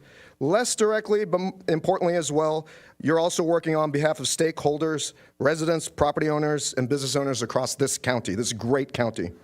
Of course, they're also represented by your direct partner in this process, which is Martin County.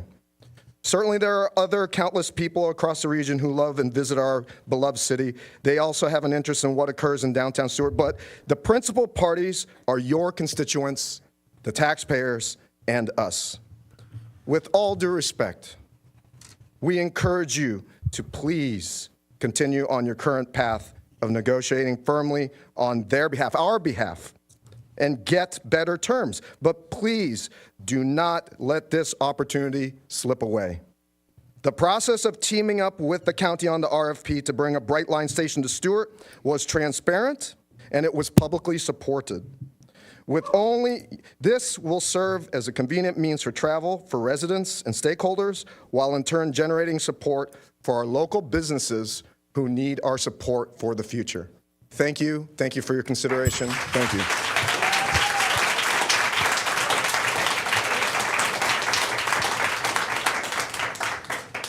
Kevin Sharkey, then Ron Frankel, and then Vernon Glennon. Kevin Sharkey. I'm going to give it a minute. Is Mr. Sharkey about? They say they can hear us. Yeah, they should. Who's next, Madam Clerk? I have Ron Frankel. Is this Mr. Frankel? Dr. Frankel. Dr. Frankel? Hello, yes. Hi, good evening. Congratulations to the new commissioners on getting elected. I want to tell you why it would be wrong to rescind the decision. I was originally against the train coming here, but now that it is here, we need to take advantage of it. I'm not speaking to you tonight as an ophthalmologist who's been here for 35 years, but I'm speaking to you from what I hear from many patients, and more importantly, what I think the average person in this Martin County feels. First, I would say to the commissioners, do not misinterpret the election results. We are concerned with growth. We regret some of the things that have happened, but we are for this Brightline station. We do not want Stuart to become a Fort Lauderdale. I came here 35 years ago for the same reason I think that most of us did. Stuart is clearly one of the best small cities in the country, and one of its assets is that we have access to wonderful places. Miami is a quickly growing place. It's becoming a financial capital. It's becoming a major city. To get down to Miami, you've got to drive on 95, and the closer you get, the more you put your life in your hands, especially if there is rain. So we can get to Miami with the station. We can get to West Palm Beach. People from all over the world go to Orlando to go to Disney World. Another advantage of Stuart is we not just have access to Miami, we can get to the theme parks there. It's a huge attraction. And to hop on a train and get there is a huge benefit to the average Martin County resident. I used to take my kid there all the time, and now he's going to be doing the same for his. We don't want to violate the county's comprehensive plan. I've been on Brightline. I was surprised. It is clean, it is safe, and it is very easy to get around. We want to have access to all these other areas, and the traffic is only getting worse and worse. This can get us to airports, it can get us to seaports. If you think you can amend the deal, go ahead, but do not rescind it, and do not try and amend it if there's any chance you're going to lose it.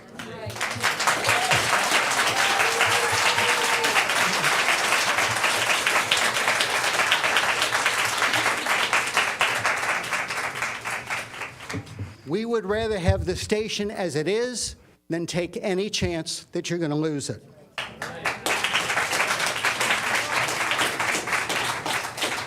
Every benefit, every person, and every business in this community will benefit from this train. There is very, very little downside to it. You should go forward as we, the residents, thought was going to happen, and as we were promised. Thank you.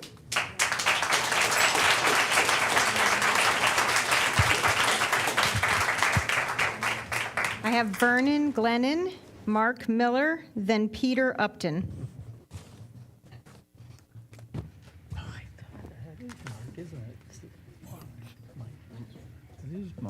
Mark. Vernon Glennon. Who is it, Madam Clerk? Vernon Glennon. Vernon Glennon, are you out there? If not, I recognize Mr. Miller. Welcome back. Thank you. Good evening. Good evening. My name is Mark Miller. I live over in Palm City on the other side of the bridge. I ask each of you to support the Brightline train station plan that the city and county agreed to several months ago. The train station will benefit the city and county for decades, and if the deal is now killed, it will have negative repercussions for our community for just as long. Here are 4 reasons, and I promise, despite being an attorney, that I will be quick. Here are 4 reasons why the City Commission should continue forward with the deal it already struck with Brightline for the train station. 1, the train station will bring untold future economic opportunities for the people of the Treasure Coast. Our young people who grow up here need good jobs, and good new jobs are sure to follow if we keep the train station plan in place. The economic benefits of having both Florida residents and Florida tourists be able to hop on the train in Miami, Orlando, Tampa, and one day Jacksonville, make their way to our beautiful community will be remarkable. Lives and new businesses will be built here on the Treasure Coast, here in Stuart, because of the train station. If instead you vote today to rescind or to kill the train station ultimately, those lives will bloom somewhere else, and those businesses will never exist. To kill the train station is to kill future economic opportunities for our community and its residents. The future belongs to the optimists, and to kill the train station plan now in favor of preservation is to freeze our community in amber and expect that somehow this would be a good thing. The only thing freezing our community in amber will do is turn the community into a fossil that tourists and residents observe from the windows of the passing Brightline trains, and we will wonder what might have been forever and a day. To kill the plan would be the actions of people who fear the future and are pessimistic about the future. That is exactly the wrong approach for our elected leaders. The best leaders our country has known on both sides of the political aisle have been and are optimists, and I believe all of you are optimistic about the Treasure Coast and Stuart. 2, as an attorney who works from home in Palm City, I anticipate using the train to travel to Orlando, Palm Beach, Miami regularly on my business and for business travel. As others have said, I've already had to use it, but I have to drive all the way to Palm Beach to get on it. The train will keep my car and many other cars off the Florida roads. Relying upon mass transit is a categorical good thing for the environment, and it is good for our community and the state. A passenger train that covers the entire state, which is where Brightline is headed, will be good for the environment and will redound to our benefit. Less cars on the road means less congestion on our road arteries, less auto deaths, less accidents on our roads. 3, as a lawyer, I will reiterate what others have said. I don't want to put too much into this, but I just want to make sure it's said. If you stick to your word, which you all are here on behalf of the City Commission, then you do not legally expose the city to litigation. If you go back on your word, the word the City Commission gave our community and Brightline, then you will indeed expose the city taxpayers to potentially millions of dollars in attorney's fees because of that decision. Buying what is almost surely a financially draining lawsuit is not an auspicious start for your time as city commissioners. Thank you, Thank you Mr. very Miller. much.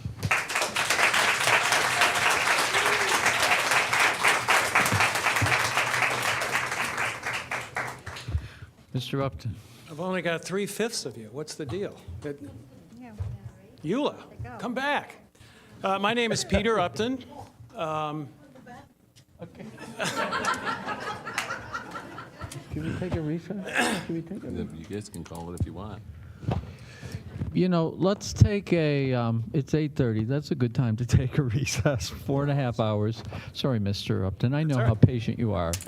So we will reconvene at 20 of 9. 10 minutes.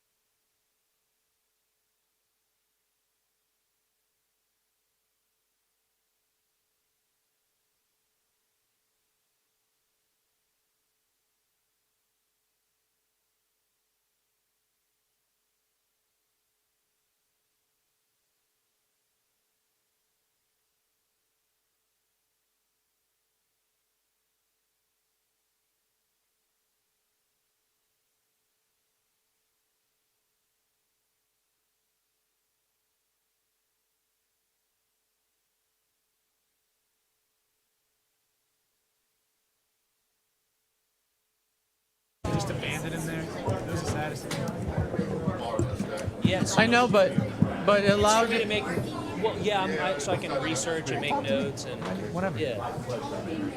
I type quicker and I write. Okay, could we come to order, please, Madam Clerk? Ms. Commissioner Clark has found her way back to the meeting room. Mr. Mayor, can I just ask you a question?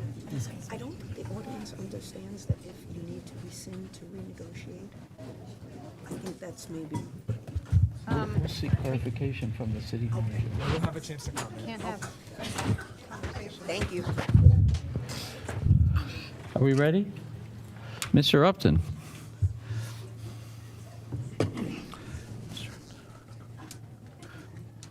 Good evening, Commissioners. My name's Peter Upton. I recently lived north of the bridge. I now am a proud resident of the city of Stuart.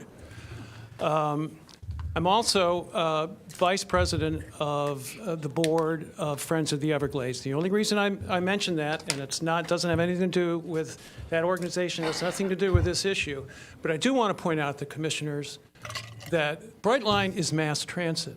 Brightline provides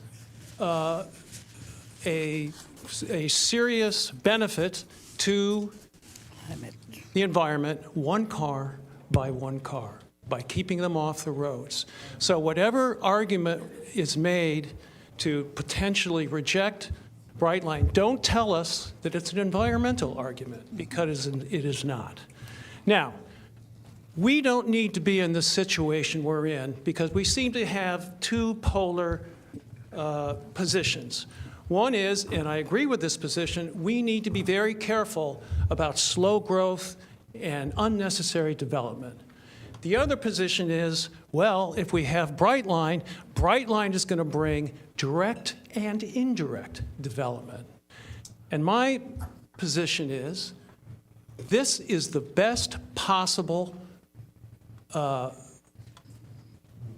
commission to address this issue, because I know this commission will be very careful that there will not be unnecessary direct and indirect development around the area where the station is going to go in. I think this is the best commission to address the needs the gentleman from East Stuart pointed out. You don't need unnecessary gentrification. What we have here is a needle that needs to be threaded, but it really doesn't need to. You're opposed to unnecessary development. There are too many benefits of the Brightline that everyone else has talked about. So let's do this. Let's pretend it's a needle, but that needle is Brightline going forward. But we don't want Brightline to continue going forward and never stopping. We want Brightline to stop so they can benefit the residents of Stuart, and doing so by this board will be worthy not only of this community, but of its character. Thank you very much.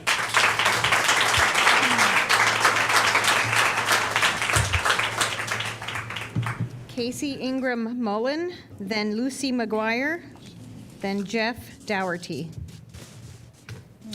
Oh, good morning, or good afternoon, or evening. My goodness, it's been a long time. Casey Ingram Mullen from Palm City, folks. First of all, I want to talk about a few things. This is not a PPP deal. Brightline, All Aboard Florida is what it started out with. 100% started out saying, we are a private company. We are going to fund ourselves privately 100%. Then they tried to get a taxpayer-backed RIF loan, Railroad Rehabilitation Infrastructure Loan.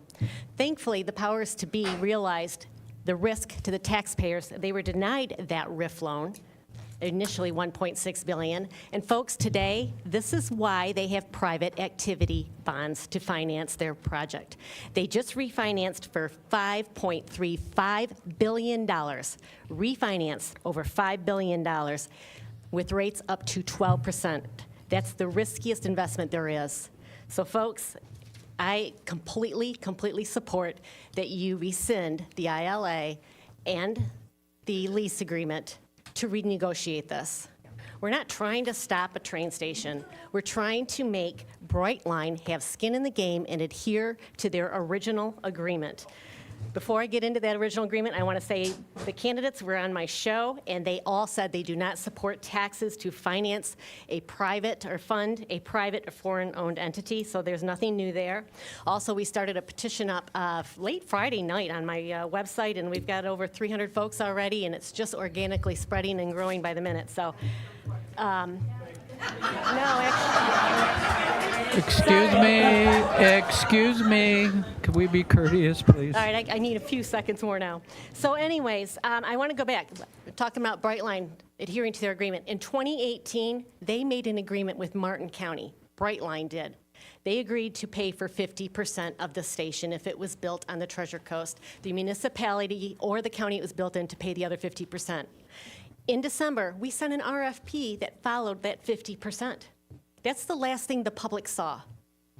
Somehow, then in March, we said we're awarded the station. We all thought it was a 50-50 deal like the RFP because there has not been transparency on this project whatsoever since December. In fact, earlier today with the presentation that was given, December was the last time this project was in front of the public. In August is when we first discovered that this project was nothing like the RFP. It had changed completely. In fact, it was 50% Martin County, 50% Brightline. Stuart was supposed to be $30 million for a parking garage, which is an insane price, but that's what it was for. And somehow that morphed into Brightline gets nothing, pays nothing. The county and Stuart are completely on the hook. I also want to say that in 2018, we wanted to add something to the agreement. However, the attorney said Brightline has been crystal clear. This is it. They made us sign that agreement. We had to stick to it. So, folks. Thank you, Ms. Ingram.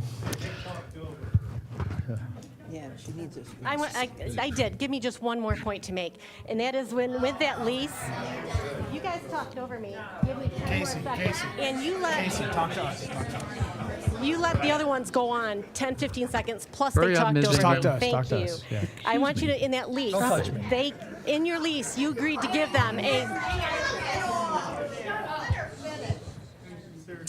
in the lease, it says that they can have mortgage improvements. They can mortgage the improvements on the train station that we're paying for 100%. Thank you, Ms. Ingram. Let your citizens know what's going to happen if they default to that mortgage after they paid for it.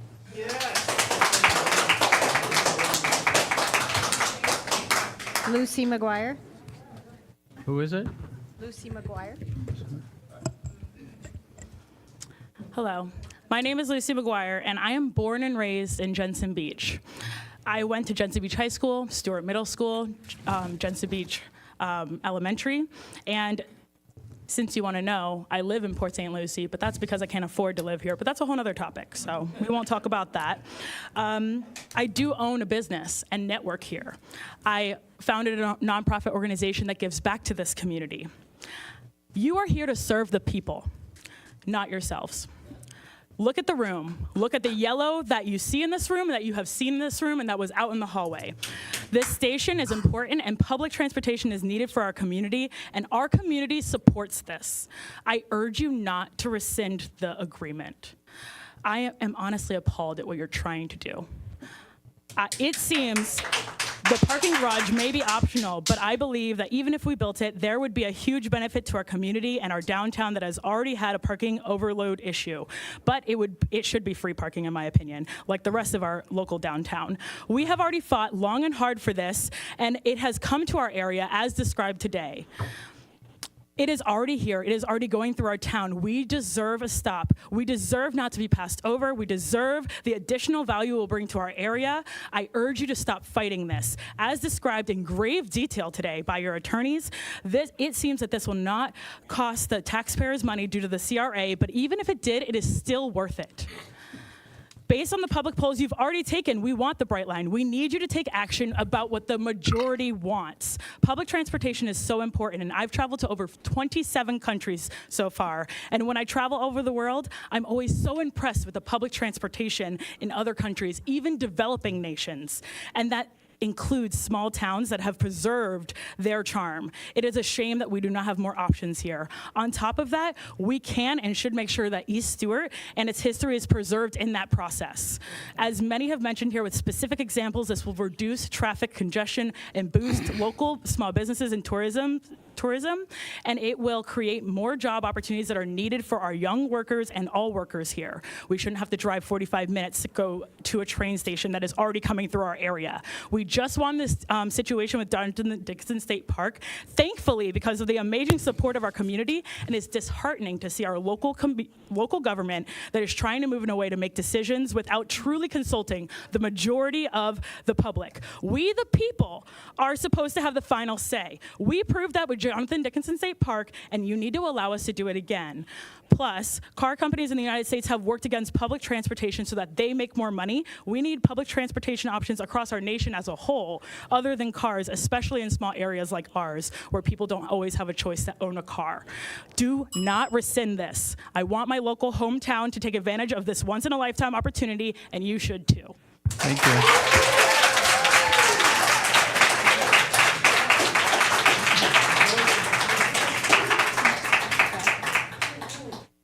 Jeff Dougherty. Good evening. My name's Jeff Dougherty. I wanted to say hello and congratulate the new commissioners. I currently live on Riverside Drive over near Palm Beach Road. And in that area, that was created by Platt in Palm Beach County. I said Palm Beach County. It's that old. And things changed. It's now Martin County. And I have an aerial photo of that in 1960s. There's 2 houses and dirt roads. But things change. Now there's paved roads and houses. Back around 2009, things changed. We got rid of the septic, and the city was able to put in a program where we could pay for sewer. That's in there now. It made the river better. Things changed. 15 years ago, we didn't hear about Brightline. Brightline's coming through. It's here. Things change. Everything I just said is here, is fact, exists. All we're talking about today is that train that's currently going through here, is it going to stop? That's all we're talking about. We're not talking about this train coming. It's here. Now, why am I here today? Because I love Stuart. I love being part of Stuart. I love the community, and I'm immersed myself in it. I've renovated saved a couple of historic homes after Gene, Francis, and Wilma years ago. In addition to that, I've been on the board of Stuart Main Street. I love the downtown. I volunteered coach Little League Baseball at Sailfish Baseball Park as well as 10th Street. This is back before Citrus Grove opened when all the Little League Baseball was here. I was on the board of the Little League Baseball organizing and helping that. After my son aged out, I volunteered coach there. So I love downtown. I love the city. What I don't love, though, is having to go to Orlando Airport, spend $45 in gas, $25 in toll, and $60 in parking. That's $130 for a round trip of probably 4.5, 5 hours of potentially white-knuckle driving. I could take the train there cheaper without any concern of driving. That's a huge issue. And what else bothers me that I don't love is the thought that I, as a taxpayer, as well as my other fellow taxpayers in the city, are also taxpayers in the county. We're not one or the other, we're both. And if this is rescinded, and God forbid, we go into litigation, potentially with the county, I'm funding a lawsuit that I'm both the plaintiff and the defendant. That's a fact. There's no good outcome. That's not being a good steward of government money. I ask you, do not rescind this. If you want to renegotiate, renegotiate while you're currently in the agreement. But do not pay for both sides. Don't make me pay for both sides of a lawsuit. Thank you.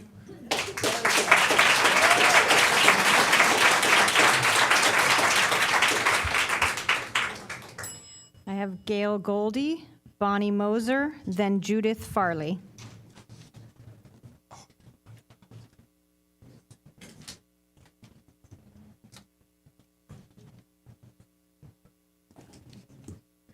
Good evening, Commissioners. Gail Goldie, 12th Terrace in Stuart. First, I want to address the lack of transparency regarding the agreement that was signed by the Vice Mayor on August 26th. He did not have the authority to sign. The mayor hastily signed the agreement. Who directed him to sign this agreement? My question is, why was this done before the new commissioners took their seats and had an opportunity to vote on this before that was signed. So that's a very major concern, is the lack of transparency. And I'd also like to address the new commissioners coming to the dais now. Perhaps they have more insight than these residents give them credit for. How many of you have spoken with each commissioner regarding their positions on this issue? You all could have written to them, you could have emailed them, you could have called them. This was done before they took office. They shared the concerns you have. I know they do, because I've spoken to each of them. Perhaps this issue really needs to be reviewed and simply renegotiated. I'm very, very surprised at the number of residents here tonight that just really don't understand. I'm not against the train. I am for the train, but I am not for us to handle 100% of the payments for the train, of what the train is going to cost. Does anyone know, or has anyone sat down and reviewed all of the costs that are associated with this train that are going to fall on the taxpayers' backs? This is an opportunity that could possibly bankrupt this city. Oh, that's correct, bankrupt, because they will be borrowing money. Excuse me, we need to be courteous to each other. Yes, they could be bankrupting the city and also the county, because they will be borrowing money that will have huge, huge interest rates that have to be paid back on that money over a 20, 30, 40-year period. So all I'm saying is, you know, if they do rescind this, that simply means that it would be renegotiated. It is not the end of the train. Oh, I think you need to speak with the lawyer on that, because to rescind it does not kill the deal. It does not kill the deal. It does not kill the deal. It is an opportunity to renegotiate with Brightline. Thank you. Bonnie Moser, and then Judith Farley. Ms. Moser without the young child. And Stuart. Bonnie Moser, 1121 Southeast 10th Street. I am without my children. During this meeting, I took them home, fed them, bathed them, put them to bed, and now I'm back to speak on their behalf. I'm really tired, so tired that I left my laptop with all my talking points, so I'm going to be winging it up here for you all. But I've got a few points for you. The first thing I want to say is this is where I want my tax dollars to be spent. I want them to be spent on connectivity for my children so they can access other places in our state without having to get into a car. And I'll talk about why in a second. I also want my children to have transportation options. Right now, our DOT in Florida is funding roads overwhelmingly other alternative modes of transportation. We have no options but to drive places. Why do we want our kids to only have to go places by car? When I was a kid, I got to play, I got to ride my bike, I got to ride my bike to practices, I got to go all these different places. That's not a choice anymore. We need to be thinking about transportation options for our kids. Give them what we had as kids. Let's see, second point, I want to talk about safety. There's been a lot of talk over the years about safety of the Brightline. I work in transportation. I'm really knowledgeable about the numbers. A lot of folks are worried about the train hitting people. So I want to clear something up. This is US DOT statistics. You can look it up. From 2018 to 2023, there were 297 rail deaths in Florida. There were 20,396 roadway deaths. 4 of those people I went to high school or babysat with. It's very personal to me to have alternative modes of transportation that are safer than our roadways. From 2001 to 2009, there were 7.28 car deaths and 0.3 train deaths for every billion miles traveled within our country. Now I want to talk about tax dollars, and I do hope after I'm done speaking that the city attorney or the city manager can correct me if I'm interpreting this wrong. I've combed through this agreement, and what I'm seeing is that paying for this station is a one-time thing. We pay for this station and we build it. There are no operations costs like we see on our roadways and our airports. There are no maintenance costs. Those will be covered by the Brightline. Please correct me if I'm wrong. Do you all know how much we spend in this county each year on our roadways? $30 million annually. That's our tax money, $30 million for roads that are not safe, roads that are only overwhelmingly serving cars, and for roads that are perpetually congested. I know there are a lot of politicians who run on they're going to stop the congestion, they're going to fix it. Darn it. This is how you can fix it. Thank you, Ms. Thank you. Moser.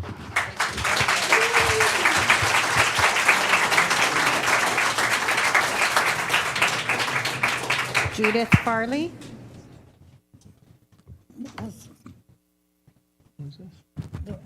Hello, good evening, commissioners.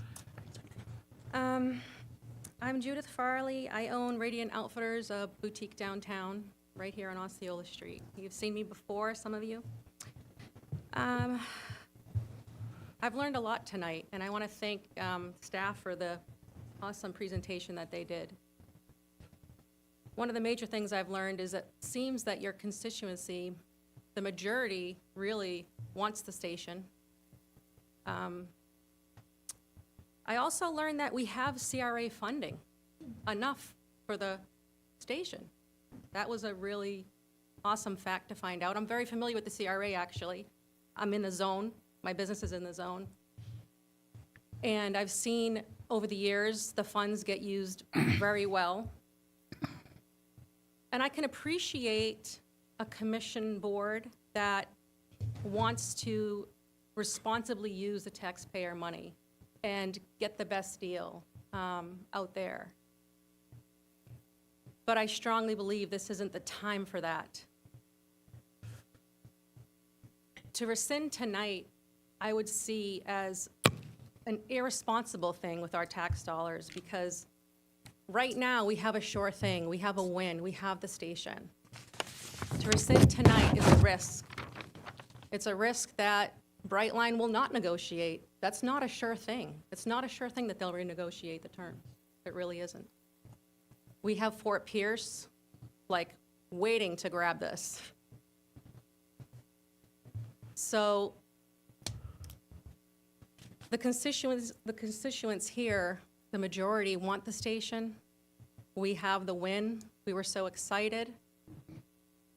To rescind tonight at the gamble of possibly being able to renegotiate, I just don't see that as a good use, a good responsible thing to do. But I do appreciate the idea of wanting to use our, I appreciate all of you, and I think you're amazing, and I'm grateful, but tonight, I don't think this is that. I don't think this is the time to do that. I really think the responsible thing to do is to lay it down and move forward. And I really think that maybe there is something we can do with East Stuart. I don't remember if they're in the CRA. Is East Stuart in the CRA? Yeah. And could we potentially use, because I found out another fact tonight, that the CRA fund, even just since learning of Brightline, is growing, and that when Brightline comes, it will grow exponentially. Can we potentially use CRA funding to help East Stuart moving forward, to lessen the impact to them?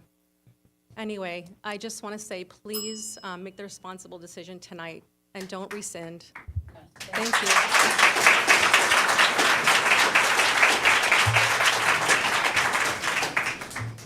Joe Cooper, Merritt Matheson, then Marcella Cambler. Mr. Cooper, good evening. Good evening, everyone. Joe Cooper, 906 9th Street. I was born and raised in Stuart. Come to support the tonight's meeting. Just talk about one of the things I talked about with Brightline. My dad is 93 in December. He took I took him to a Dolphin game, and one of the things he was amazed about, just going down the railway to the Dolphins game, and he was able to visualize and see in slow motion at times. But So part of I come on behalf of him saying he supports the efforts to bring a train stop. When you talk about East Stuart and its proximity with the designation of the historical designation, there is some parallel there that could be utilized because it becomes when people come to with this Brightline stop, they're able to. I've been talking to a couple of business owners. They're trying to beef up their presence so that if you bring a stop here, they can then benefit from that stop because people can visit. And then we also talked about, I think the young lady mentioned about the CRA. If we talk about the park, as we do the Guy Davis Park and we do the historical designation, whereas I know some people fear the redevelopment of East Stuart, but there are folks that want to be a part of the redevelopment of Stuart. They're not afraid that a train station coming in proximity because they can benefit from. So I'm trying to educate them on that. Coming back and just being a more active person in the community. And so I'm speaking to people. They want it. My dad wants it, but he says, son, my steps are getting shorter. And he's been here forever. And so we want this. I understand the need to get a better deal. In business, I'm a business owner, so I understand that. But we have to find a way to get a better deal without jeopardizing the deal because there is a point where the deal collapses. We don't have to, I think it's good that we want to make sure in construction we can figure it out. But we figure it out on the fly, and I'm in construction, so we figure out deals. Sometimes we get in, we kind of cut some costs, but we don't stop the deal. We do what we call value engineering, and we try to figure it out. But we still have a contract where we're going forward with. And that's what I think we should do as a city, go forward with this so that we can also, as we talk about saying, hey, some folks have come up and said they're concerned in East Stuart. But there are some folks that are saying they want it. My dad's one of them, and I've got a couple business owners, like I say, that we need this. We can get a better deal without blowing up the deal, but we have to go forward with the deal and make sure that we're not putting ourselves in position to be litigated, and we know how that could end up really bad for the city. Thank you.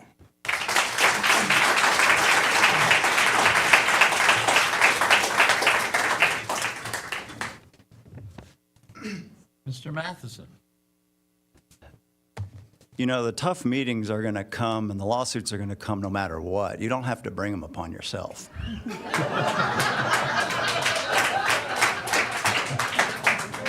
I'm Merritt Matheson. I live off Palm City Road. I have a couple businesses in the city of Stuart and property within the CRA. I had the honor of sitting up there for 4 years. I was Stuart's point person negotiating LOSM with the Army Corps of Engineers in South Florida Water Management District, which was recently adopted. I helped champion and bring term limits to the city of Stuart. So all you got is 12 years up there at the most. But that's part of the point. See, elected officials are meant to serve the taxpayers and make decisions in span of 20 or 50-year terms. They're a blip in the timeline of a city. I also helped negotiate the new rail bridge for Brightline. I sat in countless meetings with Brightline.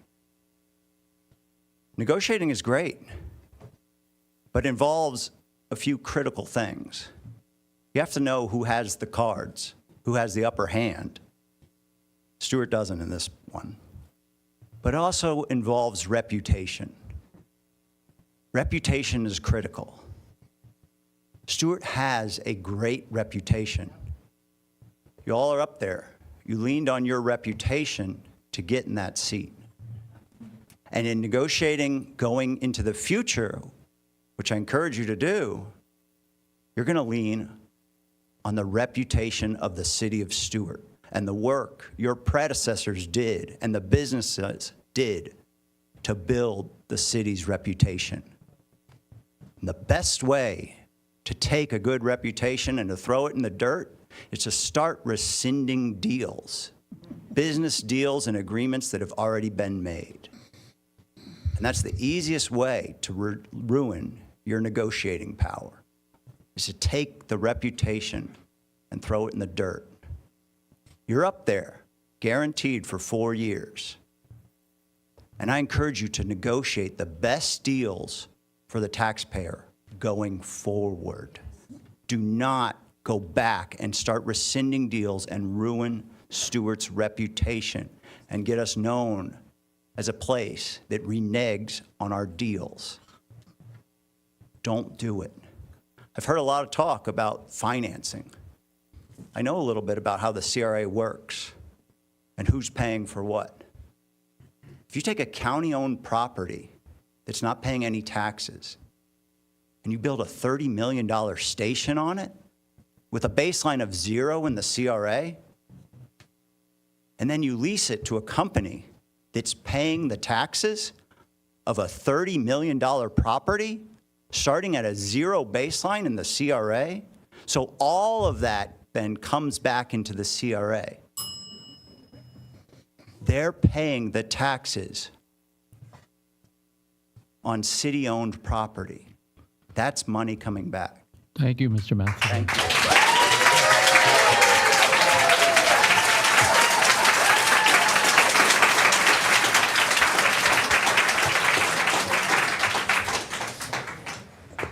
Wow. Good evening, Commissioners. Marcella Camblor. Sorry, this is falling. I am, over the past 30 years, on and off, a resident of the city of Stuart, a business owner, a property owner. My office is just 20 steps away.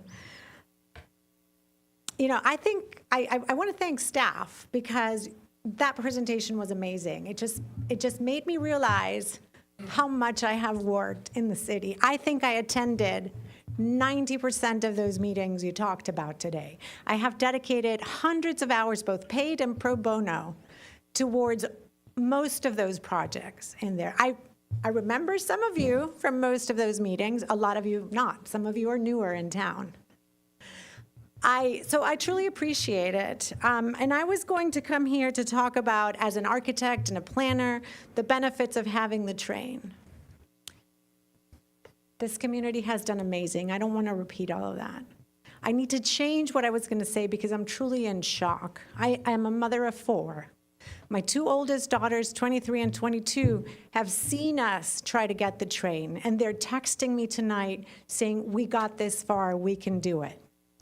My 12-year-old twins are in tears past their bedtime. They're saying, "Mom, we were going to go to UM," they're 12, "and we were going to come home for dinner sometimes, and it's not going to happen." I have to go back tonight and tell them, "I don't know, Mommy this time couldn't make it." I am in shock that some of you run based on being the commission that listens. Many of us voted for you, being the commission that listens, and it seems to me that this is even more divisive than before. In the first meeting, we are spending over 5 hours. By the way, there's no air conditioning outside, and we're all standing, and I have big heels, right? And we've spent 5 hours discussing whether we're going to break our comprehensive plan, not just the train. This is the first meeting of the commission that run on not telling us you were going to undo the train, but telling us you were going to respect our comprehensive plan. So please, I am hopeful. We have, for 30 years, worked both sides of the aisle. Please, let's negotiate this. Let's break rank. This is not about, the pack we formed. This is about the entire community. Let this be the one commission that truly unites us all. Again, it used to be like that in Stuart. Thank you.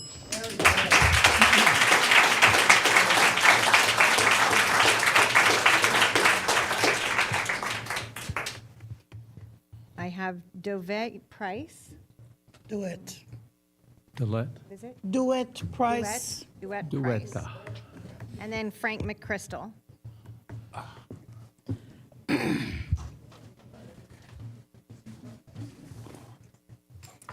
All right. I thought I was going to come in and say good afternoon, but I guess I'm going to say good night. Guys, members of the commission, Eula, Mr. Mayor.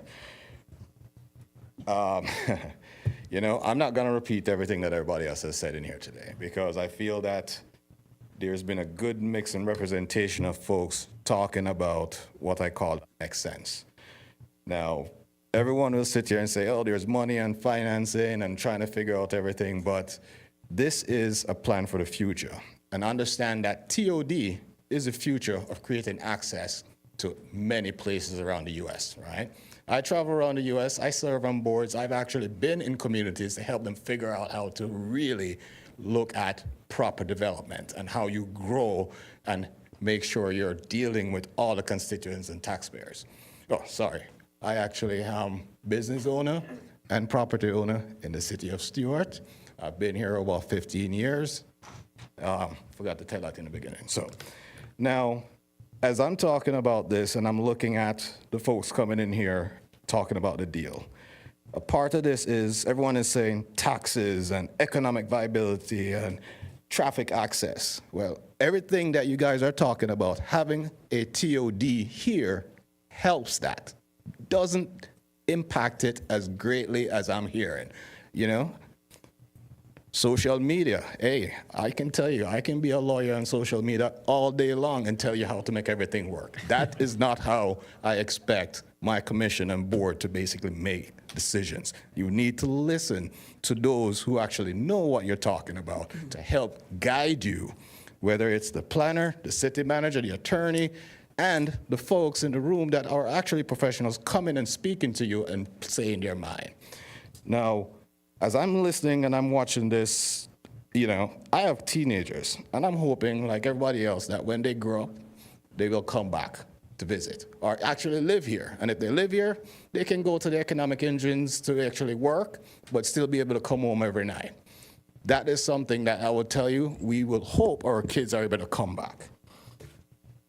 Now, as I'm listening with everything else, I will tell you, I believe that the intent, I hope the intent of this motion that has been made is not disingenuous, because based on how I've seen this meeting transpire tonight, I am hoping that the real reason is really to go back and negotiate in good faith, okay? Because not just as a way to get out of the comp plan violation. You gotta be going back in there to do it in good faith, because I will tell you, one of the things that where I come from, we have a proverb, right? A bird in hand is worth two in the bush. Right now, the bird in hand is a train station. Don't let it go away. Thank you.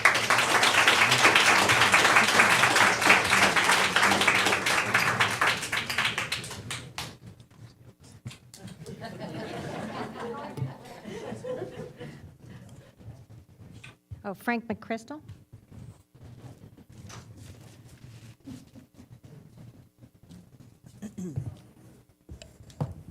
TOD, transport-oriented development. The globalist dream. Take our freedom away, the evil car, get it off the road. Get it off the road at any cost. Pack all the people in the small spaces where they won't need a car. That's the room I'm sitting in right now. The people that elected you are not in this room. The common sense people that want you to work for them, they elected you. They're at home getting ready for work tomorrow. They're not in this room. And you know that. You were told you're going to get a parking garage and a pedestrian walkover. Okay? They take that away, and the previous commission voted to approve it anyways. Hit me again, even harder, please. The previous commission, I hope they're having a come to Jesus moment and recognizing why they're not sitting up here tonight. The common sense stuff, without talking about the money and what a bad deal it is for taxpayers, that we're going to fund this thing for $1 multi-billion-dollar company, is ridiculous. All right? The common sense stuff says you don't want to slow trains down any more than they're doing now. You've got, in the whole system, the one cog in the wheel is that bridge. Freight trains have to slow down to make room. They got to maneuver that one spot, the one cog in the wheel. And we're going to slow them down even more. You talk about traffic.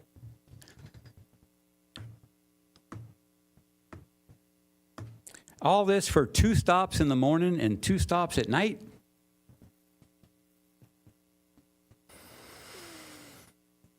Again, if you look at the big picture, and I hope this people of East Stuart understand the big picture, there are people that have Martin County and the city of Stuart on their radar.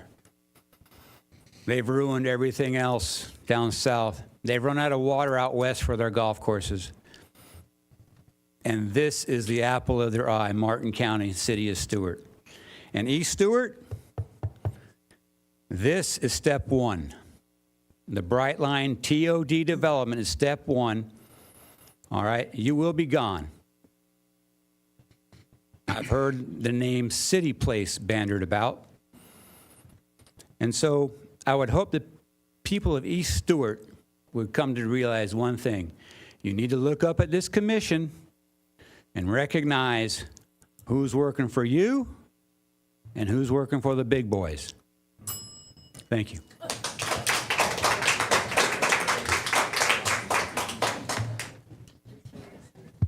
I have Johan, and then Susan Waver.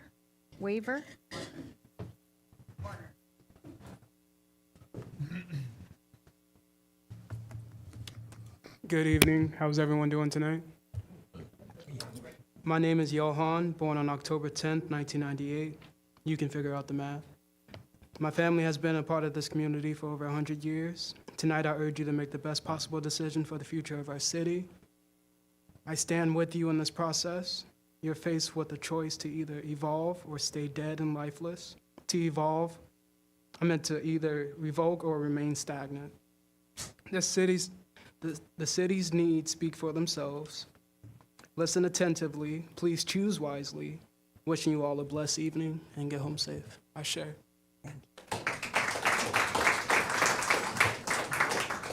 Susan Waver. Warner.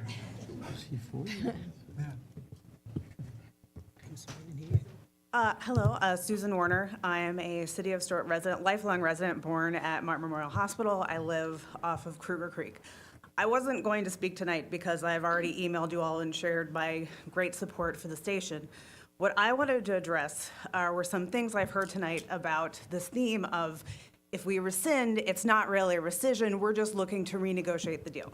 So I'm an attorney. I am a business attorney.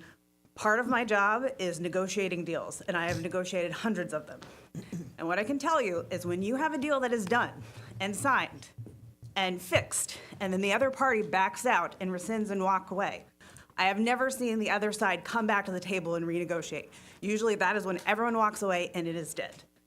The thought that rescinding means it's void, that it exists no more. And if you rescind, Brightline now has no incentive to come back to the table because you've already shown that you're not going to honor the deal that you made. And I will point out, everyone keeps talking about this contract as if it came out of nowhere and not all but 2 of you on this panel had a deal in negotiating it. I mean, if you needed to negotiate a good deal, then was your time to do it. If you didn't get the deal that you wanted back then, how are we supposed to believe you're going to get a better deal going forward once you've already shown Brightline we're not going to honor our word?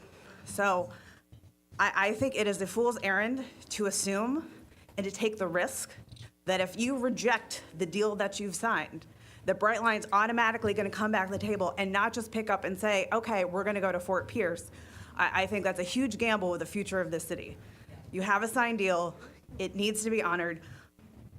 Even if you can, which I think I didn't hear enough from Mr. Baggett, that rescinding is actually legally possible.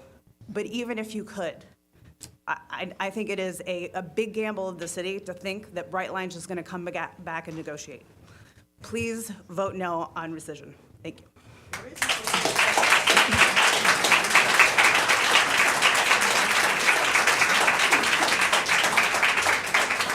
I have Andrew Walter, Eric Wickstrom, and Denise Chesley. Hello, everyone. My name is Andrew Walter, and I've been a resident of Martin County for over 5 years. I'm going to keep this pretty short and sweet since I believe many of us already brought up the major points. Being from Miami, I have a lot of roots down there. I still have lots of friends from high school and college that I would love to see, as well as being able to go down to see the many big-name concerts and shows without having to make the 2-hour drive, especially in the notorious South Florida traffic. In addition, I work in aviation, and my future employer will be located at one of the South Florida airline bases. I don't want to have to leave Stuart, and it would make my commute that much easier. We can't afford to lose this stop. It means too much to the community and to the people of Martin County. Florida is growing, and Stuart is too, whether you like it or not. I strongly encourage you to keep this deal alive and allow the future generations, such as myself, to enjoy the benefits of a project like Brightline. Thank you.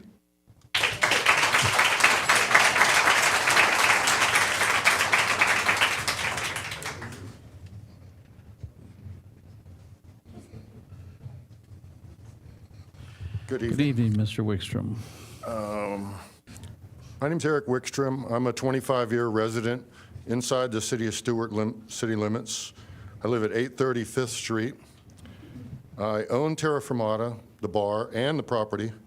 I pay about $14,000 a year in property tax. I would like a little return on the investment for something good, something that's going to bring a little extra. It's not going to make my business that much bigger, but it's going to help a little. And it's going to help. I'm also a board director on the Creek District of Arts and Entertainment, which we just started kind of just south of Confusion Corner. And it's a revitalizing area that we're really trying to build something nice there. And we've really fixed up the landscaping. We're making it nice. We're adding new places. We're adding new entertainment, new restaurants. And the train is just something that really could help that quite a bit. It'd be foolish to take it away. So in closing, I've been sitting over here with a little paper and pad. I got 8 people spoke about rescinding.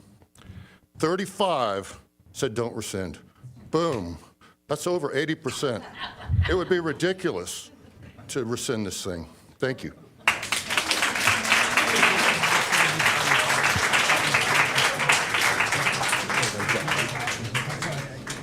Our last speaker is Denise Chesley.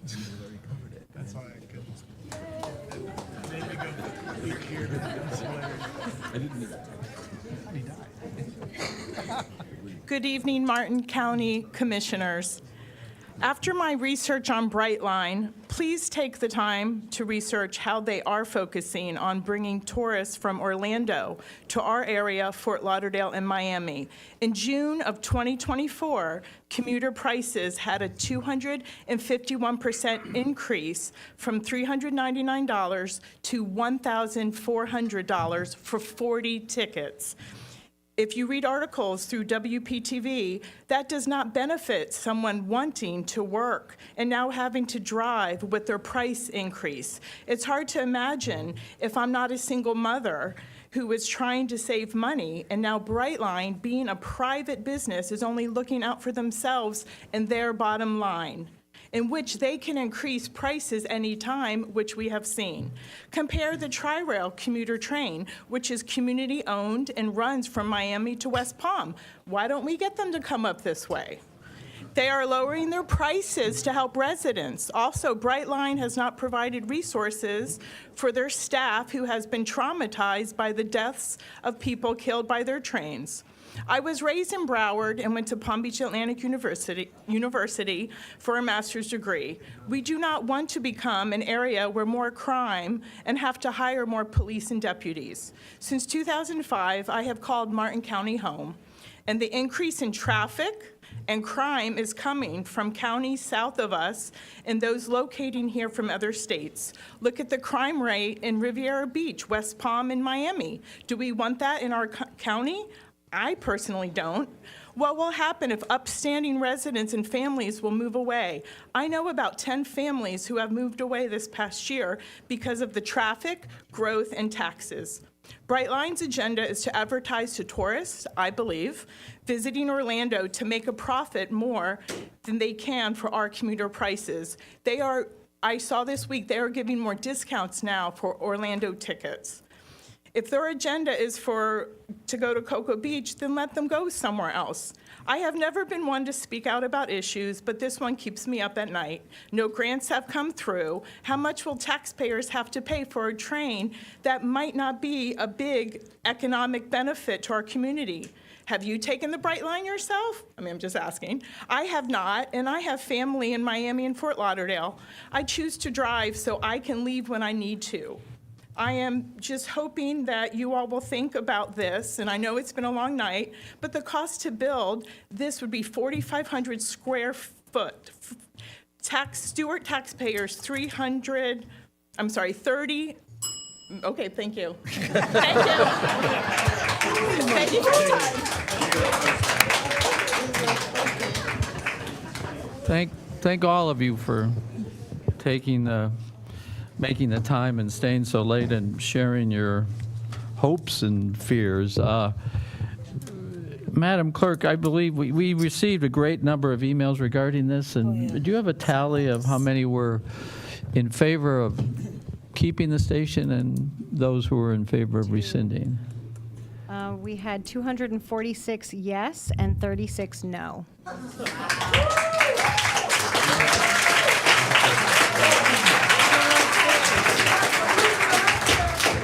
Okay, thank you. So I am ruling and I can do this up until the time the motion passes. I'm ruling the prior motion out of order. Can't do it. Yes? You can't do it. Tell them, Lee. We approve the agenda. We have a motion and a second, Campbell. You can't do it. Until the motion passes, I can rule it out of order. Tell them. You can't. We're in. No, until it passes, it can be ruled out of order by the chair. That's what my Robert's rule says. That is Robert Rules of Order. He's wrong. We approve the agenda. I'm not saying we will not consider item 11. I am only We are saying, already in the motion and have a second. Yep, It's time for a vote. My concern is there was a motion and a second, and it was stated and allowed until the public- motion passes, I can rule You're it out arguing of with your order. attorney.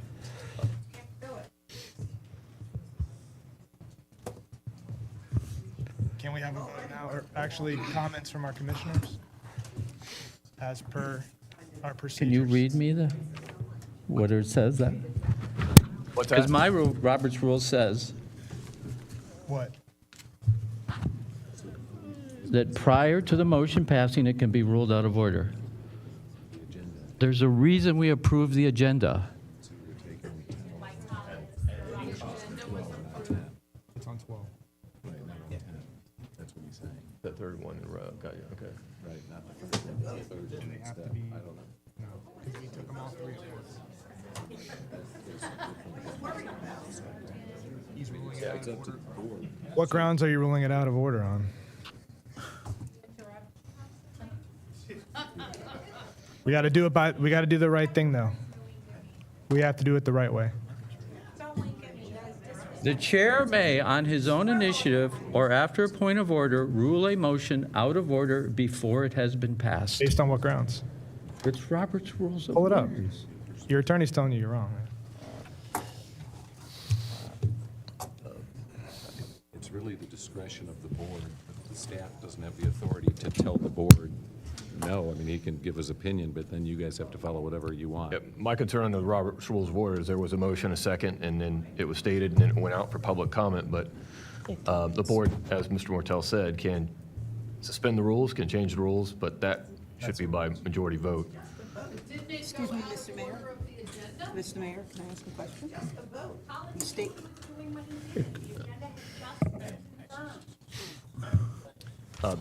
Yeah. Commissioner Giobi. Okay. You made mention that it was a point of order. What was the point of order? No, I said the motion is out of order. The point of order was that we called agenda items 10, 11, and 12 and read them at the same time. The mayor is saying that the motion is on number 12 and that we should hear them in the order in which the board adopted the agreed. agenda. But that's not how we presented. We presented them all three at once. So any one of them should be allowed to be And then motioned. it was stated that we would consider each in order and vote on each individually. And we had a motion and a second, and there's a motion on the table. It is now time for comments from our commissioners, and then we would have a vote. That's our I procedure. don't know how we, You're Mr. going Mayor? rogue as mayor. yes, Commissioner Clark? Attorney Baggett, did we read all three resolution titles and said we'd discuss all three together? And I was under the impression that even with this discussion and getting the information from the public, that we would take resolution number 90-24 and deal with that because it's the original agreement from December the 12th. And I think that's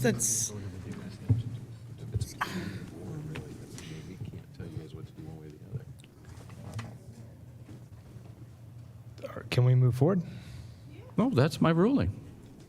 No. so the chair is making a doesn't have the ruling authority. on That's this. my ruling.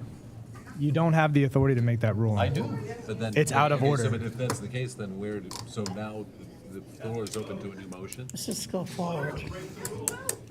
Let's go Just vote. forward. We're going to bring it up Take again anyway. comments. It's not going to be a new thing.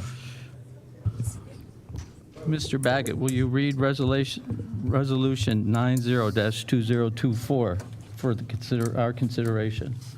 Hold on. Don't we have, We have a when you motion made on your the floor. motion, Mr. Commissioner Collins, was your motion referred to resolution number 90-2024? No, it was item 12. Okay. Which is 91. So I would like for us to go in order. I honestly thought that we were going in order, and that's what we were doing. That's the first item, that's the first thing that, I know what you're saying. Are you saying that the other two items could possibly stay and you're only interested in trying to deal with the last amendment to the Yes. interlocal agreement? Yes. Is that what you're, but I think that we need to be clear where we stand on the other two motions and make sure that they're in place, and if they're in place, then you So- can talk about So can I speak to something this? else. Can I speak to this? You have to deal with that amended ILA before you would really consider doing anything with number 10. The amended ILA needs to be disposed of before you start trying to do anything with the ILA. That doesn't make sense to go in the opposite order. You wouldn't go after the initial ILA and then deal with the amended. You should deal with the amended first, then either deal with number 10 or 11 next. Okay, so then, thank you. Mr. Mayor? Does that not make sense? May I respond to that? You certainly may, Commissioner So, Clark. Mr. Mayor, I know that there's been a motion and second, and I've made motions and seconded items, and I've gone and I haven't voted for what I did, but it came up as a discussion and supported the discussion. So anybody, whether somebody who has made the motion or seconded it, they can vote, hopefully, in the best interest of listening to what has happened here. Staff has done a good job doing a lot of explanations. I think we had somebody who came up and made a comment, Mr. Mortel as well as Mr. Baggett.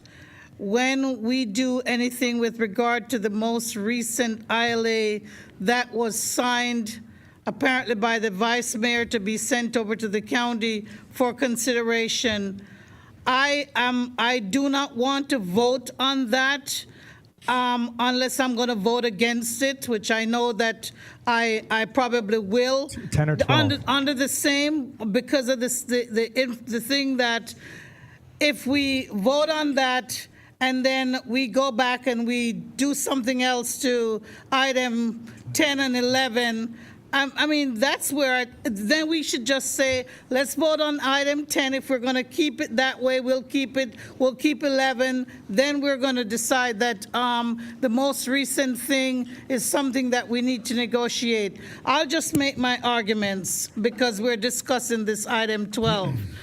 We've heard the public come in front of us. And this is not all of my arguments, No, but Commissioner Clark, where are you going? I just wanted to say is that I think that if we say that we're going to take a little teeny bite of the apple, that might be the bite that takes the crown off your teeth, okay? And breaks it forever.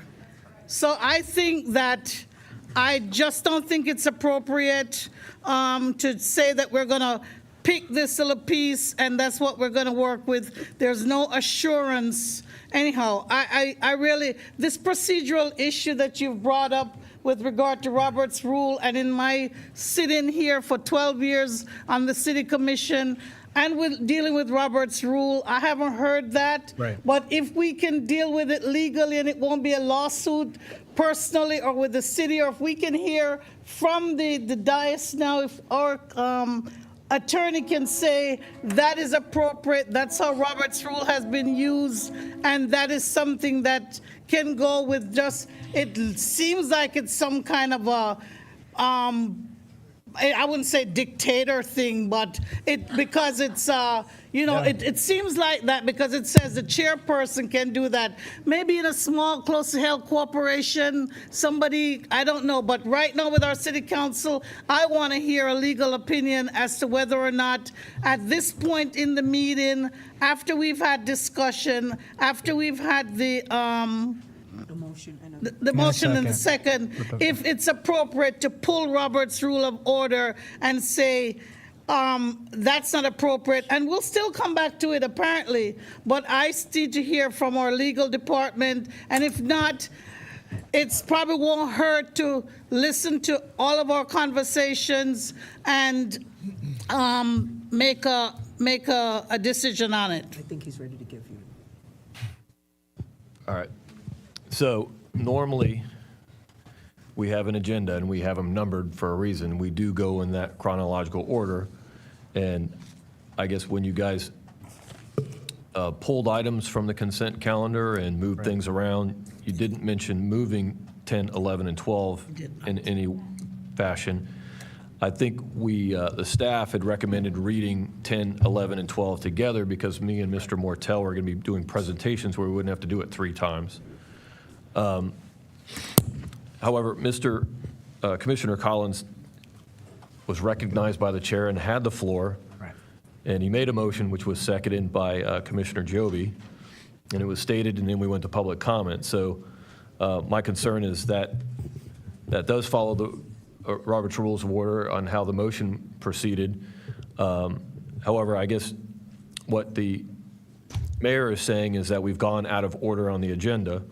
And you guys did vote on the agenda, the order of it. If you recall, we moved number 15 up, but we didn't reverse 10, 11, and 12. So I think we probably have a secondary type motion on whether or not you want to keep items 10, 11, and 12 in order, or take up Mr. Collins's motion as it was done before. Lee, should we vote on that then? I guess my recommendation is that the board vote on whether to stay in order or take Mr. Collins's motion with the second from Commissioner Joby on number 12 first. Mr. Baggett, the chair has made a ruling. There is only one course of action the board can take. But you have no pretense to do that. It's arbitrary. It's capricious. You have no rationale for why you do that. I appreciate your complaint, but that is not the required action by the board. He just recommended that we vote. It is not up to Mr. Baggett. He's the attorney. Are you the king? I am the chair of this meeting. You are the king. Is that how? I am not saying this item will not be considered. It will simply be considered in the order we originally agreed to. That is all. You're out of order. You're the lawyer. I've given my legal advice. I can't dictate how you guys run He's the meeting. That's right. He's recommended as our attorney that we vote on this. So I would like to motion that we go forward with what I just proposed with item 12. That is. That's what our lawyer just said. That's not the action the board can take when the chair has made a Your lawyer motion is that telling it you is out of otherwise. order. Your lawyer is telling you otherwise. Why is this so difficult? Commissioner Clark. No. Mr. Commissioner Giobbi, I'm sorry. Okay, so right now, we have a motion on the floor which has been seconded. Okay? Can we move So forward? we need to go forward with that, and then if you want, you can re-go back to the ones in order. But the motion was made honestly. And that listen was the time to listen shut it Just down. let me finish what I have to say. If you were going to pull them and say they were out of order, you would have had to do it before he made his motion and I seconded it. That is true. That's Robert's Rules of Order. You did raise the objection when you made the motion. But not I did say it was out of order. That is correct. I mean, it doesn't matter which order. You guys could call them and vote them in any way you want. You have to vote on all three motions anyway. Why would you not let us just vote? Why can't we not just vote?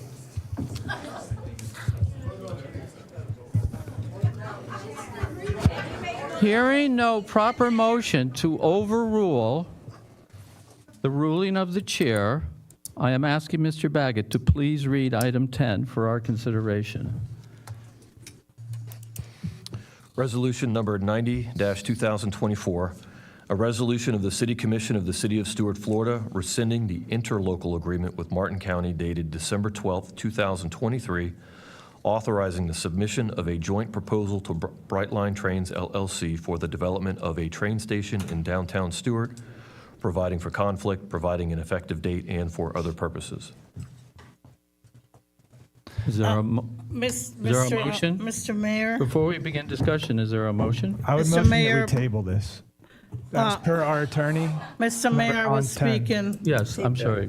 Commissioner Clark was speaking. You asked if there Mr. was a Mayor, motion. with regard to item number 10 as published and as read by the city attorney, item number 90-20-24 on an interlocal agreement that was approved on December 12, 2023, I move that the city commission maintains this agreement and all of the terms of the agreement as previously published and agreed to, and that this resolution, that there be no rescission of this resolution.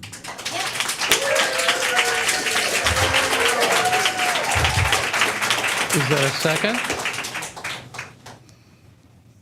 Just to be clear here, if there is no vote on to rescind this interlocal agreement will remain in effect, and we will be bound by those terms.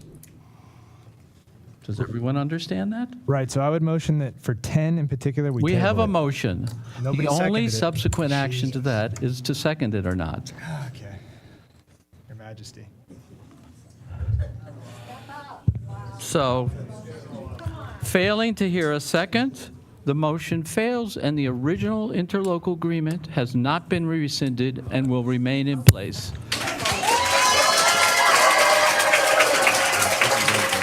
Don't celebrate yet. Don't celebrate yet.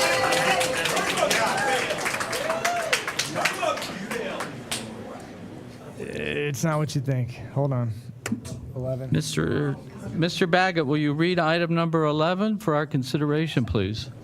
Resolution number 92-2024, a resolution of the City Commission of the City of Stuart, Florida, rescinding the ground lease agreement with Brightline Trains Florida, LLC, dated August 12, 2024, providing for the long-term lease of property and construction of a train station in downtown Stuart on Flagler Avenue, providing for conflict, providing an effective date, and for other purposes.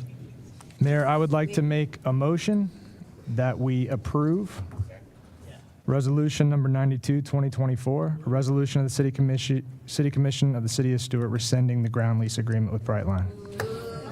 There's a motion To rescind to it. approve the rescission. It's kind of a negative of 92-2024. Is there a second? I second the motion. So there is a motion by Commissioner Collins and a second by Commissioner Giobi. We have had public comment, and they were told it would apply to all three, so we don't need Any to. further deliberation of the board? Yes, but, so the board may now deliberate on this item.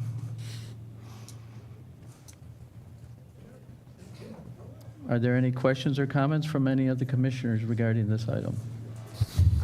I do have a comment, not direct to this, but I just wanted to make a statement. Number one, I did answer mostly 98% of the emails that I received, and there were certainly many pros, many cons. So I just want that to be out there so that you understand not everyone. Excuse me, Excuse me. Not everyone who's in this room, and I understand your position, there were other people in the city who voted, who sent me emails, who are also concerned about what this would bring to Stuart. And it's not about the train. It's about that this public-private partnership can be, public-private partnerships can be very successful. But this agreement morphed into a public-public financial agreement. This was the city of Stuart, the county, and no Brightline. We have gone into an agreement where Brightline is no skin in the game, basically. They have, per one agreement, they have the ability to leverage a mortgage against property that they do not own. Has anyone asked the question, if they default on that mortgage, what happens?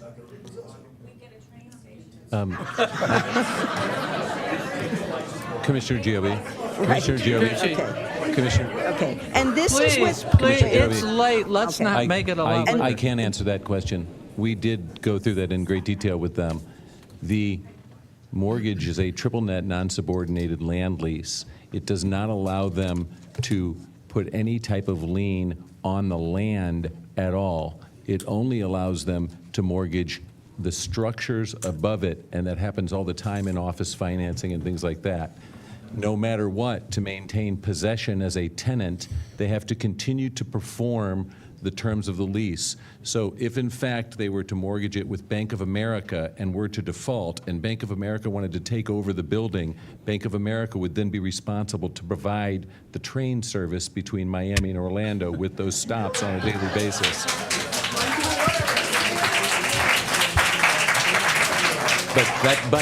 But if Bank of America did not Yes, it take does. it over, there would still be the debt on the property related to it, but we could then retake possession based upon the terms of the lease. Okay. But if they, because if they went bankrupt or went away, Right. and they weren't providing the service, obviously we would have a train station there with no train service. The other statement I was going to make, this is a company that posted a $116 million loss in the first quarter of 2024, and we're entering into a long-term agreement with them.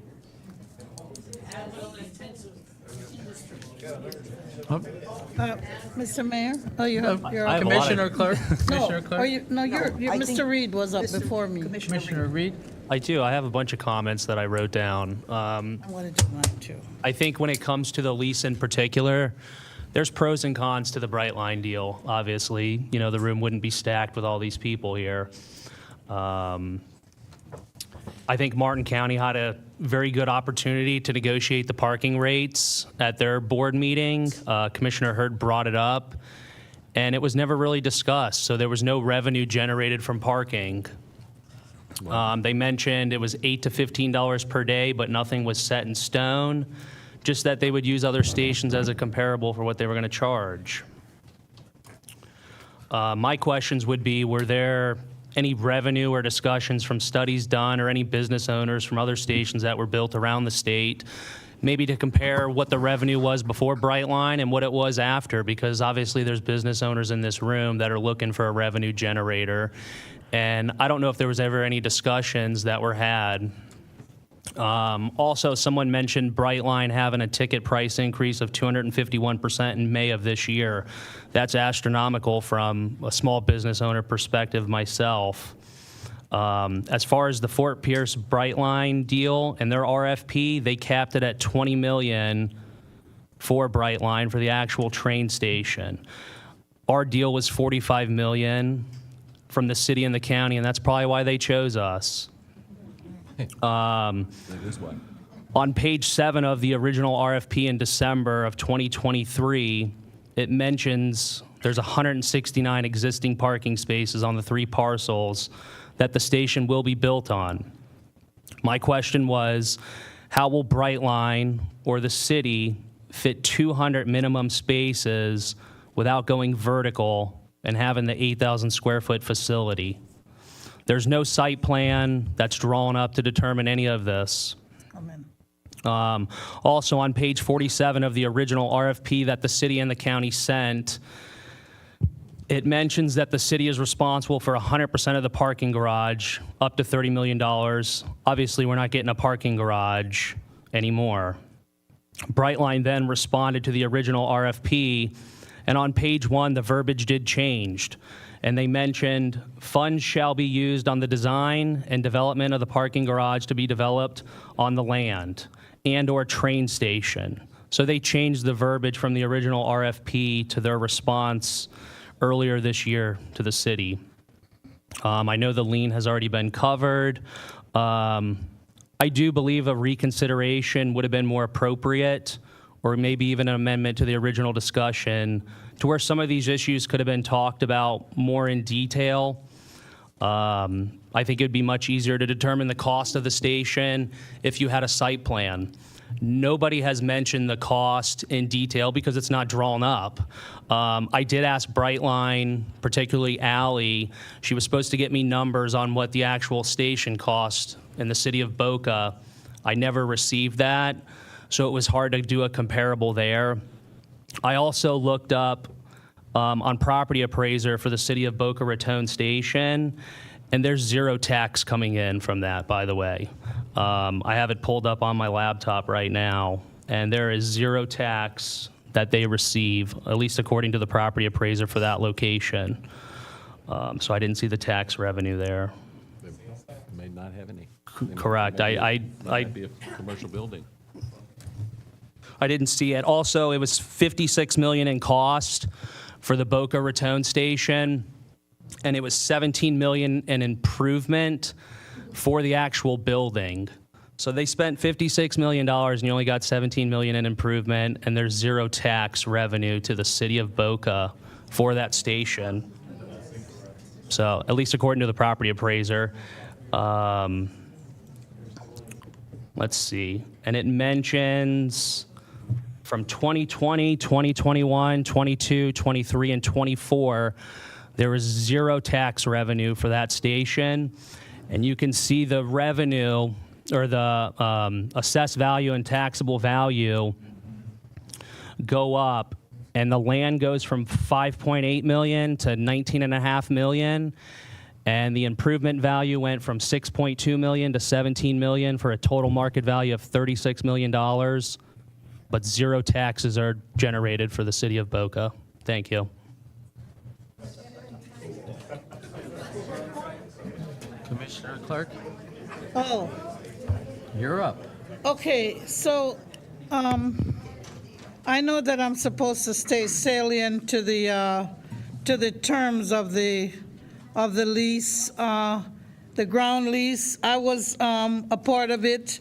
I don't have any, I don't have any issue with it, and I think it's just this third agreement that I think some of our commissioners weren't here, and then we have new commissioners that have come in. So with regard to this, I didn't get to talk much when I did item number 10, so I'm just going to make some statements, if you don't mind, and I hope that people don't think we have more than 3 minutes, but I just want to say, first, I want to, this has been said before, but I want to thank staff.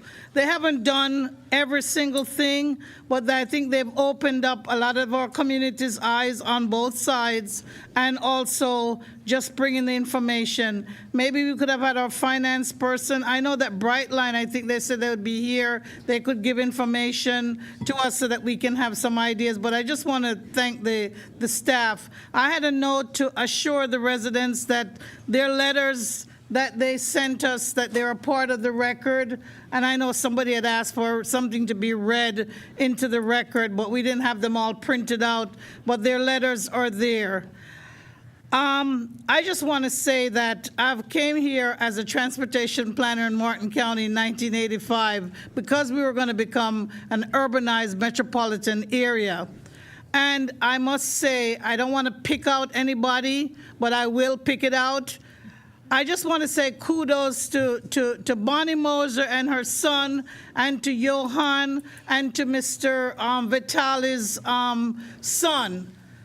Just the young people, just their zeal to want to come and be a part of our activities and our decision-making. I really appreciate that. And of course, everybody who's spoken on both sides of the issue, I really appreciate that. Passenger rail creates a connection. Connectivity is a key. Regional transportation, ease of movement, safety, saving gasoline, all these other things that everybody has talked about. I think it's important. And when we look at everything and we listen to everybody, yes, we have a few nitpicky things, or maybe we have something which I think staff is very capable of discussing and dealing with. If there are any changes to these plans that come up in the future, that staff is more than capable, and that's why we have them. We make decisions up here, but we are also aided a lot by what staff does and how they help us. But I think that after listening to everything, whatever we had on the next item, which is coming up, to me and to all of these three items, it flies in the face of our comprehensive plan and the objectives that were put out here, Objective 2A 10.02 and Objective 2A 10.3, and all those policies. I think it just flies in the face of our comprehensive plan in terms of this idea of rescinding this agreement and this lease agreement that was done on August the 12th. So I think we should follow that agreement, and we should trust our staff. And we can always come forward if there are any amendments that need to happen. We have competent staff, and they can deal with these things. I think that this kind of a meeting and the issues that we're dealing with is a test to us having a steady, stable commission and displaying thoughtful decision-making for the greater good. We're always never going to get everybody happy, and it's just going to be one of those things. Everybody won't be happy, but you have to look at the greater good, okay? And I know that people are saying, well, it's the greater good to say that maybe the price is going to increase, so we shouldn't be involved with it. I'm not going to stray. With regard to East Stuart, all of us represent East Stuart. All of us represent Stuart. All of us represent East Ocean Boulevard, close up to North River Shores in that area. All of us represent the entire city of Stuart. And East Stuart we've worked on a East Stuart code, an urban code. We've gotten East Stuart involved in the CRA. There are people who say, well, if the prices go up on houses, they can't pay their taxes, they're going to have to move out. Growth and development and change causes all these things, and learning information and using information and moving along with the tide is what makes an area vibrant, and staying with it, not just criticizing all the time, but working with it. And I think that the years that I've been here, I've been working to push that and to help people to become more involved. And I'm hoping, I'm glad for the people who came out, whether they're from East Stuart or other areas of our city. And I think that it's important to know what's there and for people to take advantage of some of the things that are involved with the CRA. So I think that's important. We talked about the parking spaces and the parking garage, and I think that was one of the things that really spurred this kind of, I don't know if you'd call it a change of heart, but this is one of the things that got kind of spurred it. The last meeting, I said if we're going to consider this, I'm going to do a one for one and one for all, because I wanted to show some unity in our commission, that if people thought that they needed to learn and understand and figure out something, then let's get an opportunity to do that.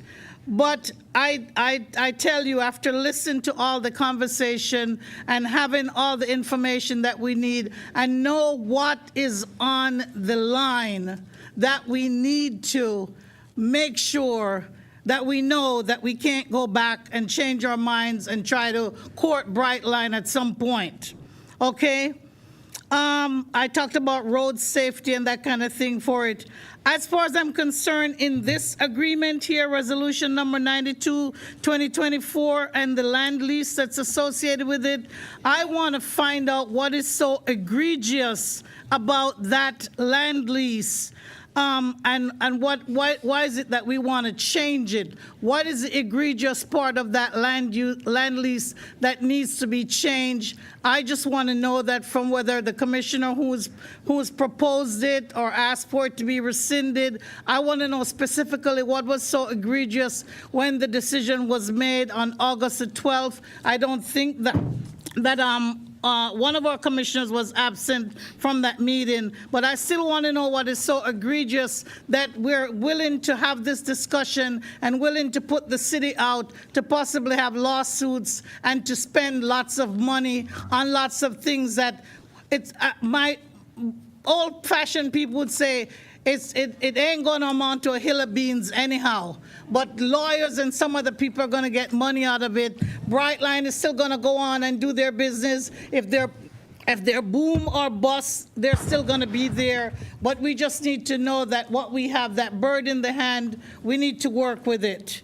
The benefits, I think, far outweigh the idea of letting a few pennies, save a few pennies to let millions get squandered later on. So I think that it is. I'm going to give a few phrases. I'm from a different background. I was born in Jamaica, came here when I was 18, but I'm going to give this. There's a little proverb that I know of. It says, sometimes you're cutting off your nose to spite your face. Okay? We need to avoid litigation.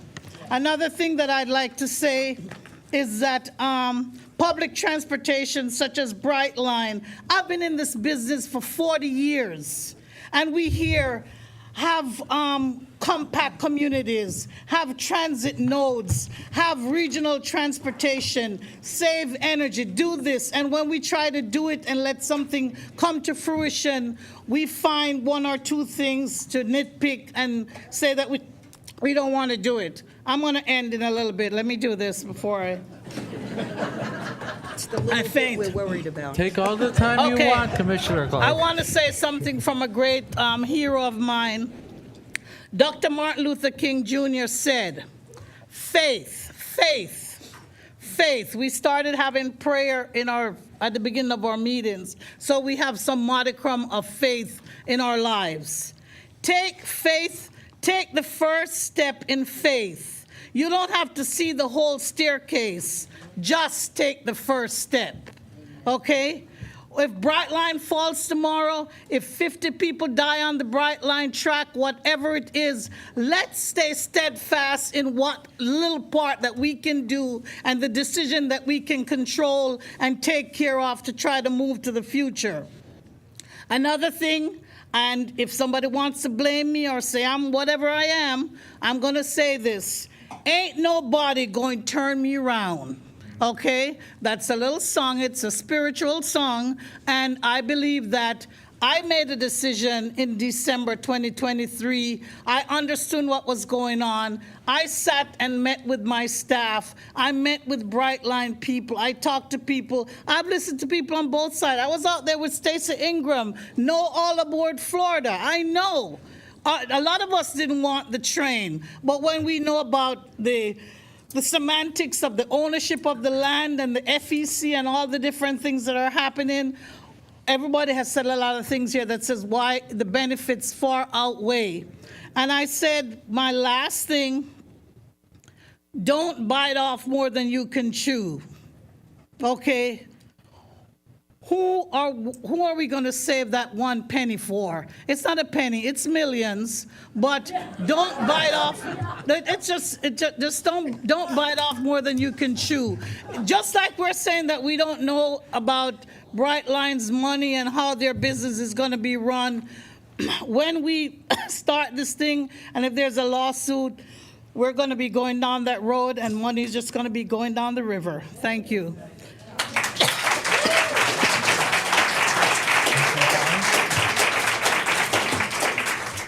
I'll be quick. It's a bad deal for taxpayers. It's difficult because it's an emotional issue and there's a lot of emotional energy behind it, but it is a bad deal for taxpayers. I did not actually vote on that previous agreement, for whoever said that. But the bad deal. I'm sorry. I'm sorry. I'm happy to speak specifically to it. But that's inappropriate. The to issue. Answer questions from Can the I talk? The issue is that with the original agreement with Brightline in the county, Brightline was going to pay for its portion of that station. The county was going to pay $15 million, and the city was going to pay for a parking garage. When that changed, and Brightline got off the hook, and the city's $30 million got rolled into the remainder of that station, that's an issue. I know that there's a lot of you that want a station no matter what. We'd give our firstborn kid for a station. It seems like we want this station so bad. But it's got to be a deal where Brightline pays its fair share. It's not a good deal. It's not a good deal. Please, please, let him speak.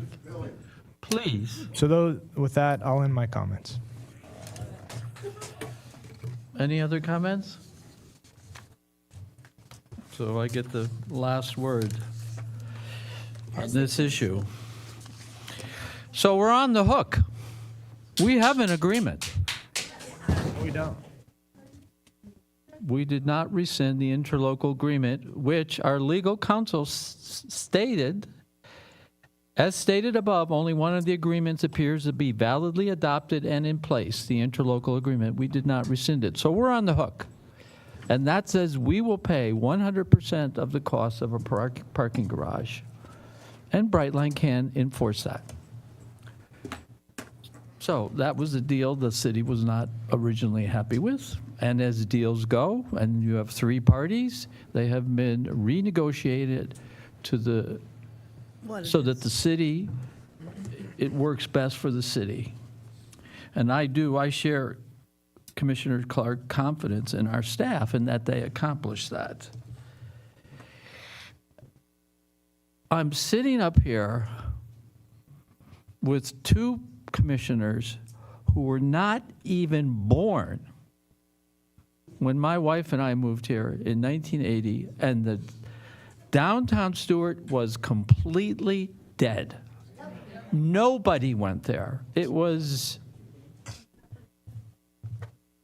and with great skill and dedication, decisions were made to bring this downtown to where we are today. And it took decades.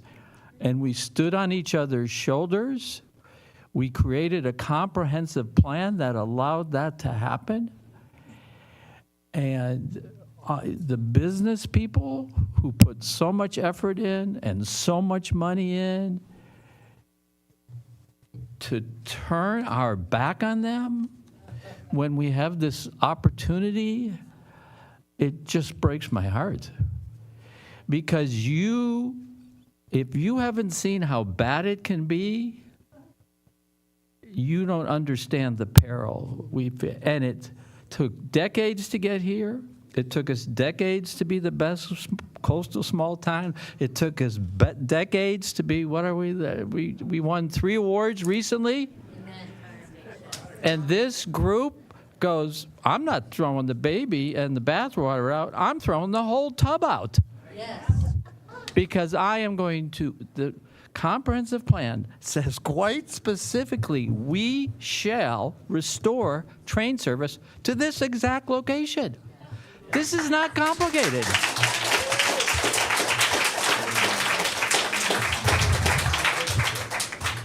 Developers take note, throw a lot of money in the local commission race, get people voted up here, and just trash the comprehensive plan. Because we don't even respect it. And that's a horrible message to be sending. I'm going to tell you a little story. I am the City of Stuart's representative to the Florida League of Cities. The Florida League of Cities is a statewide organization, 411 municipalities across the state. and it includes a very powerful lobbying arm that helps us accomplish in Tallahassee the issues that are vital to our survival. Because as you all know, the state wants to get rid of cities. I just attended, for the first time, their annual meeting down in Hollywood, Florida. There were about 600 people there, mostly elected representatives, but also city managers and city staff and league staff. And you wear this very large badge. But it's very, very large. And it has your name on it and tells you the subcommittees on it. And it tells the city, right? Stuart. Every single person who came up to me said, dude, you rocked it. How did you accomplish that? How did you get that train station? That is fantastic. What an opportunity for you and your city. Not one person goes, boy, you got screwed. How soon are you going to go bankrupt? These are people with decades of experience sitting up here making the decisions that we have to make. They were envious. Rightly so, because they share the same goals we do. To reduce traffic, to support their local businesses that can provide jobs, to keep their kids here. Because none of the kids used to be able to hang around here because there were no jobs. And now there are. And by the way, those businesses allow us to ease the burden on you, the individual taxpayer, because somebody's got to pay those bills. And if you injure business, that bill is going to come due. They know that the ability of those of us who live in Stuart and live in Martin County, as was said, we can access South Florida, we can access the cruise hub, we can access the airports, we can access the Kravis Center, and that's a great thing. That is just a great thing. They know that and this speaks to, gee, can Brightline get some skin in the game? They are on the hook for $6 billion. This is a $6 billion infrastructure project that will reduce pollution, keep cars off of our roads, reduce highway deaths, and help reduce, as was said, if we don't get these cars off the road somehow, the amount of money we pay for roads is just going to continue to skyrocket. And it's really expensive to build and maintain roads. And just to speak finally, further expand on what they're on the hook for. So worst case scenario, Brightline fails. What happens? We get our parking lot back and we get the building. It's pretty much like it is right now. Be a cafe. We are not giving the land to them. We are leasing them the land. And for the $20 million, whatever it is, we don't know, they're agreeing to pay $2 million for 80 years, $160 million to operate and maintain that station in the parking lot. And it will go on the tax rolls. Some comments were made at the last meeting about Boca, so I called the mayor of Boca and asked him about the costs he paid. The reason the parking garage in Boca Raton is not on the rolls is because the city of Boca owns it and operates it for their own benefit. And as I said, well, what did it cost you? He goes, well, it cost us, He goes, but we always wanted a parking garage anyway, so in my mind, it didn't cost us anything. So you have to be very careful about comparing stations. Every station has a different agreement with Brightline. And to say they won't get we won't get tax proceeds because they will is just, that's apples and oranges. To accomplish this is our job. This is what we're supposed to do. And without a doubt, in this instance, with this opportunity, we have accomplished it. And with that, Madam Clerk, can you call the roll? I can. Commissioner Reed, No. Commissioner Giobi, No. Commissioner Clark, What is this, to rescind This is a vote to rescind. Hold number on. 92-20, Time out. 2024? There's confusion. There's confusion about the motion. There's confusion about the motion. it's to approve resolution number 92-2024. Yeah, hold on. Commissioner Clark, Commissioner Collins, do you wish to be recognized? There's confusion about the motion, so can you clarify? How does it work? We could I had it have com- Mary reread the motion, so. Either okay. one of you two, can one of you two read the motion? There was a lot of talking, there's confusion about the motion. It simply was a motion made by, Just hear the motion. Thank you. Can we hear the motion?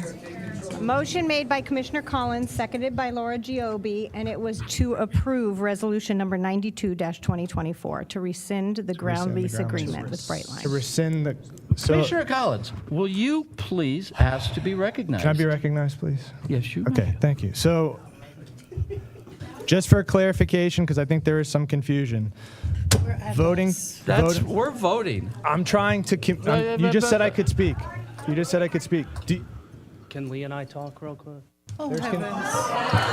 Be on the You need to sit down, Commissioner Reed. You need to sit down.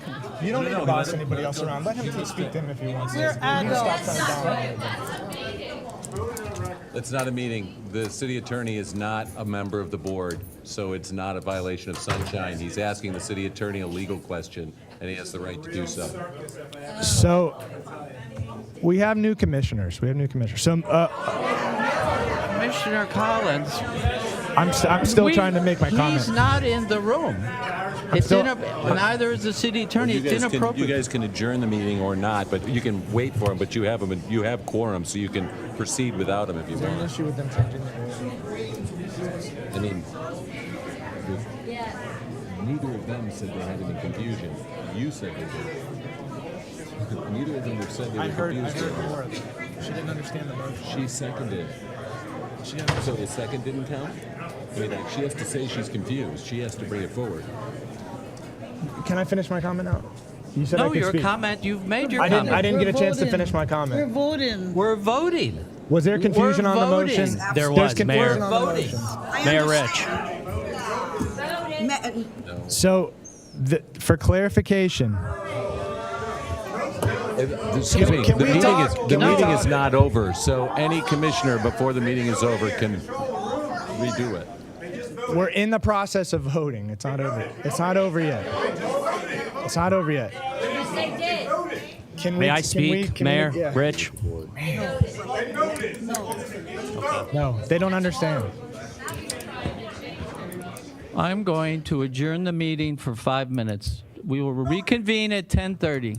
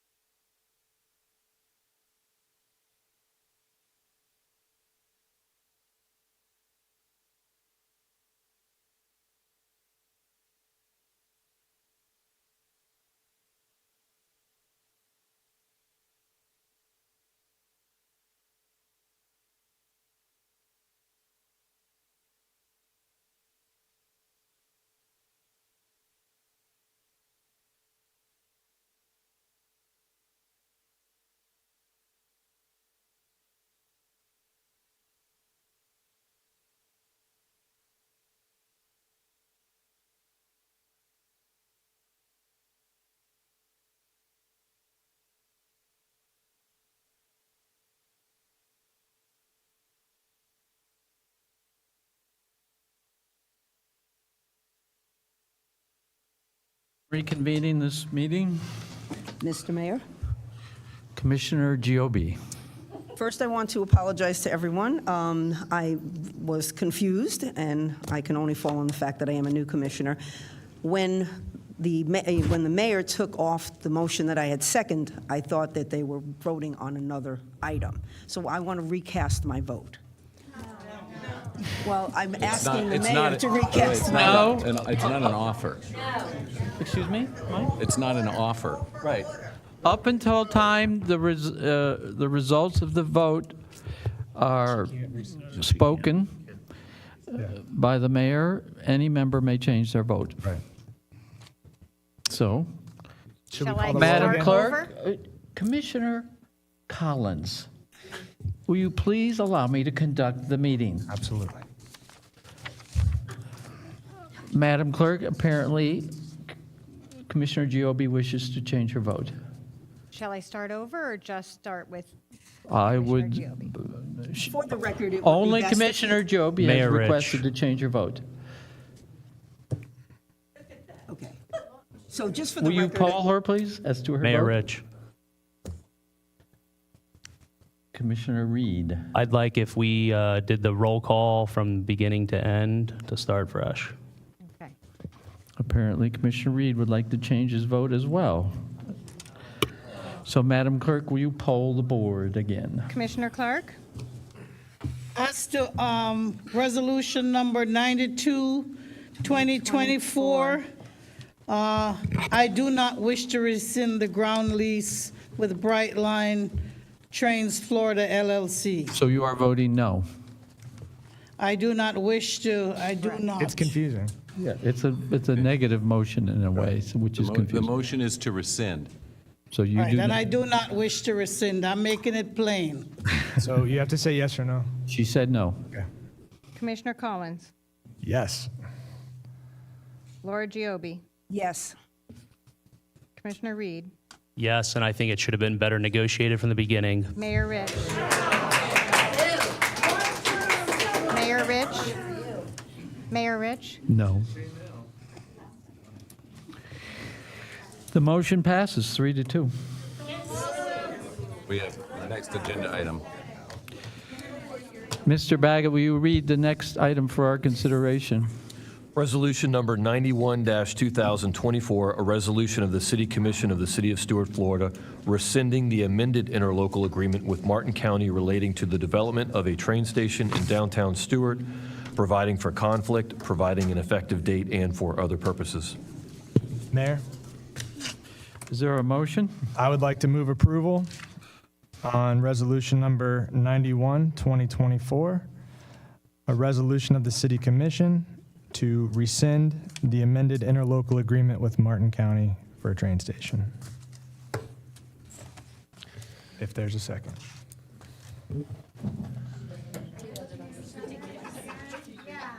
91, 2024? Number 12, so 91, 2024, rescinding the amended interlocal agreement with Martin County for the train station. Commissioner Collins, I've will made a you motion. please ask to be recognized? I second the motion. We have a motion by Commissioner Collins and a second by Commissioner Giobbe on 91, 2024. Is there any discussion?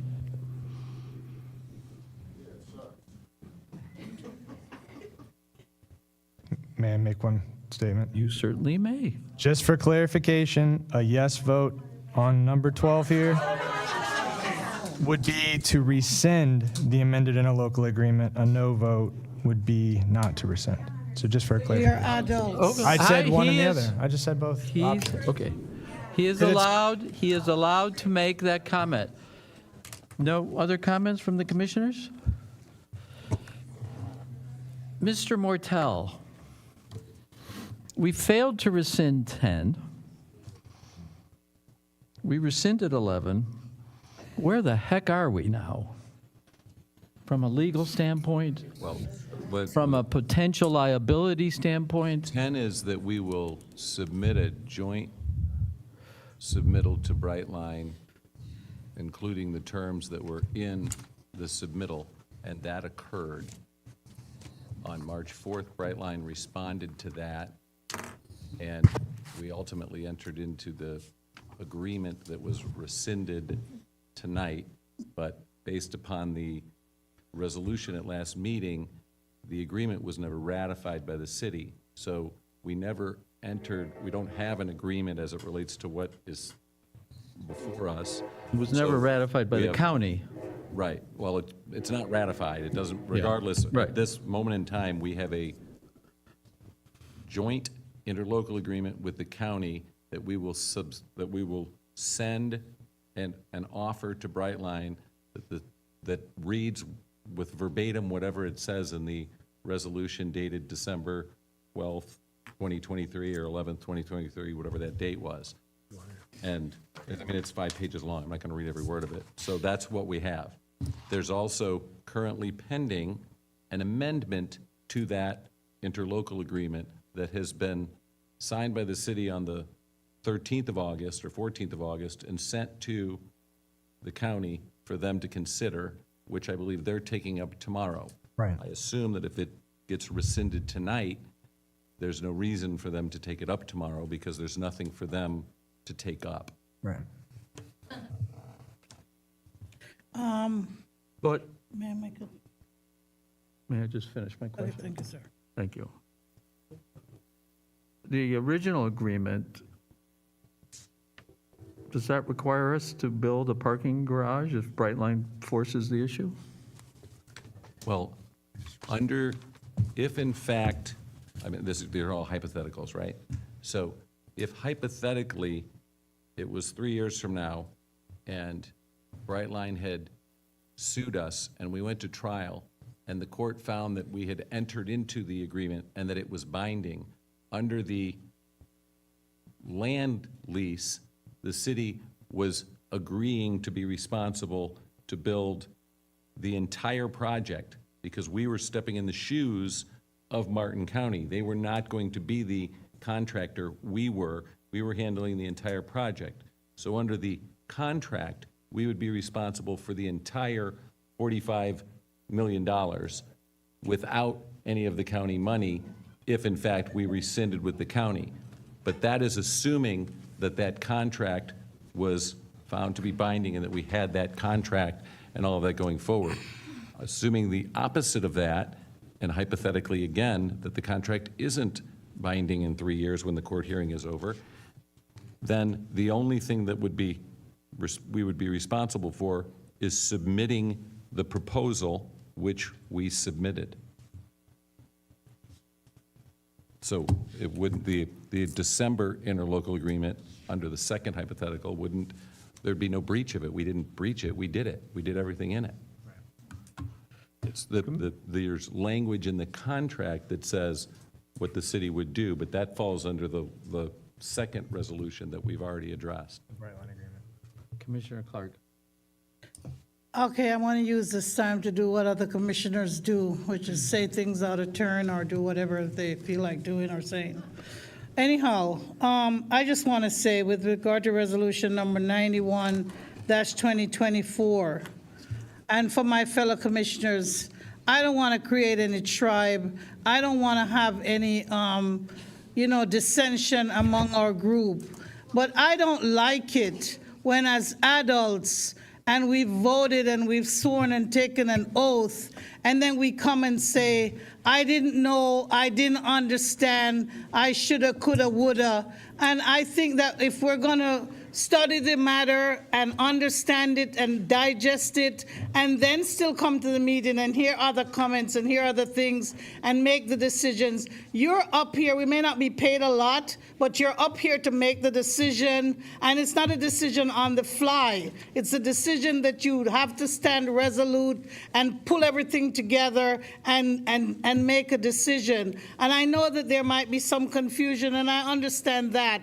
But again, you can't just say, because you've gone through this process to get to this position, that, I'm new, I didn't know, I didn't understand. And yes, we're not perfect, it's going to happen. But I just want to say that there's been so many displays of so many things. I thought it was going to be the public that was going to give us some problems tonight. I didn't know it was going to be us with different ways of figuring out how we're governing and how we're learning and respecting and being kind to each other. So I just wanted to make that statement because I have an opportunity to speak, and I will vote on the motion when the time comes. But I just want to caution us that we don't want to have this kind of thing happen again. It's all over the world. We're probably the new TikTok on whatever. So I just think.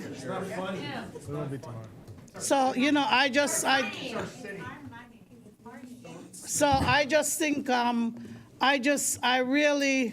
if our city, and I trust staff, but if our city attorney and our city manager will sit down with each individual person and try to bring them into the fold as to how things are, whatever needs to happen, but we don't need to have this kind of display on the dais, and we need to be careful what we say, careful what we do, and how we do it, because people are watching us. Bonnie Moser's child and other children and other people are watching us, and they came up here with good intent today to say that they wanted to listen to us. We can vote against things, but it's the way in which we do it and approach it. Stuart is better than that. We have the smartest, richest persons in the community, in the world here in Stuart. We have poor people too, but what we need is earnest, steadfast people who have good hearts and good minds, who want to make sure that we're problem solving and we're staying the course. And I think that people need to see that in our commission and have some faith in us and know that we're really know what we're doing when we make a decision.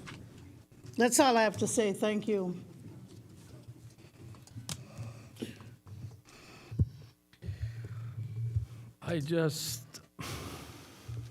We're voting for worse traffic. We're turning our backs on our business community.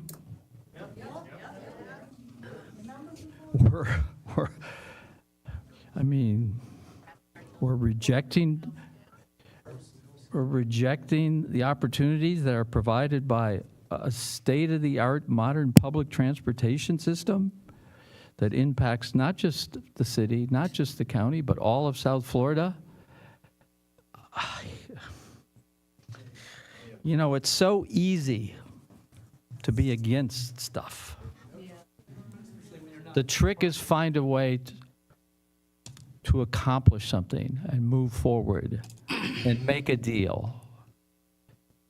And we have done that. And the comments regarding the damage that will be done to our reputation are very real. Don't ignore that. This is not how business people operate. And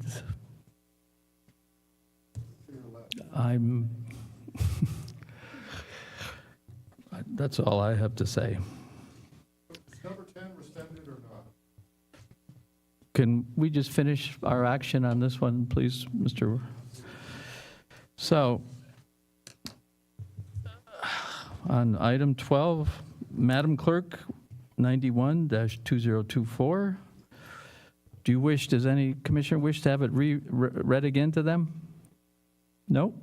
Will you call the roll, please? I will. Commissioner Reed?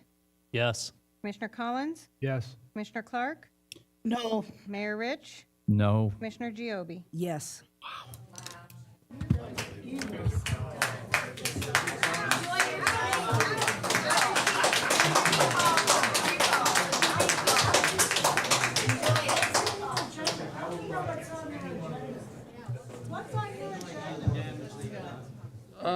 So we move. Adjourn this meeting. 15. We brought it up. We already heard it. So we're going to adjourn. We adjourn this meeting. Right. This meeting's over, so we can adjourn it. This meeting is adjourned. Let's give them a minute to.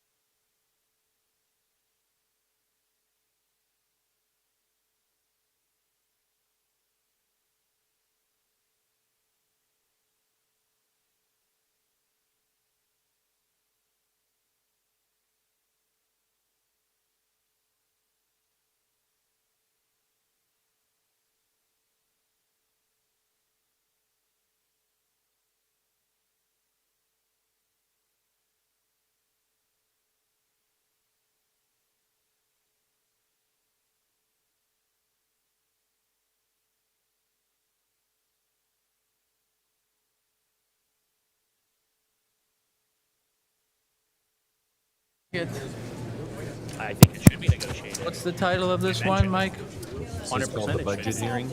Have a good night. Raj, you're very smart. It's You're a the smart 5:15 guy. agenda. Okay, I got it. I have all my notes right here. So I'm Look. calling to order the special commission meeting, tentative millage and tentative budget of the Call me. Stewart I don't City know if you have my Commission. number. You have my number? Yeah. That's right, I forgot Write it about down. that. Officer Heidi, Yeah. go away. Roger that. Call me. Thank you. Call me. I get to recall my thoughts? Do I get to recall my thoughts and change what I just said? Is this the budget one? Do I need my second monitor? Do anything you want, Eula. No. We can all go home. I didn't put it Madam up just Clerk, for will this you meeting, call by the way. roll? Mayor Rich, Present. Commissioner Clark, Present. Commissioner Collins, Commissioner Giobi, Yes, here. Commissioner Reed. Yes, here. Do we have any comments by city commissioners? Commissioner Reed, do you wish to make any comments regarding this special meeting? Yeah, as far as this is for Jolie. Is the link still the same for the budget then that you originally sent me? Or, This is the public version of the budget. gotcha. The one that I Okay. sent you had not for public all over it. This Gotcha. is the public one. So Okay. This is the good one. And I don't know, boss, do you have a presentation planned or? Well, we don't need to, I mean, it depends. It's do- 11 You know, o'clock, so I mean, how if long we're you wanna going go? to if we're going to ask questions of Jolie, Yeah. let's do it after his presentation. Okay. So do you have comments regarding really non-agenda things? That's the point of the comments is. No, I Not- wanted okay. clarification. No, sir, there is a new link, Commissioner. This is the public version. And that's the one I should be looking at? Yes, sir, I sent everyone. Okay, I I'm just sent making everyone- sure. Yes, sir. Thank you. Okay. Please do. Commissioner Giobi, do you have any comments No, not I do related? Okay. Commissioner Clark? No, I mean, I don't, okay, I hope that I have not offended any of my commissioners in my previous comments, but I just want to make sure that all of us, I don't know, it's not the matter of preparation, it's probably just the way the meeting has gone, and I really understand. I understand your frustration. I do, and I would take offense. Okay, we're not speaking with each other. We're doing, Commissioner Collins, do you have any comments? Should I bow? No, I have none. I have no comments.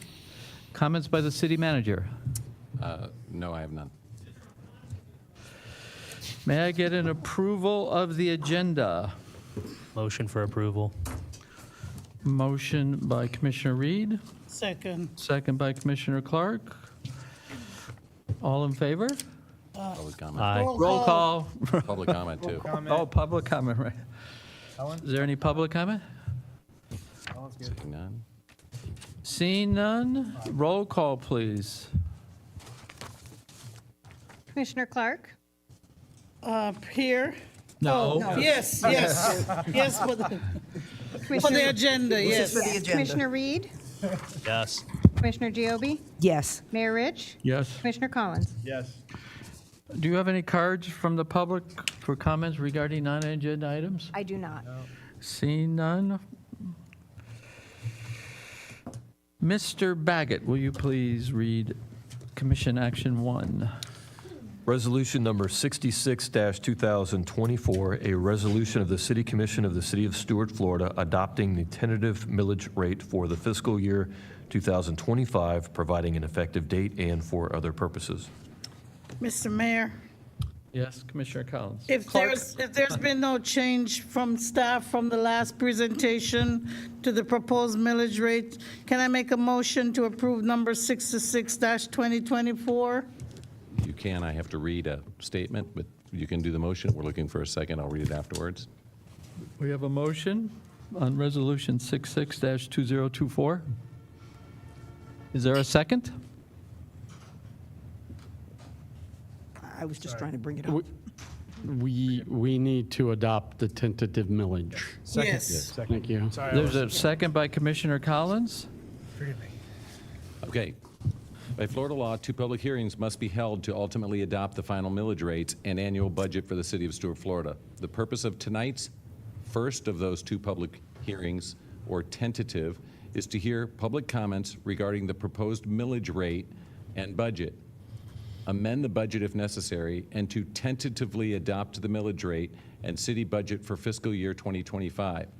The first public hearing has been advertised via the Notice of Proposed Property Taxes mailed by the Property Appraiser's Office. I can go into the presentation and we can hear that, or I will finish reading this and then you can decide if you want a presentation or not. Why don't you finish reading it?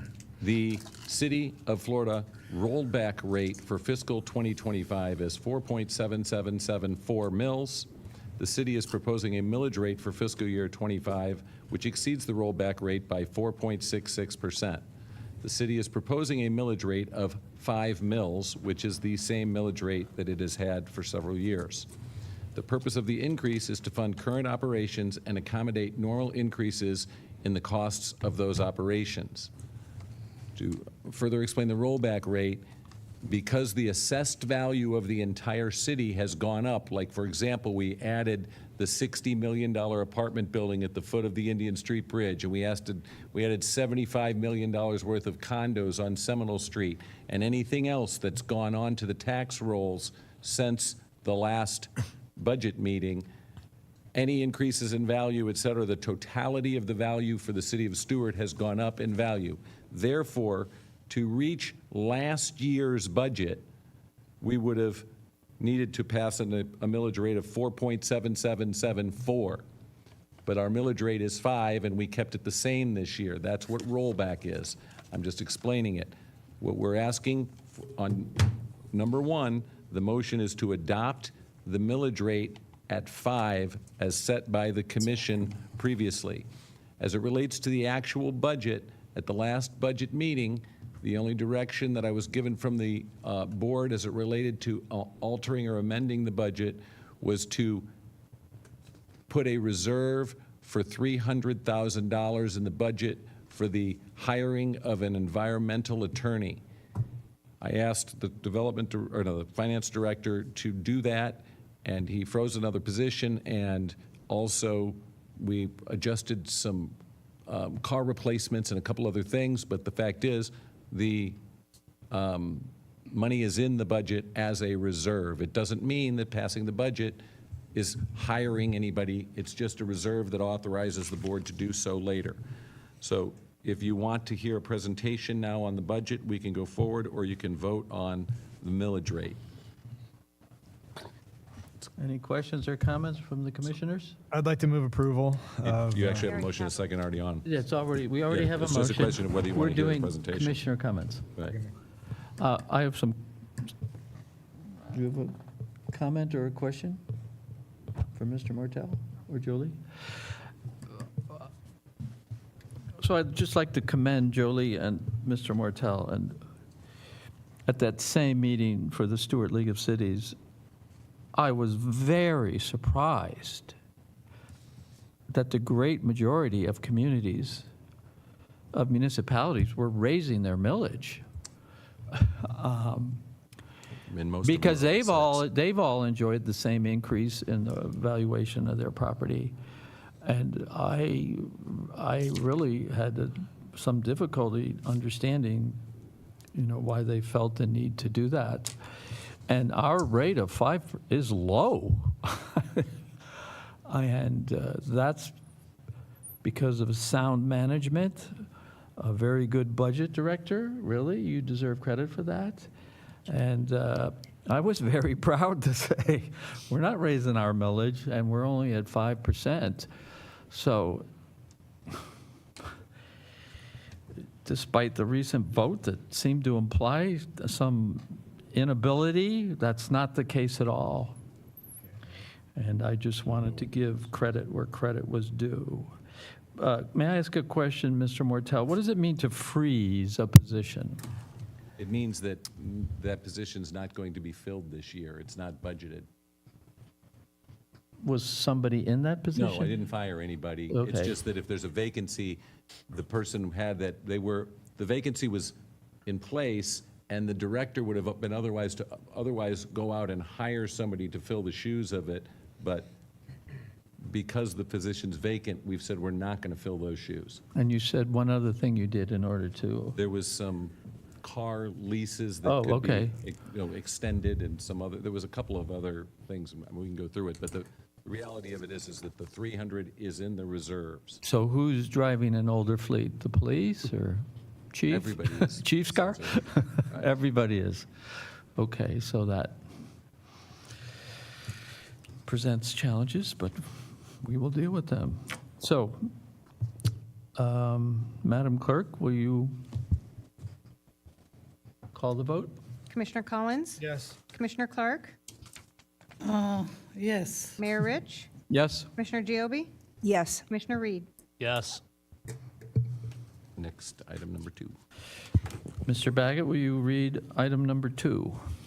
Resolution number 79-2024, a resolution of the City Commission of the City of Stuart, Florida, approving the fiscal year 2024-25 non-ad valorem assessment roll for fire protection services, facilities, and programs, directing certification of the assessment roll to the Martin County Tax Collector, providing for severability, providing an effective date, and for other purposes.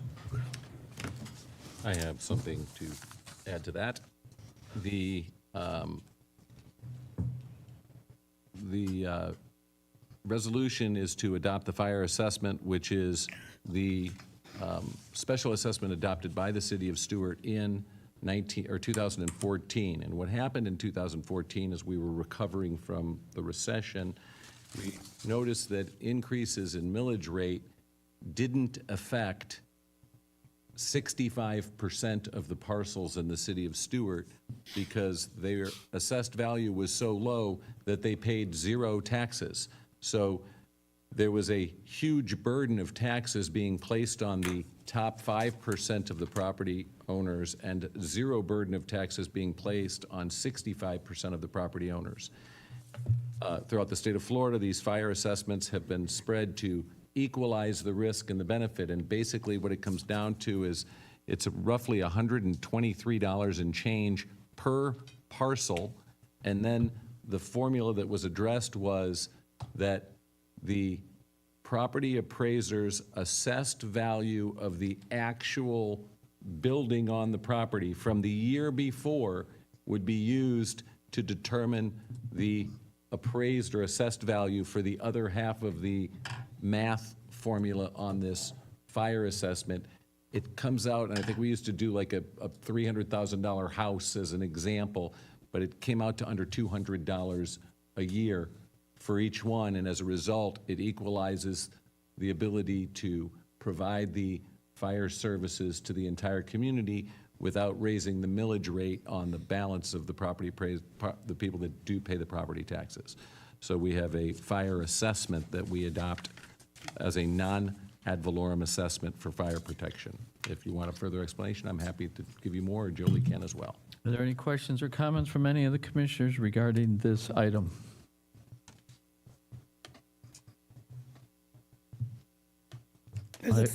Commissioner Clark? No, I won't say it. I was going to say a bad word. Okay. When this started, Bonnie or Bob? people called it the fire tax. Yeah, Helen, I smiled. Well, that's basically what it is. Yeah.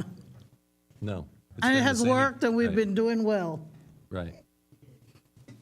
It's $193.87 per parcel for Tier 1 and $2.34 per EBU for Tier 2. It just a single. It is a remarkable statistic that 65% of the. And I think that number has now gone down because obviously when Okay. people's properties go above $75,000 in assessed value. However, if somebody. Still a large number. If a lot of people bought their houses in 2004. I bought my house in 2002. And so if somebody bought their house, and I'm not even going to guess when Mrs. McBride bought her house, but because of the Save Our Homes law, if somebody's house was assessed at $45,000 when they bought it, it only can go up 3% per year. So the value of that house would take 30, 40 years to get over $75,000. Even if that property is worth $300,000 today, it doesn't matter because it's homesteaded and it's protected, and as long as they don't sell it, it doesn't get on the tax rolls. So anyway, that's how Seeing it no works. other questions or comments, will you take the vote, please? There's no motion yet. Oh, there's no. With regard oh, to- sorry. We'll move approval of the resolution number 79-2024, non-ad valorem assessment for fire protection services. Second. Okay. Seeing no comments or questions? No, is it a roll call or is it a? It's a roll Money, call. it's Yeah, always they're all roll roll call. call. Mayor Rich, Yes. Commissioner Giobi, Yes. Commissioner Reed, Yes. Commissioner Clark, Yes. Commissioner Collins. Yes. Will you read item number 3, please, Mr. Baggett? Resolution number 80-2024, a resolution of the City Commission of the City of Stuart, Florida, adopting the tentative budgets of the City of Stuart, Florida for the fiscal year beginning October 1st, 2024 and ending September 30th, 2025, providing an effective date and for other purposes. Do we have a motion? Just so you know, only I know it's late and everyone's ready to go, but just so you know, the city manager made some very tough choices this year. This meeting is just another indicative of how the year's gone. So there have been positions that were cut, as in removed, and FTEs were cut. There's also been positions that were frozen, where we're not allowing we didn't budget any dollars for the position, so it won't be filled. We denied capital request, and correct. And as to the vehicle stuff, what we did was, I always tell you, we never match ongoing expenses with one-time revenues, but to push this over the goal line, we dipped into some of the money that we've saved up from selling vehicles to fund some of the vehicles outright this year to try and lessen that burden on the budget. So after the direction of the commission at the last budget to what the manager's referring, what is different in this budget, we did not dip into fund balance. We did not increase millage. We found the money in other line items to cover the $300,000 amount for the proposed position. So that's what's different between the last budget you saw and this one. Do you have any questions of our budget director, Commissioner Reed? None. Commissioner Giobi? No, none. No questions. Thank you. With regard to resolution number 80-2024, move approval. Second. We have a motion by Commissioner Clark and a second by Commissioner Collins. Will you call the roll, please, Madam Clerk? Commissioner Clark, Yes. Commissioner Reed, Yes. Mayor Rich, Yes. Commissioner Collins, Yes. Commissioner Giobi. Yes. And finally, I need to announce that the final public hearing to adopt the fiscal year 2025 millage rate and the final budget is scheduled for Monday, September 23rd at 5:15 PM here at City Hall, which is 121 Southwest Flagler Avenue in Stuart, Florida. We will do those exact same 3 items again. Just 2. Just 2 of them, right? Just 2. On the, at that hearing, because it was a 2-reading process. And And there- I also want to remind the board that we also authorized the scheduling of another meeting 1 week from today to address the item number 7 in the agenda and the zoning progress. Will you give us a time? Yeah, well, it's going to be the standard time of 5:30 does the normal meeting start? Unless you guys want to do a different time. No, 5:30 is good. Okay, great. Mr. Mayor, please note that I will not be at that meeting on the 9th. And Commissioner Clark, you will be missed. Thank you. Good